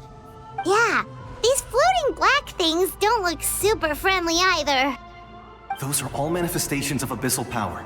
Be careful. Ghost! A talking ghost! Calm down, I'm here to help. You're the ones who helped Vichama, right? Yes, I'm Vichama's friend, Malco. I was completely lost to this realm until I sensed a mysterious power calling out to me. It's like it was seeking me out, attempting to reassemble the pieces of who I used to be. Of course, it could only do so much. I'm sorry I can only appear before you in this imperfect form. No, we should be the ones apologizing. If the Spirit Speaker Stone hadn't become corrupted by the Abyss, we could have done much more. But we had to destroy it. Otherwise, Vichama and his tribe would have been in danger. Of course. Thank you for protecting him. I never imagined that, even after all these years, he'd still take such a risk for me. Under the power of the stone, it felt like our souls were connected. Turns out even our regrets were exactly the same. Whether in triumph or death, you want your best friend by your side. Exactly. That may not be in the cards for us, but it's not too late for you. You're looking for a young girl from the Children of Echoes, right? She's being chased by an embodiment of abyssal power. I'd like to help her while I'm still in this form, so follow me. Be careful. This place has been severely corroded by the Abyss. Paimon didn't realize it had gotten this bad. It's like a seething volcano ready to engulf our world at any moment. Ouch! Quick, get back here. You can't go wandering off. Stick close to me. My power will be able to ward off attacks for the time being.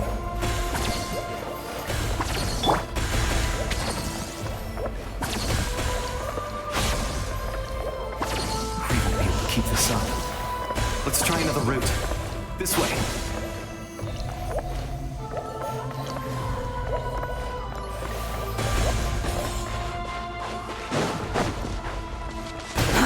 Too slow. Stand with me!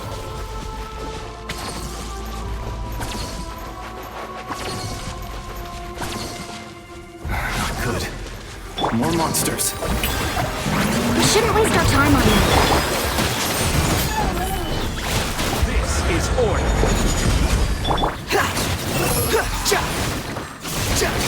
Yeah!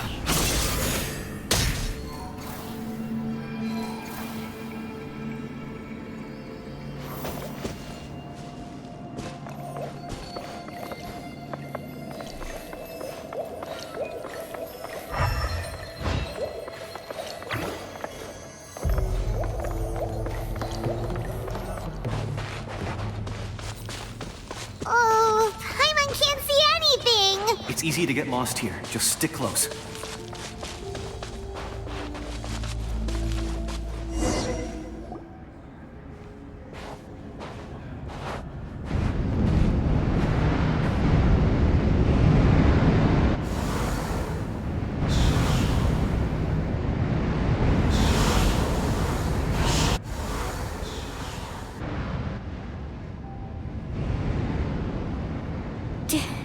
Did you hear that?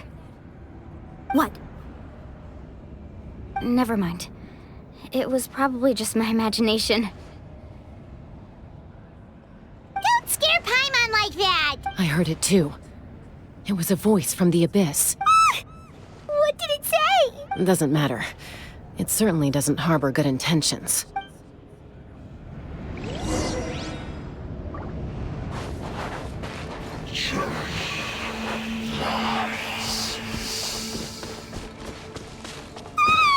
Paimon just heard it too! Let's keep going. Paimon wants to get out of this place!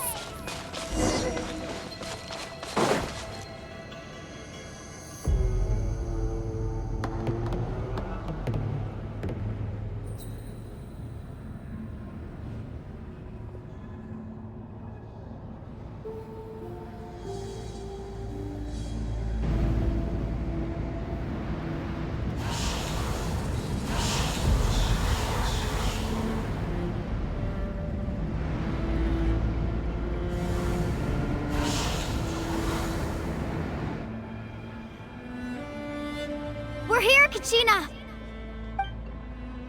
Oh, honey? You made it! Looks like our reunion will have to wait until we take care of these monsters. Good idea. Let's go!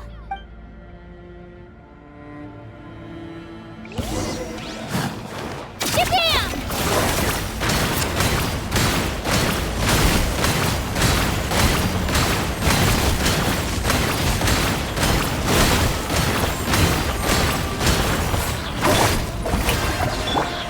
Cry loud!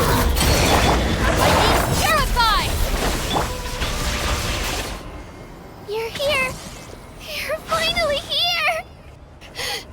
Thank you so much! That monster can appear from anywhere. It almost caught me a bunch of times. The YF's power helped keep me hidden, so I just tried to stay out of sight until you got here. Atta girl.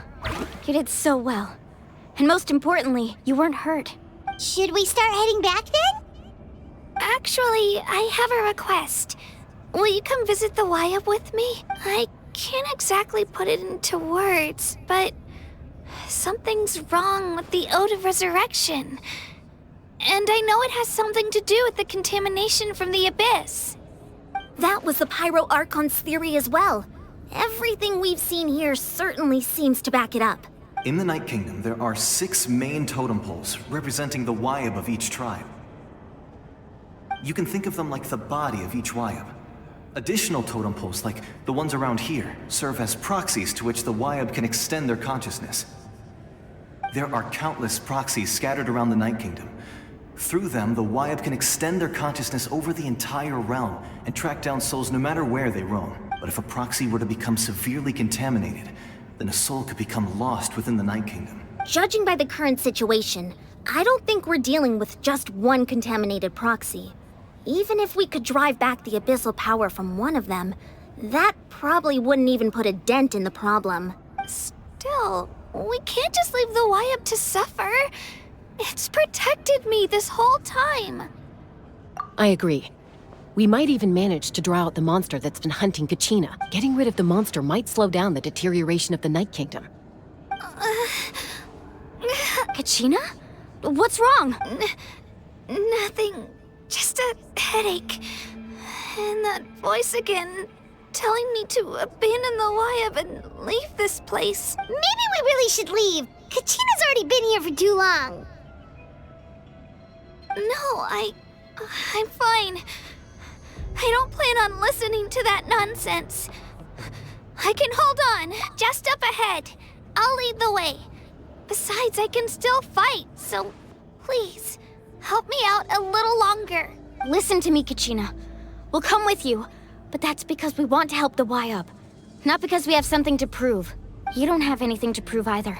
It's okay if you reach your limit. We'll be there for you. All right. The sooner we get this done, the better. We've already come all this way, so we might as well try to get to the bottom of this. Let's go. This way. I'll stay here and try to stall the Abyss monster. All by yourself? That's too dangerous. It's all right. I may not be as strong as that monster, but I'm definitely more familiar with the area. Besides, I don't have much time left. If you're anything like my friend, I'm sure you're not particularly fond of goodbyes. So go. Achieve your goal, and return to the world where you belong. Thank you for everything. You're a true hero. Thank you. No one fights alone.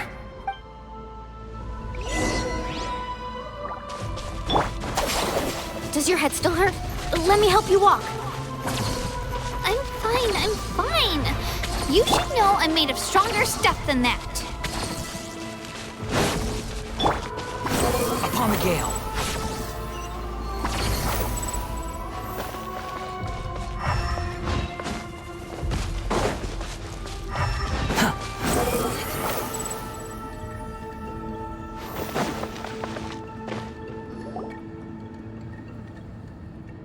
Wayab? Wayab! I'm back! My friends and I are here to heal you. Wayab? Can you hear me? Wayab?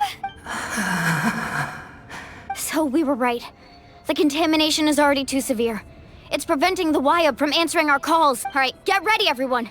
Time to purge the abyssal energy from this place. Careful. We've got company. Already? You really think that puny soul could slow me down? Courage in the face of futility is pure folly. He tried to get in my way, so I disposed of him. You killed Malco? He would have dispersed with or without me.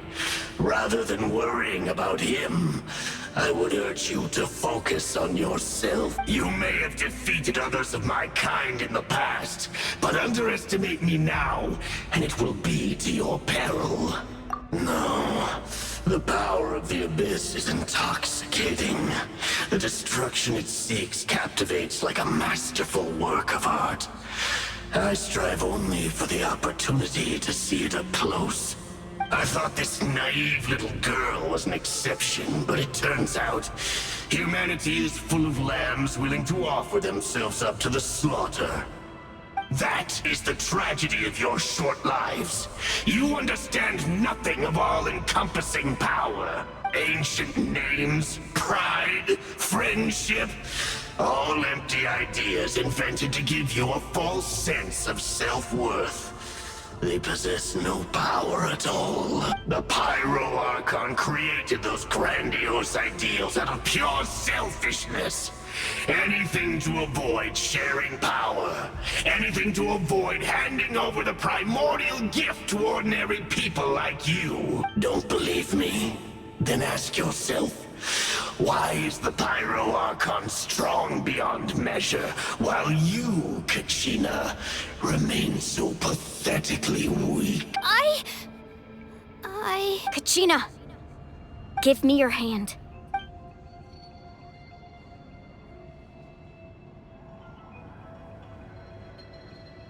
Feel that? I'm right here next to you. Thanks, Moalani. You're right. I have nothing to fear, because I'm not alone anymore. You're right. Maybe comforting ideals don't have any power. But you also couldn't be more wrong.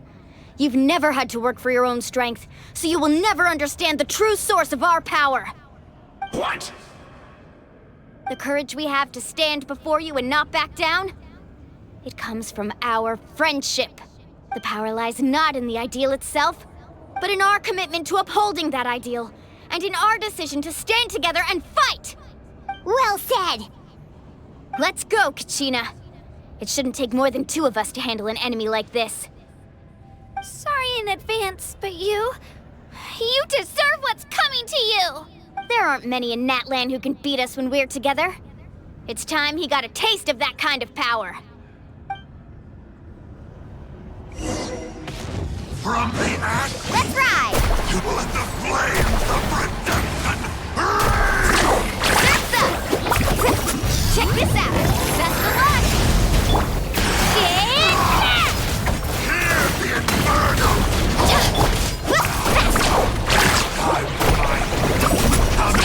Amazing! Need a surfboard? Right here! From on high! Let's ride! Woohoo!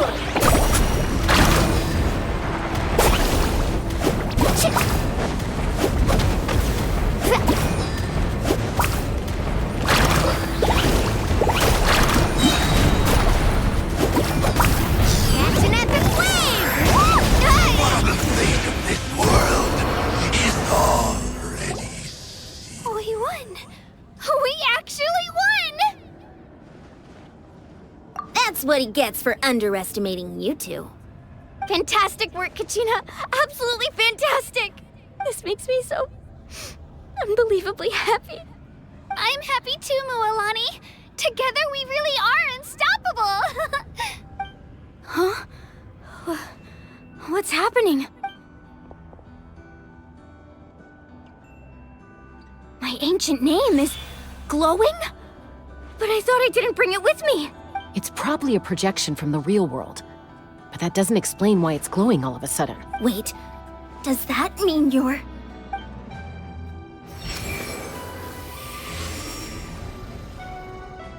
That was a bold move, diving headfirst into the fire to save your friend, especially in a place so overrun with abyssal corruption. Still, seeing you pull it off was really something. Everything you said was exactly right. As isolated individuals, we stand no chance against the power of the Abyss. It took years' worth of scars and lots of unnecessary suffering for me to understand that for myself. The Pyro Archon's plan will unite us as one. Everyone has a part to play. Only then will we have the power to defeat the strongest of foes. Who are you? Tupac, a warrior from the people of the Springs. I fought against the Abyss during the invasion 500 years ago. I've heard that name before. You were the giant who saved all of Natlan.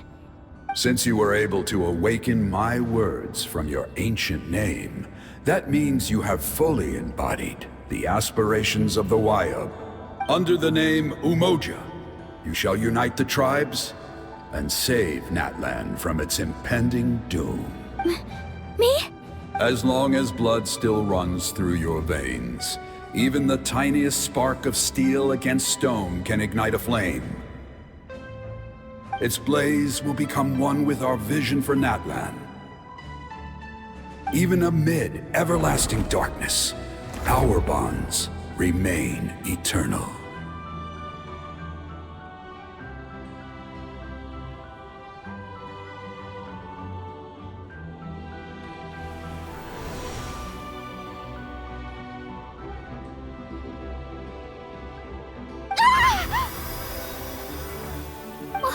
What's wrong, Mualani? So many memories. My brain was just flooded with everything he once knew. So that's what happened. What do you mean? Did you just figure something out? 500 years ago, they foresaw the very crisis we're facing now. Efforts to save Natlan started all the way back then. We can go over the details once we get back. We shouldn't linger here longer than we have to. I know bits and pieces, but I had no idea Mualani was also part of the plan. This sounds like something that's going to need a lot of explaining. Let's focus on saving the Wyatt first.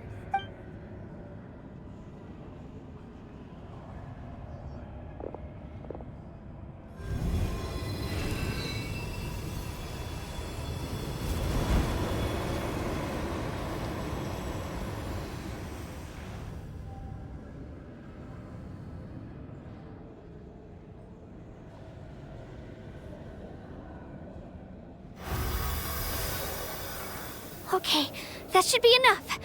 Wyatt? Can you hear me? I hear your voice, Kachina. My dear child. Great. Well then, I'm afraid it's time to say goodbye. I just wanted to make sure you were okay before we leave, but we can't afford to stay here any longer. I was going to ask why you bestowed an ancient name upon someone like me, but it's okay. I'll keep searching within myself for the answer. I'll never stop trying to improve my strength. One day, I'll live up to the hero you saw in me. You are already an outstanding child in my eyes, Kachina. No matter what happens. Huh? You are all my most beloved children. It has always been my honor to protect and nurture you. Your ancient name is just that. A name. Much like your parents chose to name you Kachina, I also gave you a name, but it need not define you. Focus on who you want to be. You are already worthy of your name. Now, you need only devote yourself to becoming a better you. The story of your ancient name is for you to continue. Just like your parents, my love for you will never change. No matter what the future holds. Thank you, Wyatt. It gladdens me to see the Pyro Archon's plan move another step towards completion. But it is time for you to leave this place. The situation here is getting worse. Go now, my children. Save Natlan on behalf of all you hold dear. I know we've never met before, Wyatt, but I just wanted to say thank you for encouraging Kachina. It was exactly what she needed to hear. Whoa! What's going on? An earthquake? We're out of time.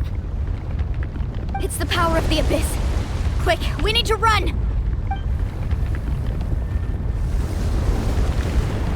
It's a Seelie! The Seelie opened the way for us!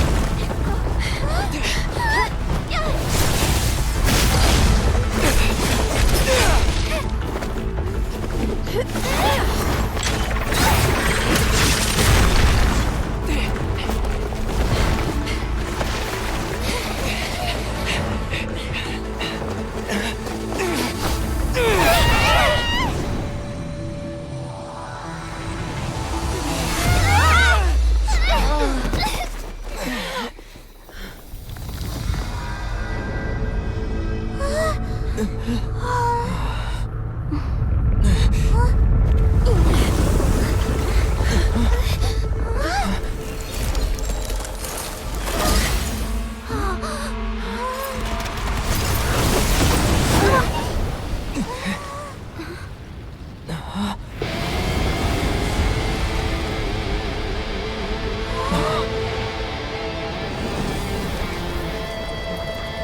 done well. Now come home.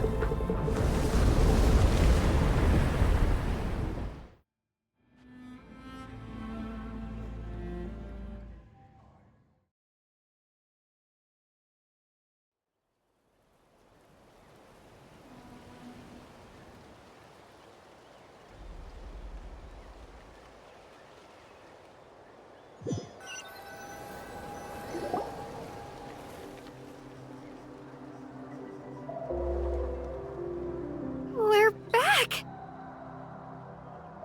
The Pyro Archon saved us. But she's not here. Yeah, didn't she say she used it all up? She's still in the Speaker's Chamber. What we saw in the Night Kingdom was just her consciousness. So you're saying her consciousness did all that? Every great display of power comes at a price. You must feel terrible, Kachina. Just hold on. We'll get you to a doctor soon. Let's get back to the stadium. The Pyro Archon said she'd have a doctor waiting for us. I recommend getting a full checkup, just to make sure no damage gets left behind. Paimon feels okay. What about you, Traveler? Right. You always seem to do pretty well against the Abyss. Let's get going. We need to share what we learned in the Night Kingdom as well. Right.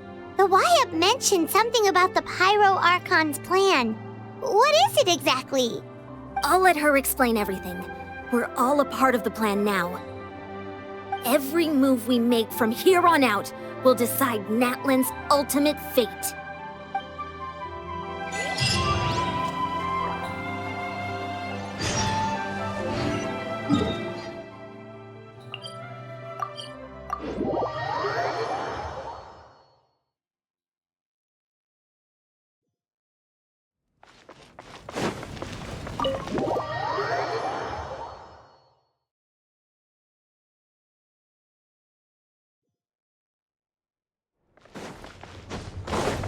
Squall and Fury!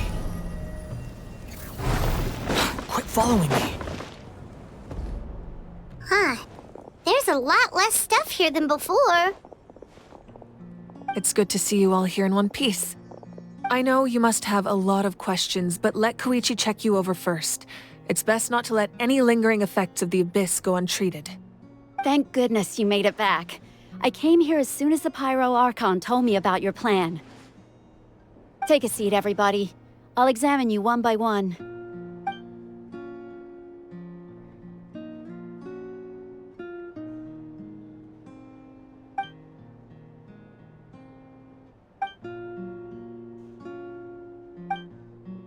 All right, that should do it for now. But just to be safe, I'll perform another checkup in a couple of days. I have to say, though, I've never seen anyone react to the Abyss like you, Traveler. It's like you're completely immune to its power. He always has been special like that. He can even purify its power. Wait, now that you mention it, Paimon doesn't think she's affected either. Given the current situation, that ability will likely play a great role in the events to come. Of course. I still have patients to see, so I'll head out. Thank you, Koichi. All right. We might not see eye to eye, but we both had good intentions. Just give it time. I'm sure we'll figure things out between us one day. Yeah.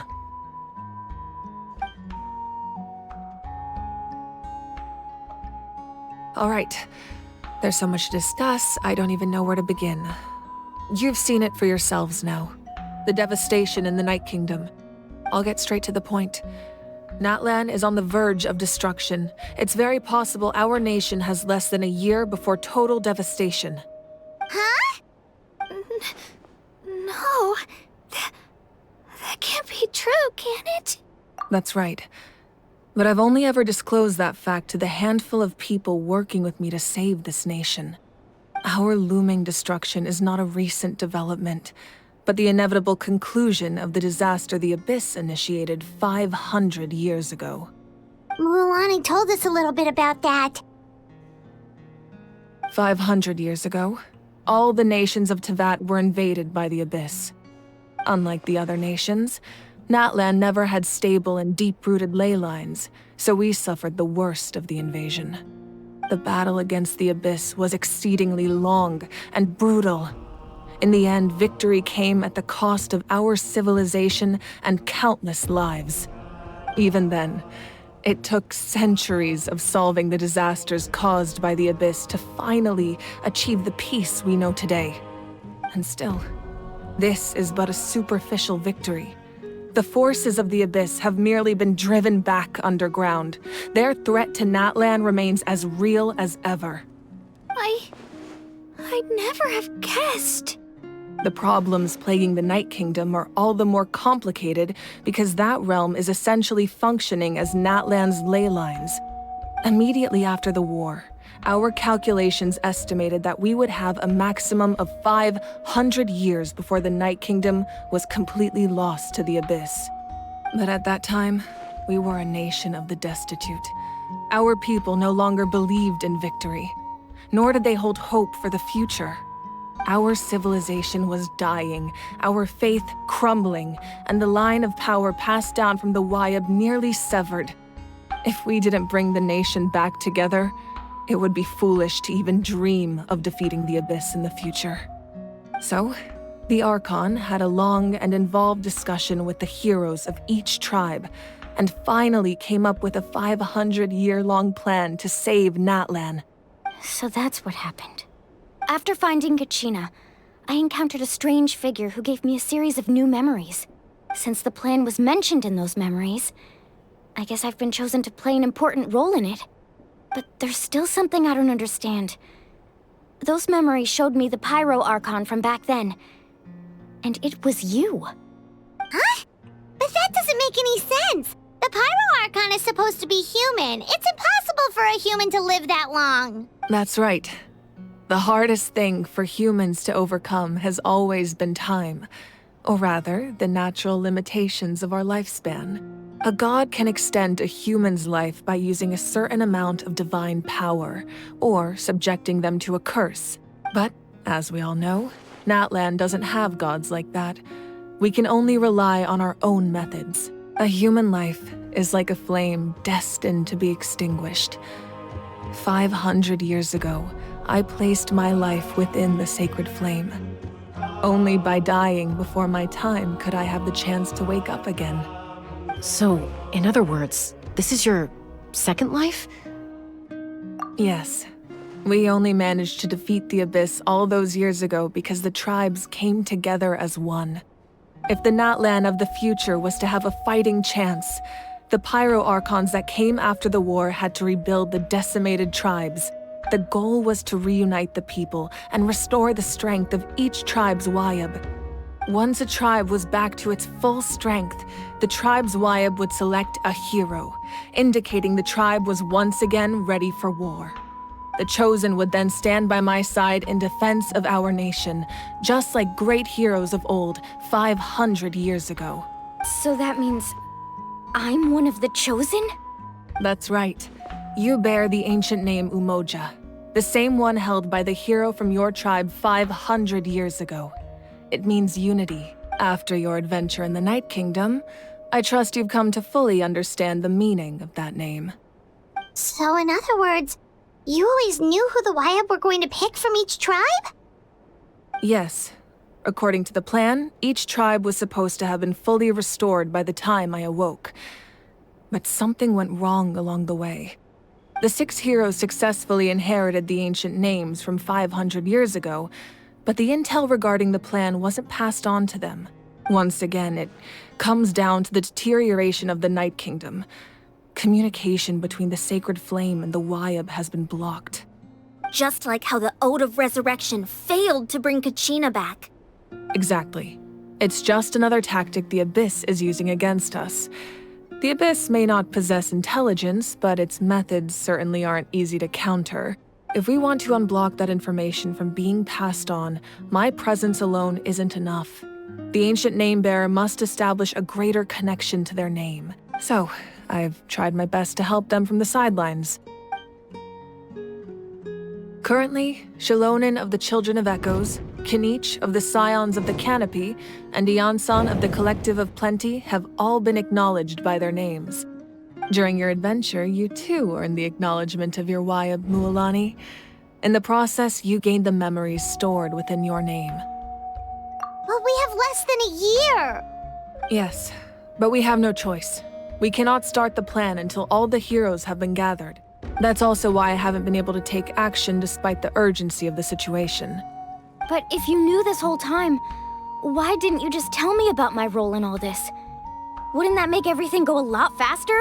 Perhaps, but the opposite could also be true. Knowing your destiny too early could mean failing to realize your full potential. Just like your determination to save Kachina, I hope your commitment to this endeavor comes from your own strength of will, rather than a sense of obligation. So I suppose you're not going to tell us who the final two heroes are then? That's right. Their time is yet to come. Putting pressure on them beforehand will only hinder their development. I can only trust in the judgment of the Wayab. I have never believed I could solve this crisis alone. In fact, it was precisely because I chose to trust and rely on others that we managed to get this far. Natlan's salvation lies not in its Archon or any singular individual, but in us all. You're quite perceptive, aren't you? I thought I might get away with avoiding the topic. Huh?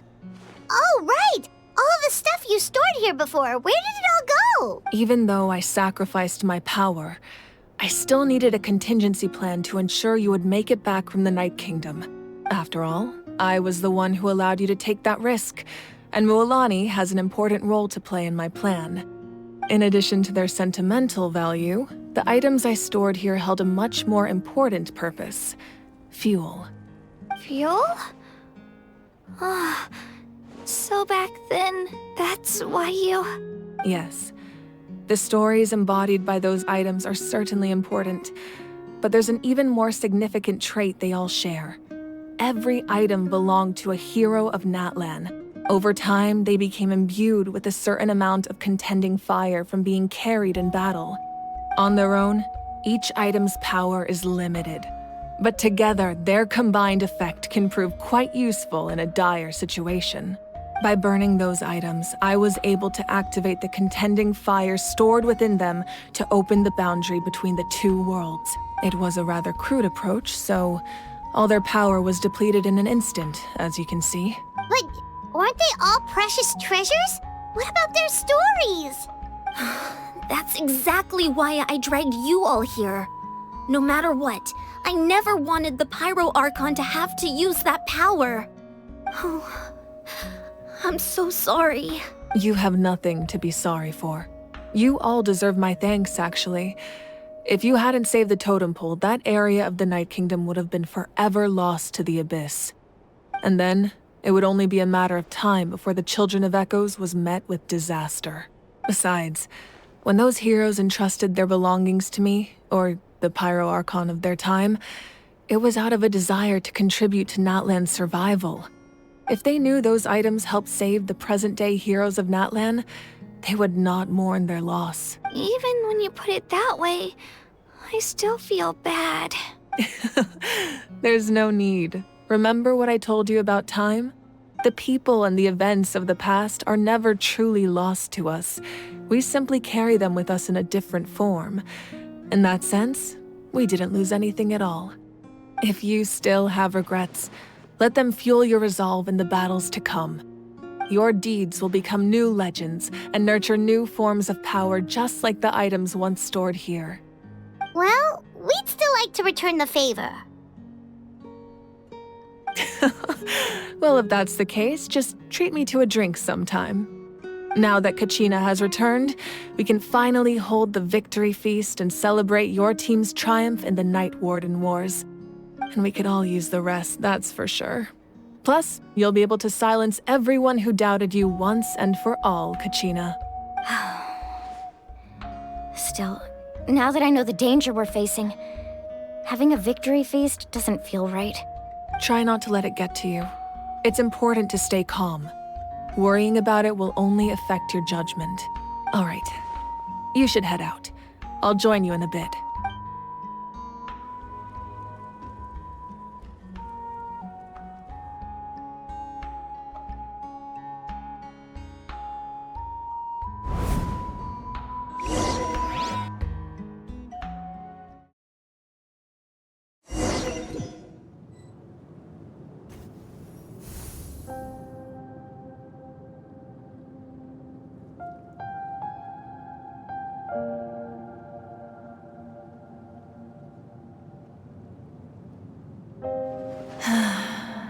When I was young, I used to sit by the hot springs and listen to the stories of warriors from all over Natlan.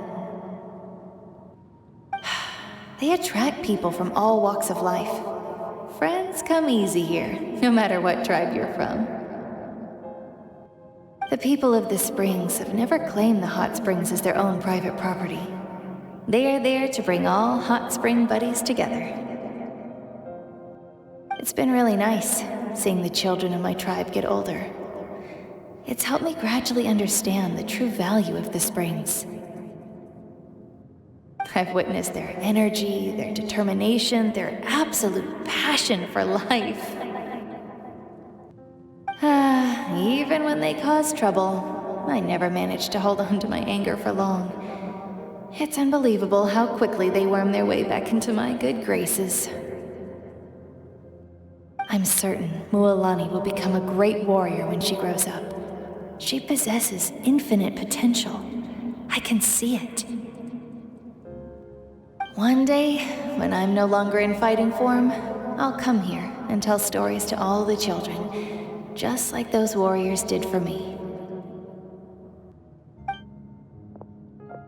So, you better get busy, Pyro Archon, or I'll end up running out of stories.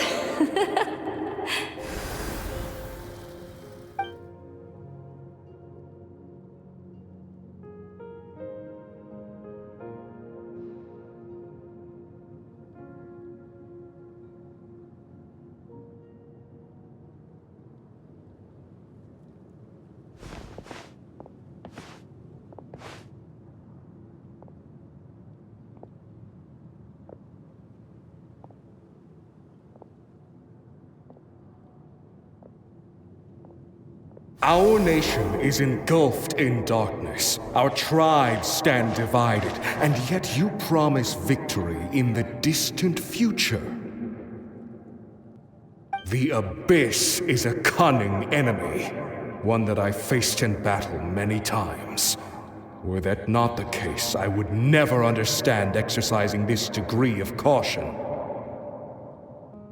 My rage will never know absolution, and my power will no longer aid you in victory. But you came to me because you knew you could convince me with just a single sentence. I understand your choice. The heroes of today will forge the path ahead with blood and fire. Just remember to earn us the victory we are owed. Otherwise, rest assured, I'll find a way to collect the debt. For Natlan.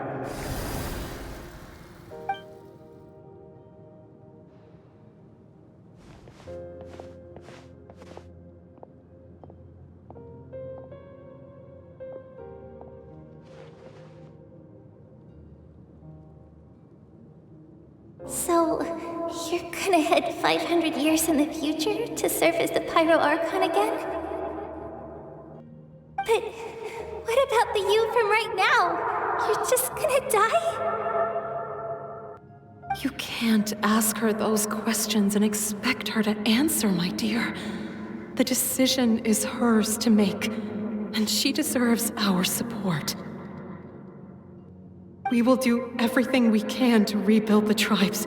Don't you worry. Even across time, we will all do our part to fight for Natlan's future. Yeah, Mom's right. We'll always believe in you, sis. Oh, seriously though, Dad should be here. Where is he? I imagine he didn't know what to say, so he chose not to come at all. Don't take it to heart, my dear.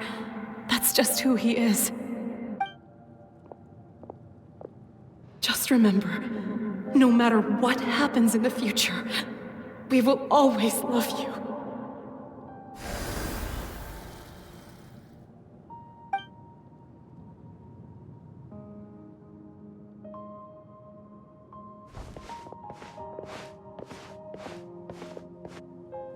I'll come find you one day. I know I can't live that long, but I'll think of something. There has to be a way for us to meet again one day. If there's an answer out there somewhere, I'm gonna find it. So, don't forget about me.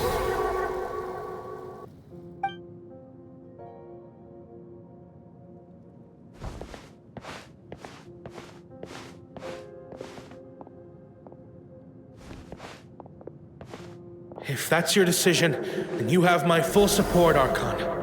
May our children live to see such a lovely son. For Natlan! No one fights alone.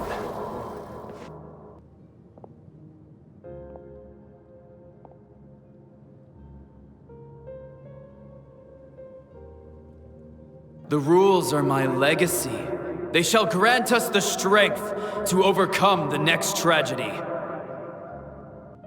War forged the 6 tribes, taught us how to fight, instilled in us what it means to love. Who will be the one to bring this to an end?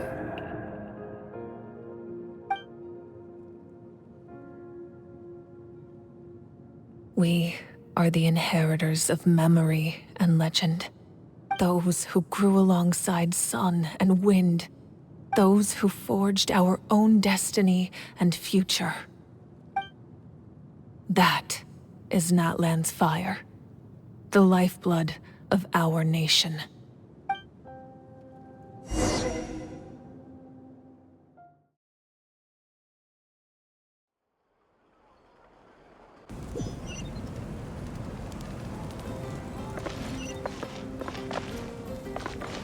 Behold!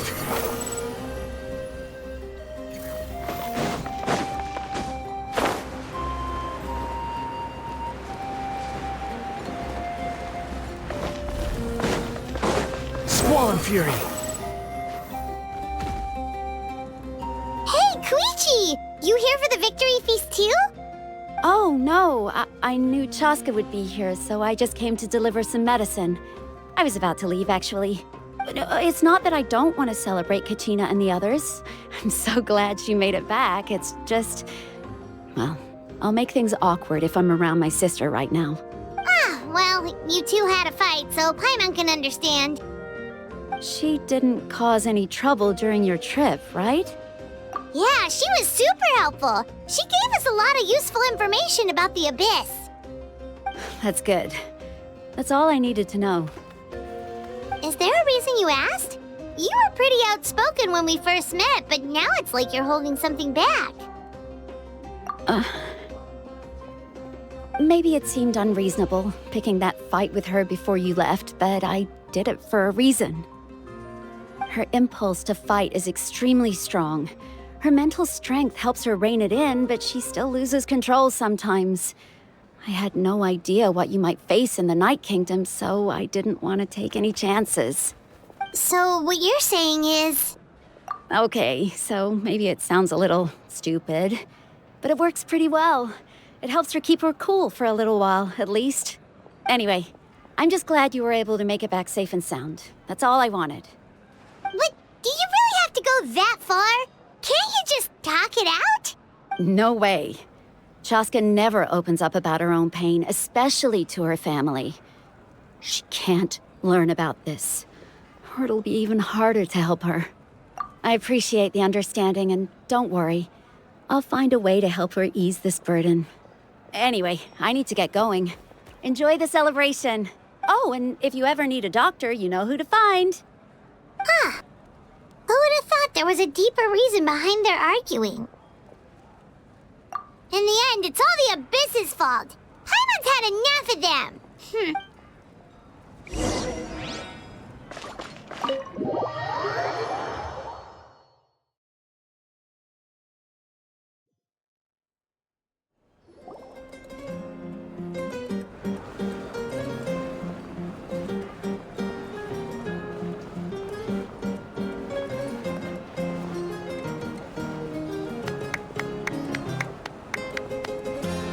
Let's give a huge round of applause to our brave young warrior, Kachina!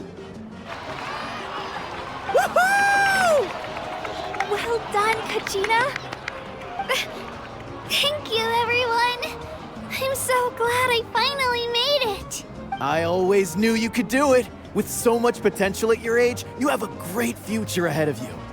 You're one to talk. Don't think I didn't know you were the first person to abandon your team. I'll be dealing with you when we get back. I had no choice. My friend invited me. I couldn't just say no. Oh, really? So you weren't just trying to get ahead in the first round?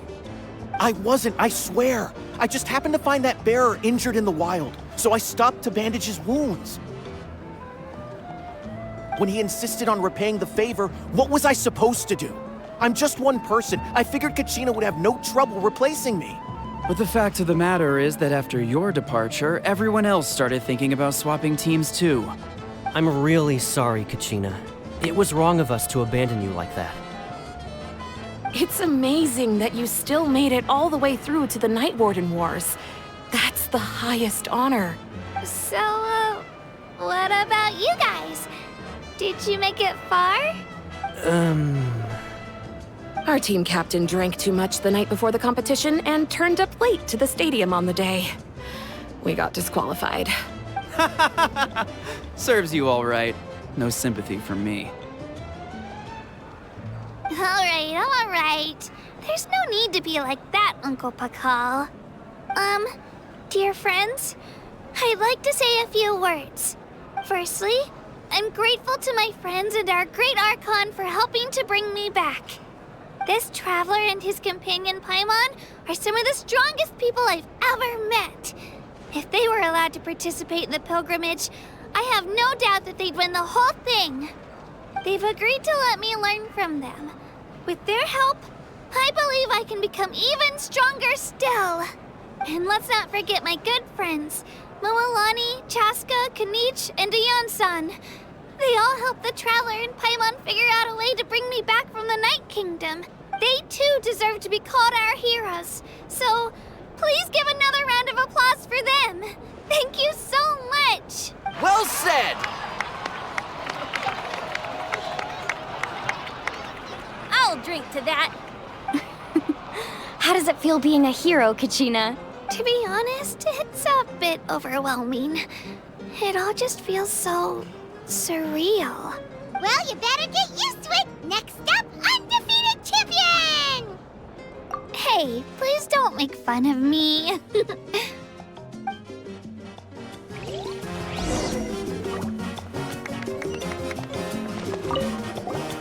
My apologies. I knew more than I let on. Everything comes at a price, and most heroes aren't people who set out to become a hero. If you cling too tightly to your goal, you end up losing things that are far more precious. But in any case, we're now on the same page. I wonder how long before the two final heroes appear. From the Flower Feather Clan and the Masters of the Night Wind.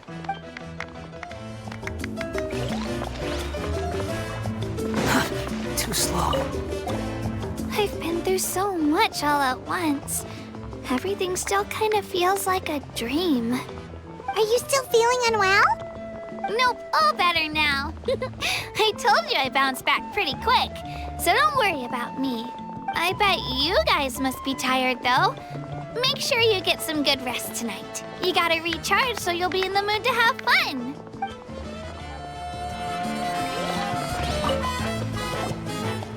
At previous victory feasts, you'd always find me in the crowd singing and dancing.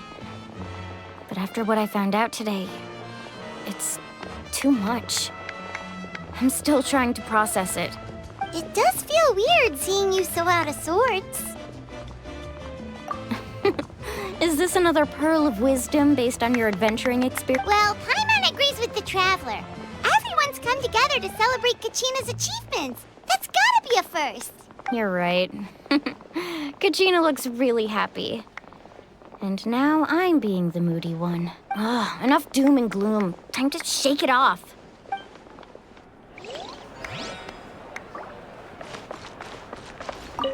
It cost us a lot, but we got Kachina back safely, and that's what matters. There'll be even tougher challenges coming our way in the days ahead, though. We'll have to train harder, make sure we're in peak condition. That includes you, Paimon. I can do a special one-off session to show you the ropes. Interested? No thanks. It's rare to meet travelers as strong and brave as yourselves. I raise my glass to you. Anyway, my sister's already gone back to our tribe. She has patients to treat. Oh, we actually ran into her on the way here and, well, Paimon just thinks she really cares about you. Yeah, I'm planning on visiting home myself in a few days. To tell her and the rest of the family that they need to be extra careful. I just hope they take it seriously. The Abyss has likely sensed your arrival in Natlan by now. So exercise caution on your adventures as well.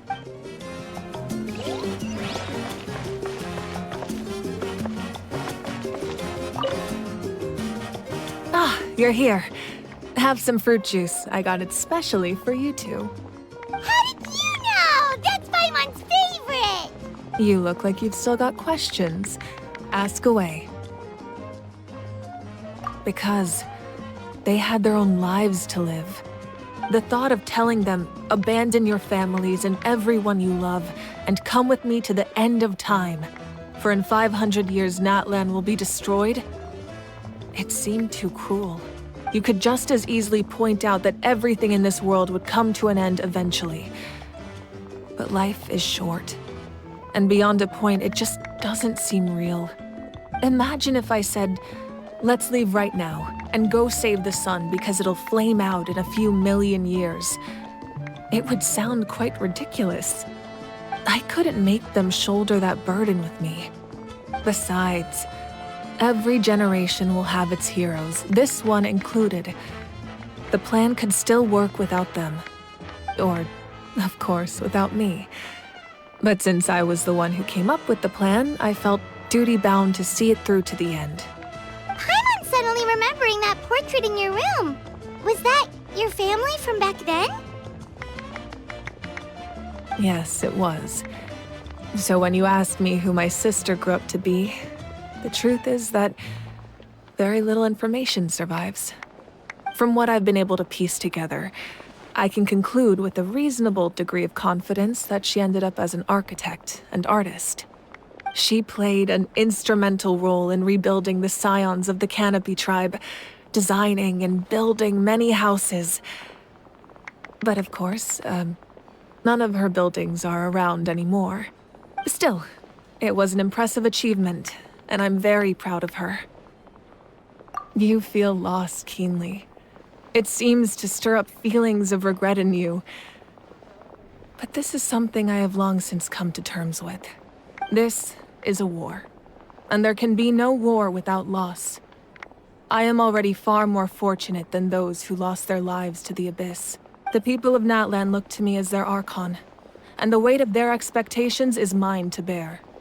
I must see our fate through to the very end, no matter what I may find there. Yeah, doesn't that mean the way everything ends has already been written, including your plan? I suppose, but so what? Don't forget, time takes many forms. The past, present, and future coexist, and all are equally important. Even if the future ends in destruction, there's still no reason to give up on the here and now. And it's precisely because we humans cannot know our fate that we will never give up on our struggle. This is a pivotal moment. We are still 2 heroes short. Well, 3 to be precise. There's one further hero who I'm hoping to get on my side, whatever it takes. Your resistance to the corrupting power of the Abyss is truly remarkable. It would easily make you an all-important figure in the upcoming battle. If you agree to join us, you will not only gain my full support in your journey, but I will also forge a brand new ancient name for you. Ancient names can be forged? They can. Several strict conditions must be met, but if they couldn't be forged at all, then the number of them in circulation would have long dwindled to 0. Possessing an ancient name would mean that your adventures in Natlan are recorded in full. Your stories would be remembered by our people for all the years to come. The Ode of Resurrection may have temporarily lost its power, but still, take this as my personal guarantee that I shall never let you fall. Just like in the Night Kingdom, I will be there for you. That is a promise I will fulfill at all costs. This nation always honors its heroes. Yeah, we can't just ignore the situation here. Wonderful. Then I'll reach out to Shilonen right away. She's the one who will forge the name. We've never forged an ancient name for an Outlander before, but I trust she'll find a way.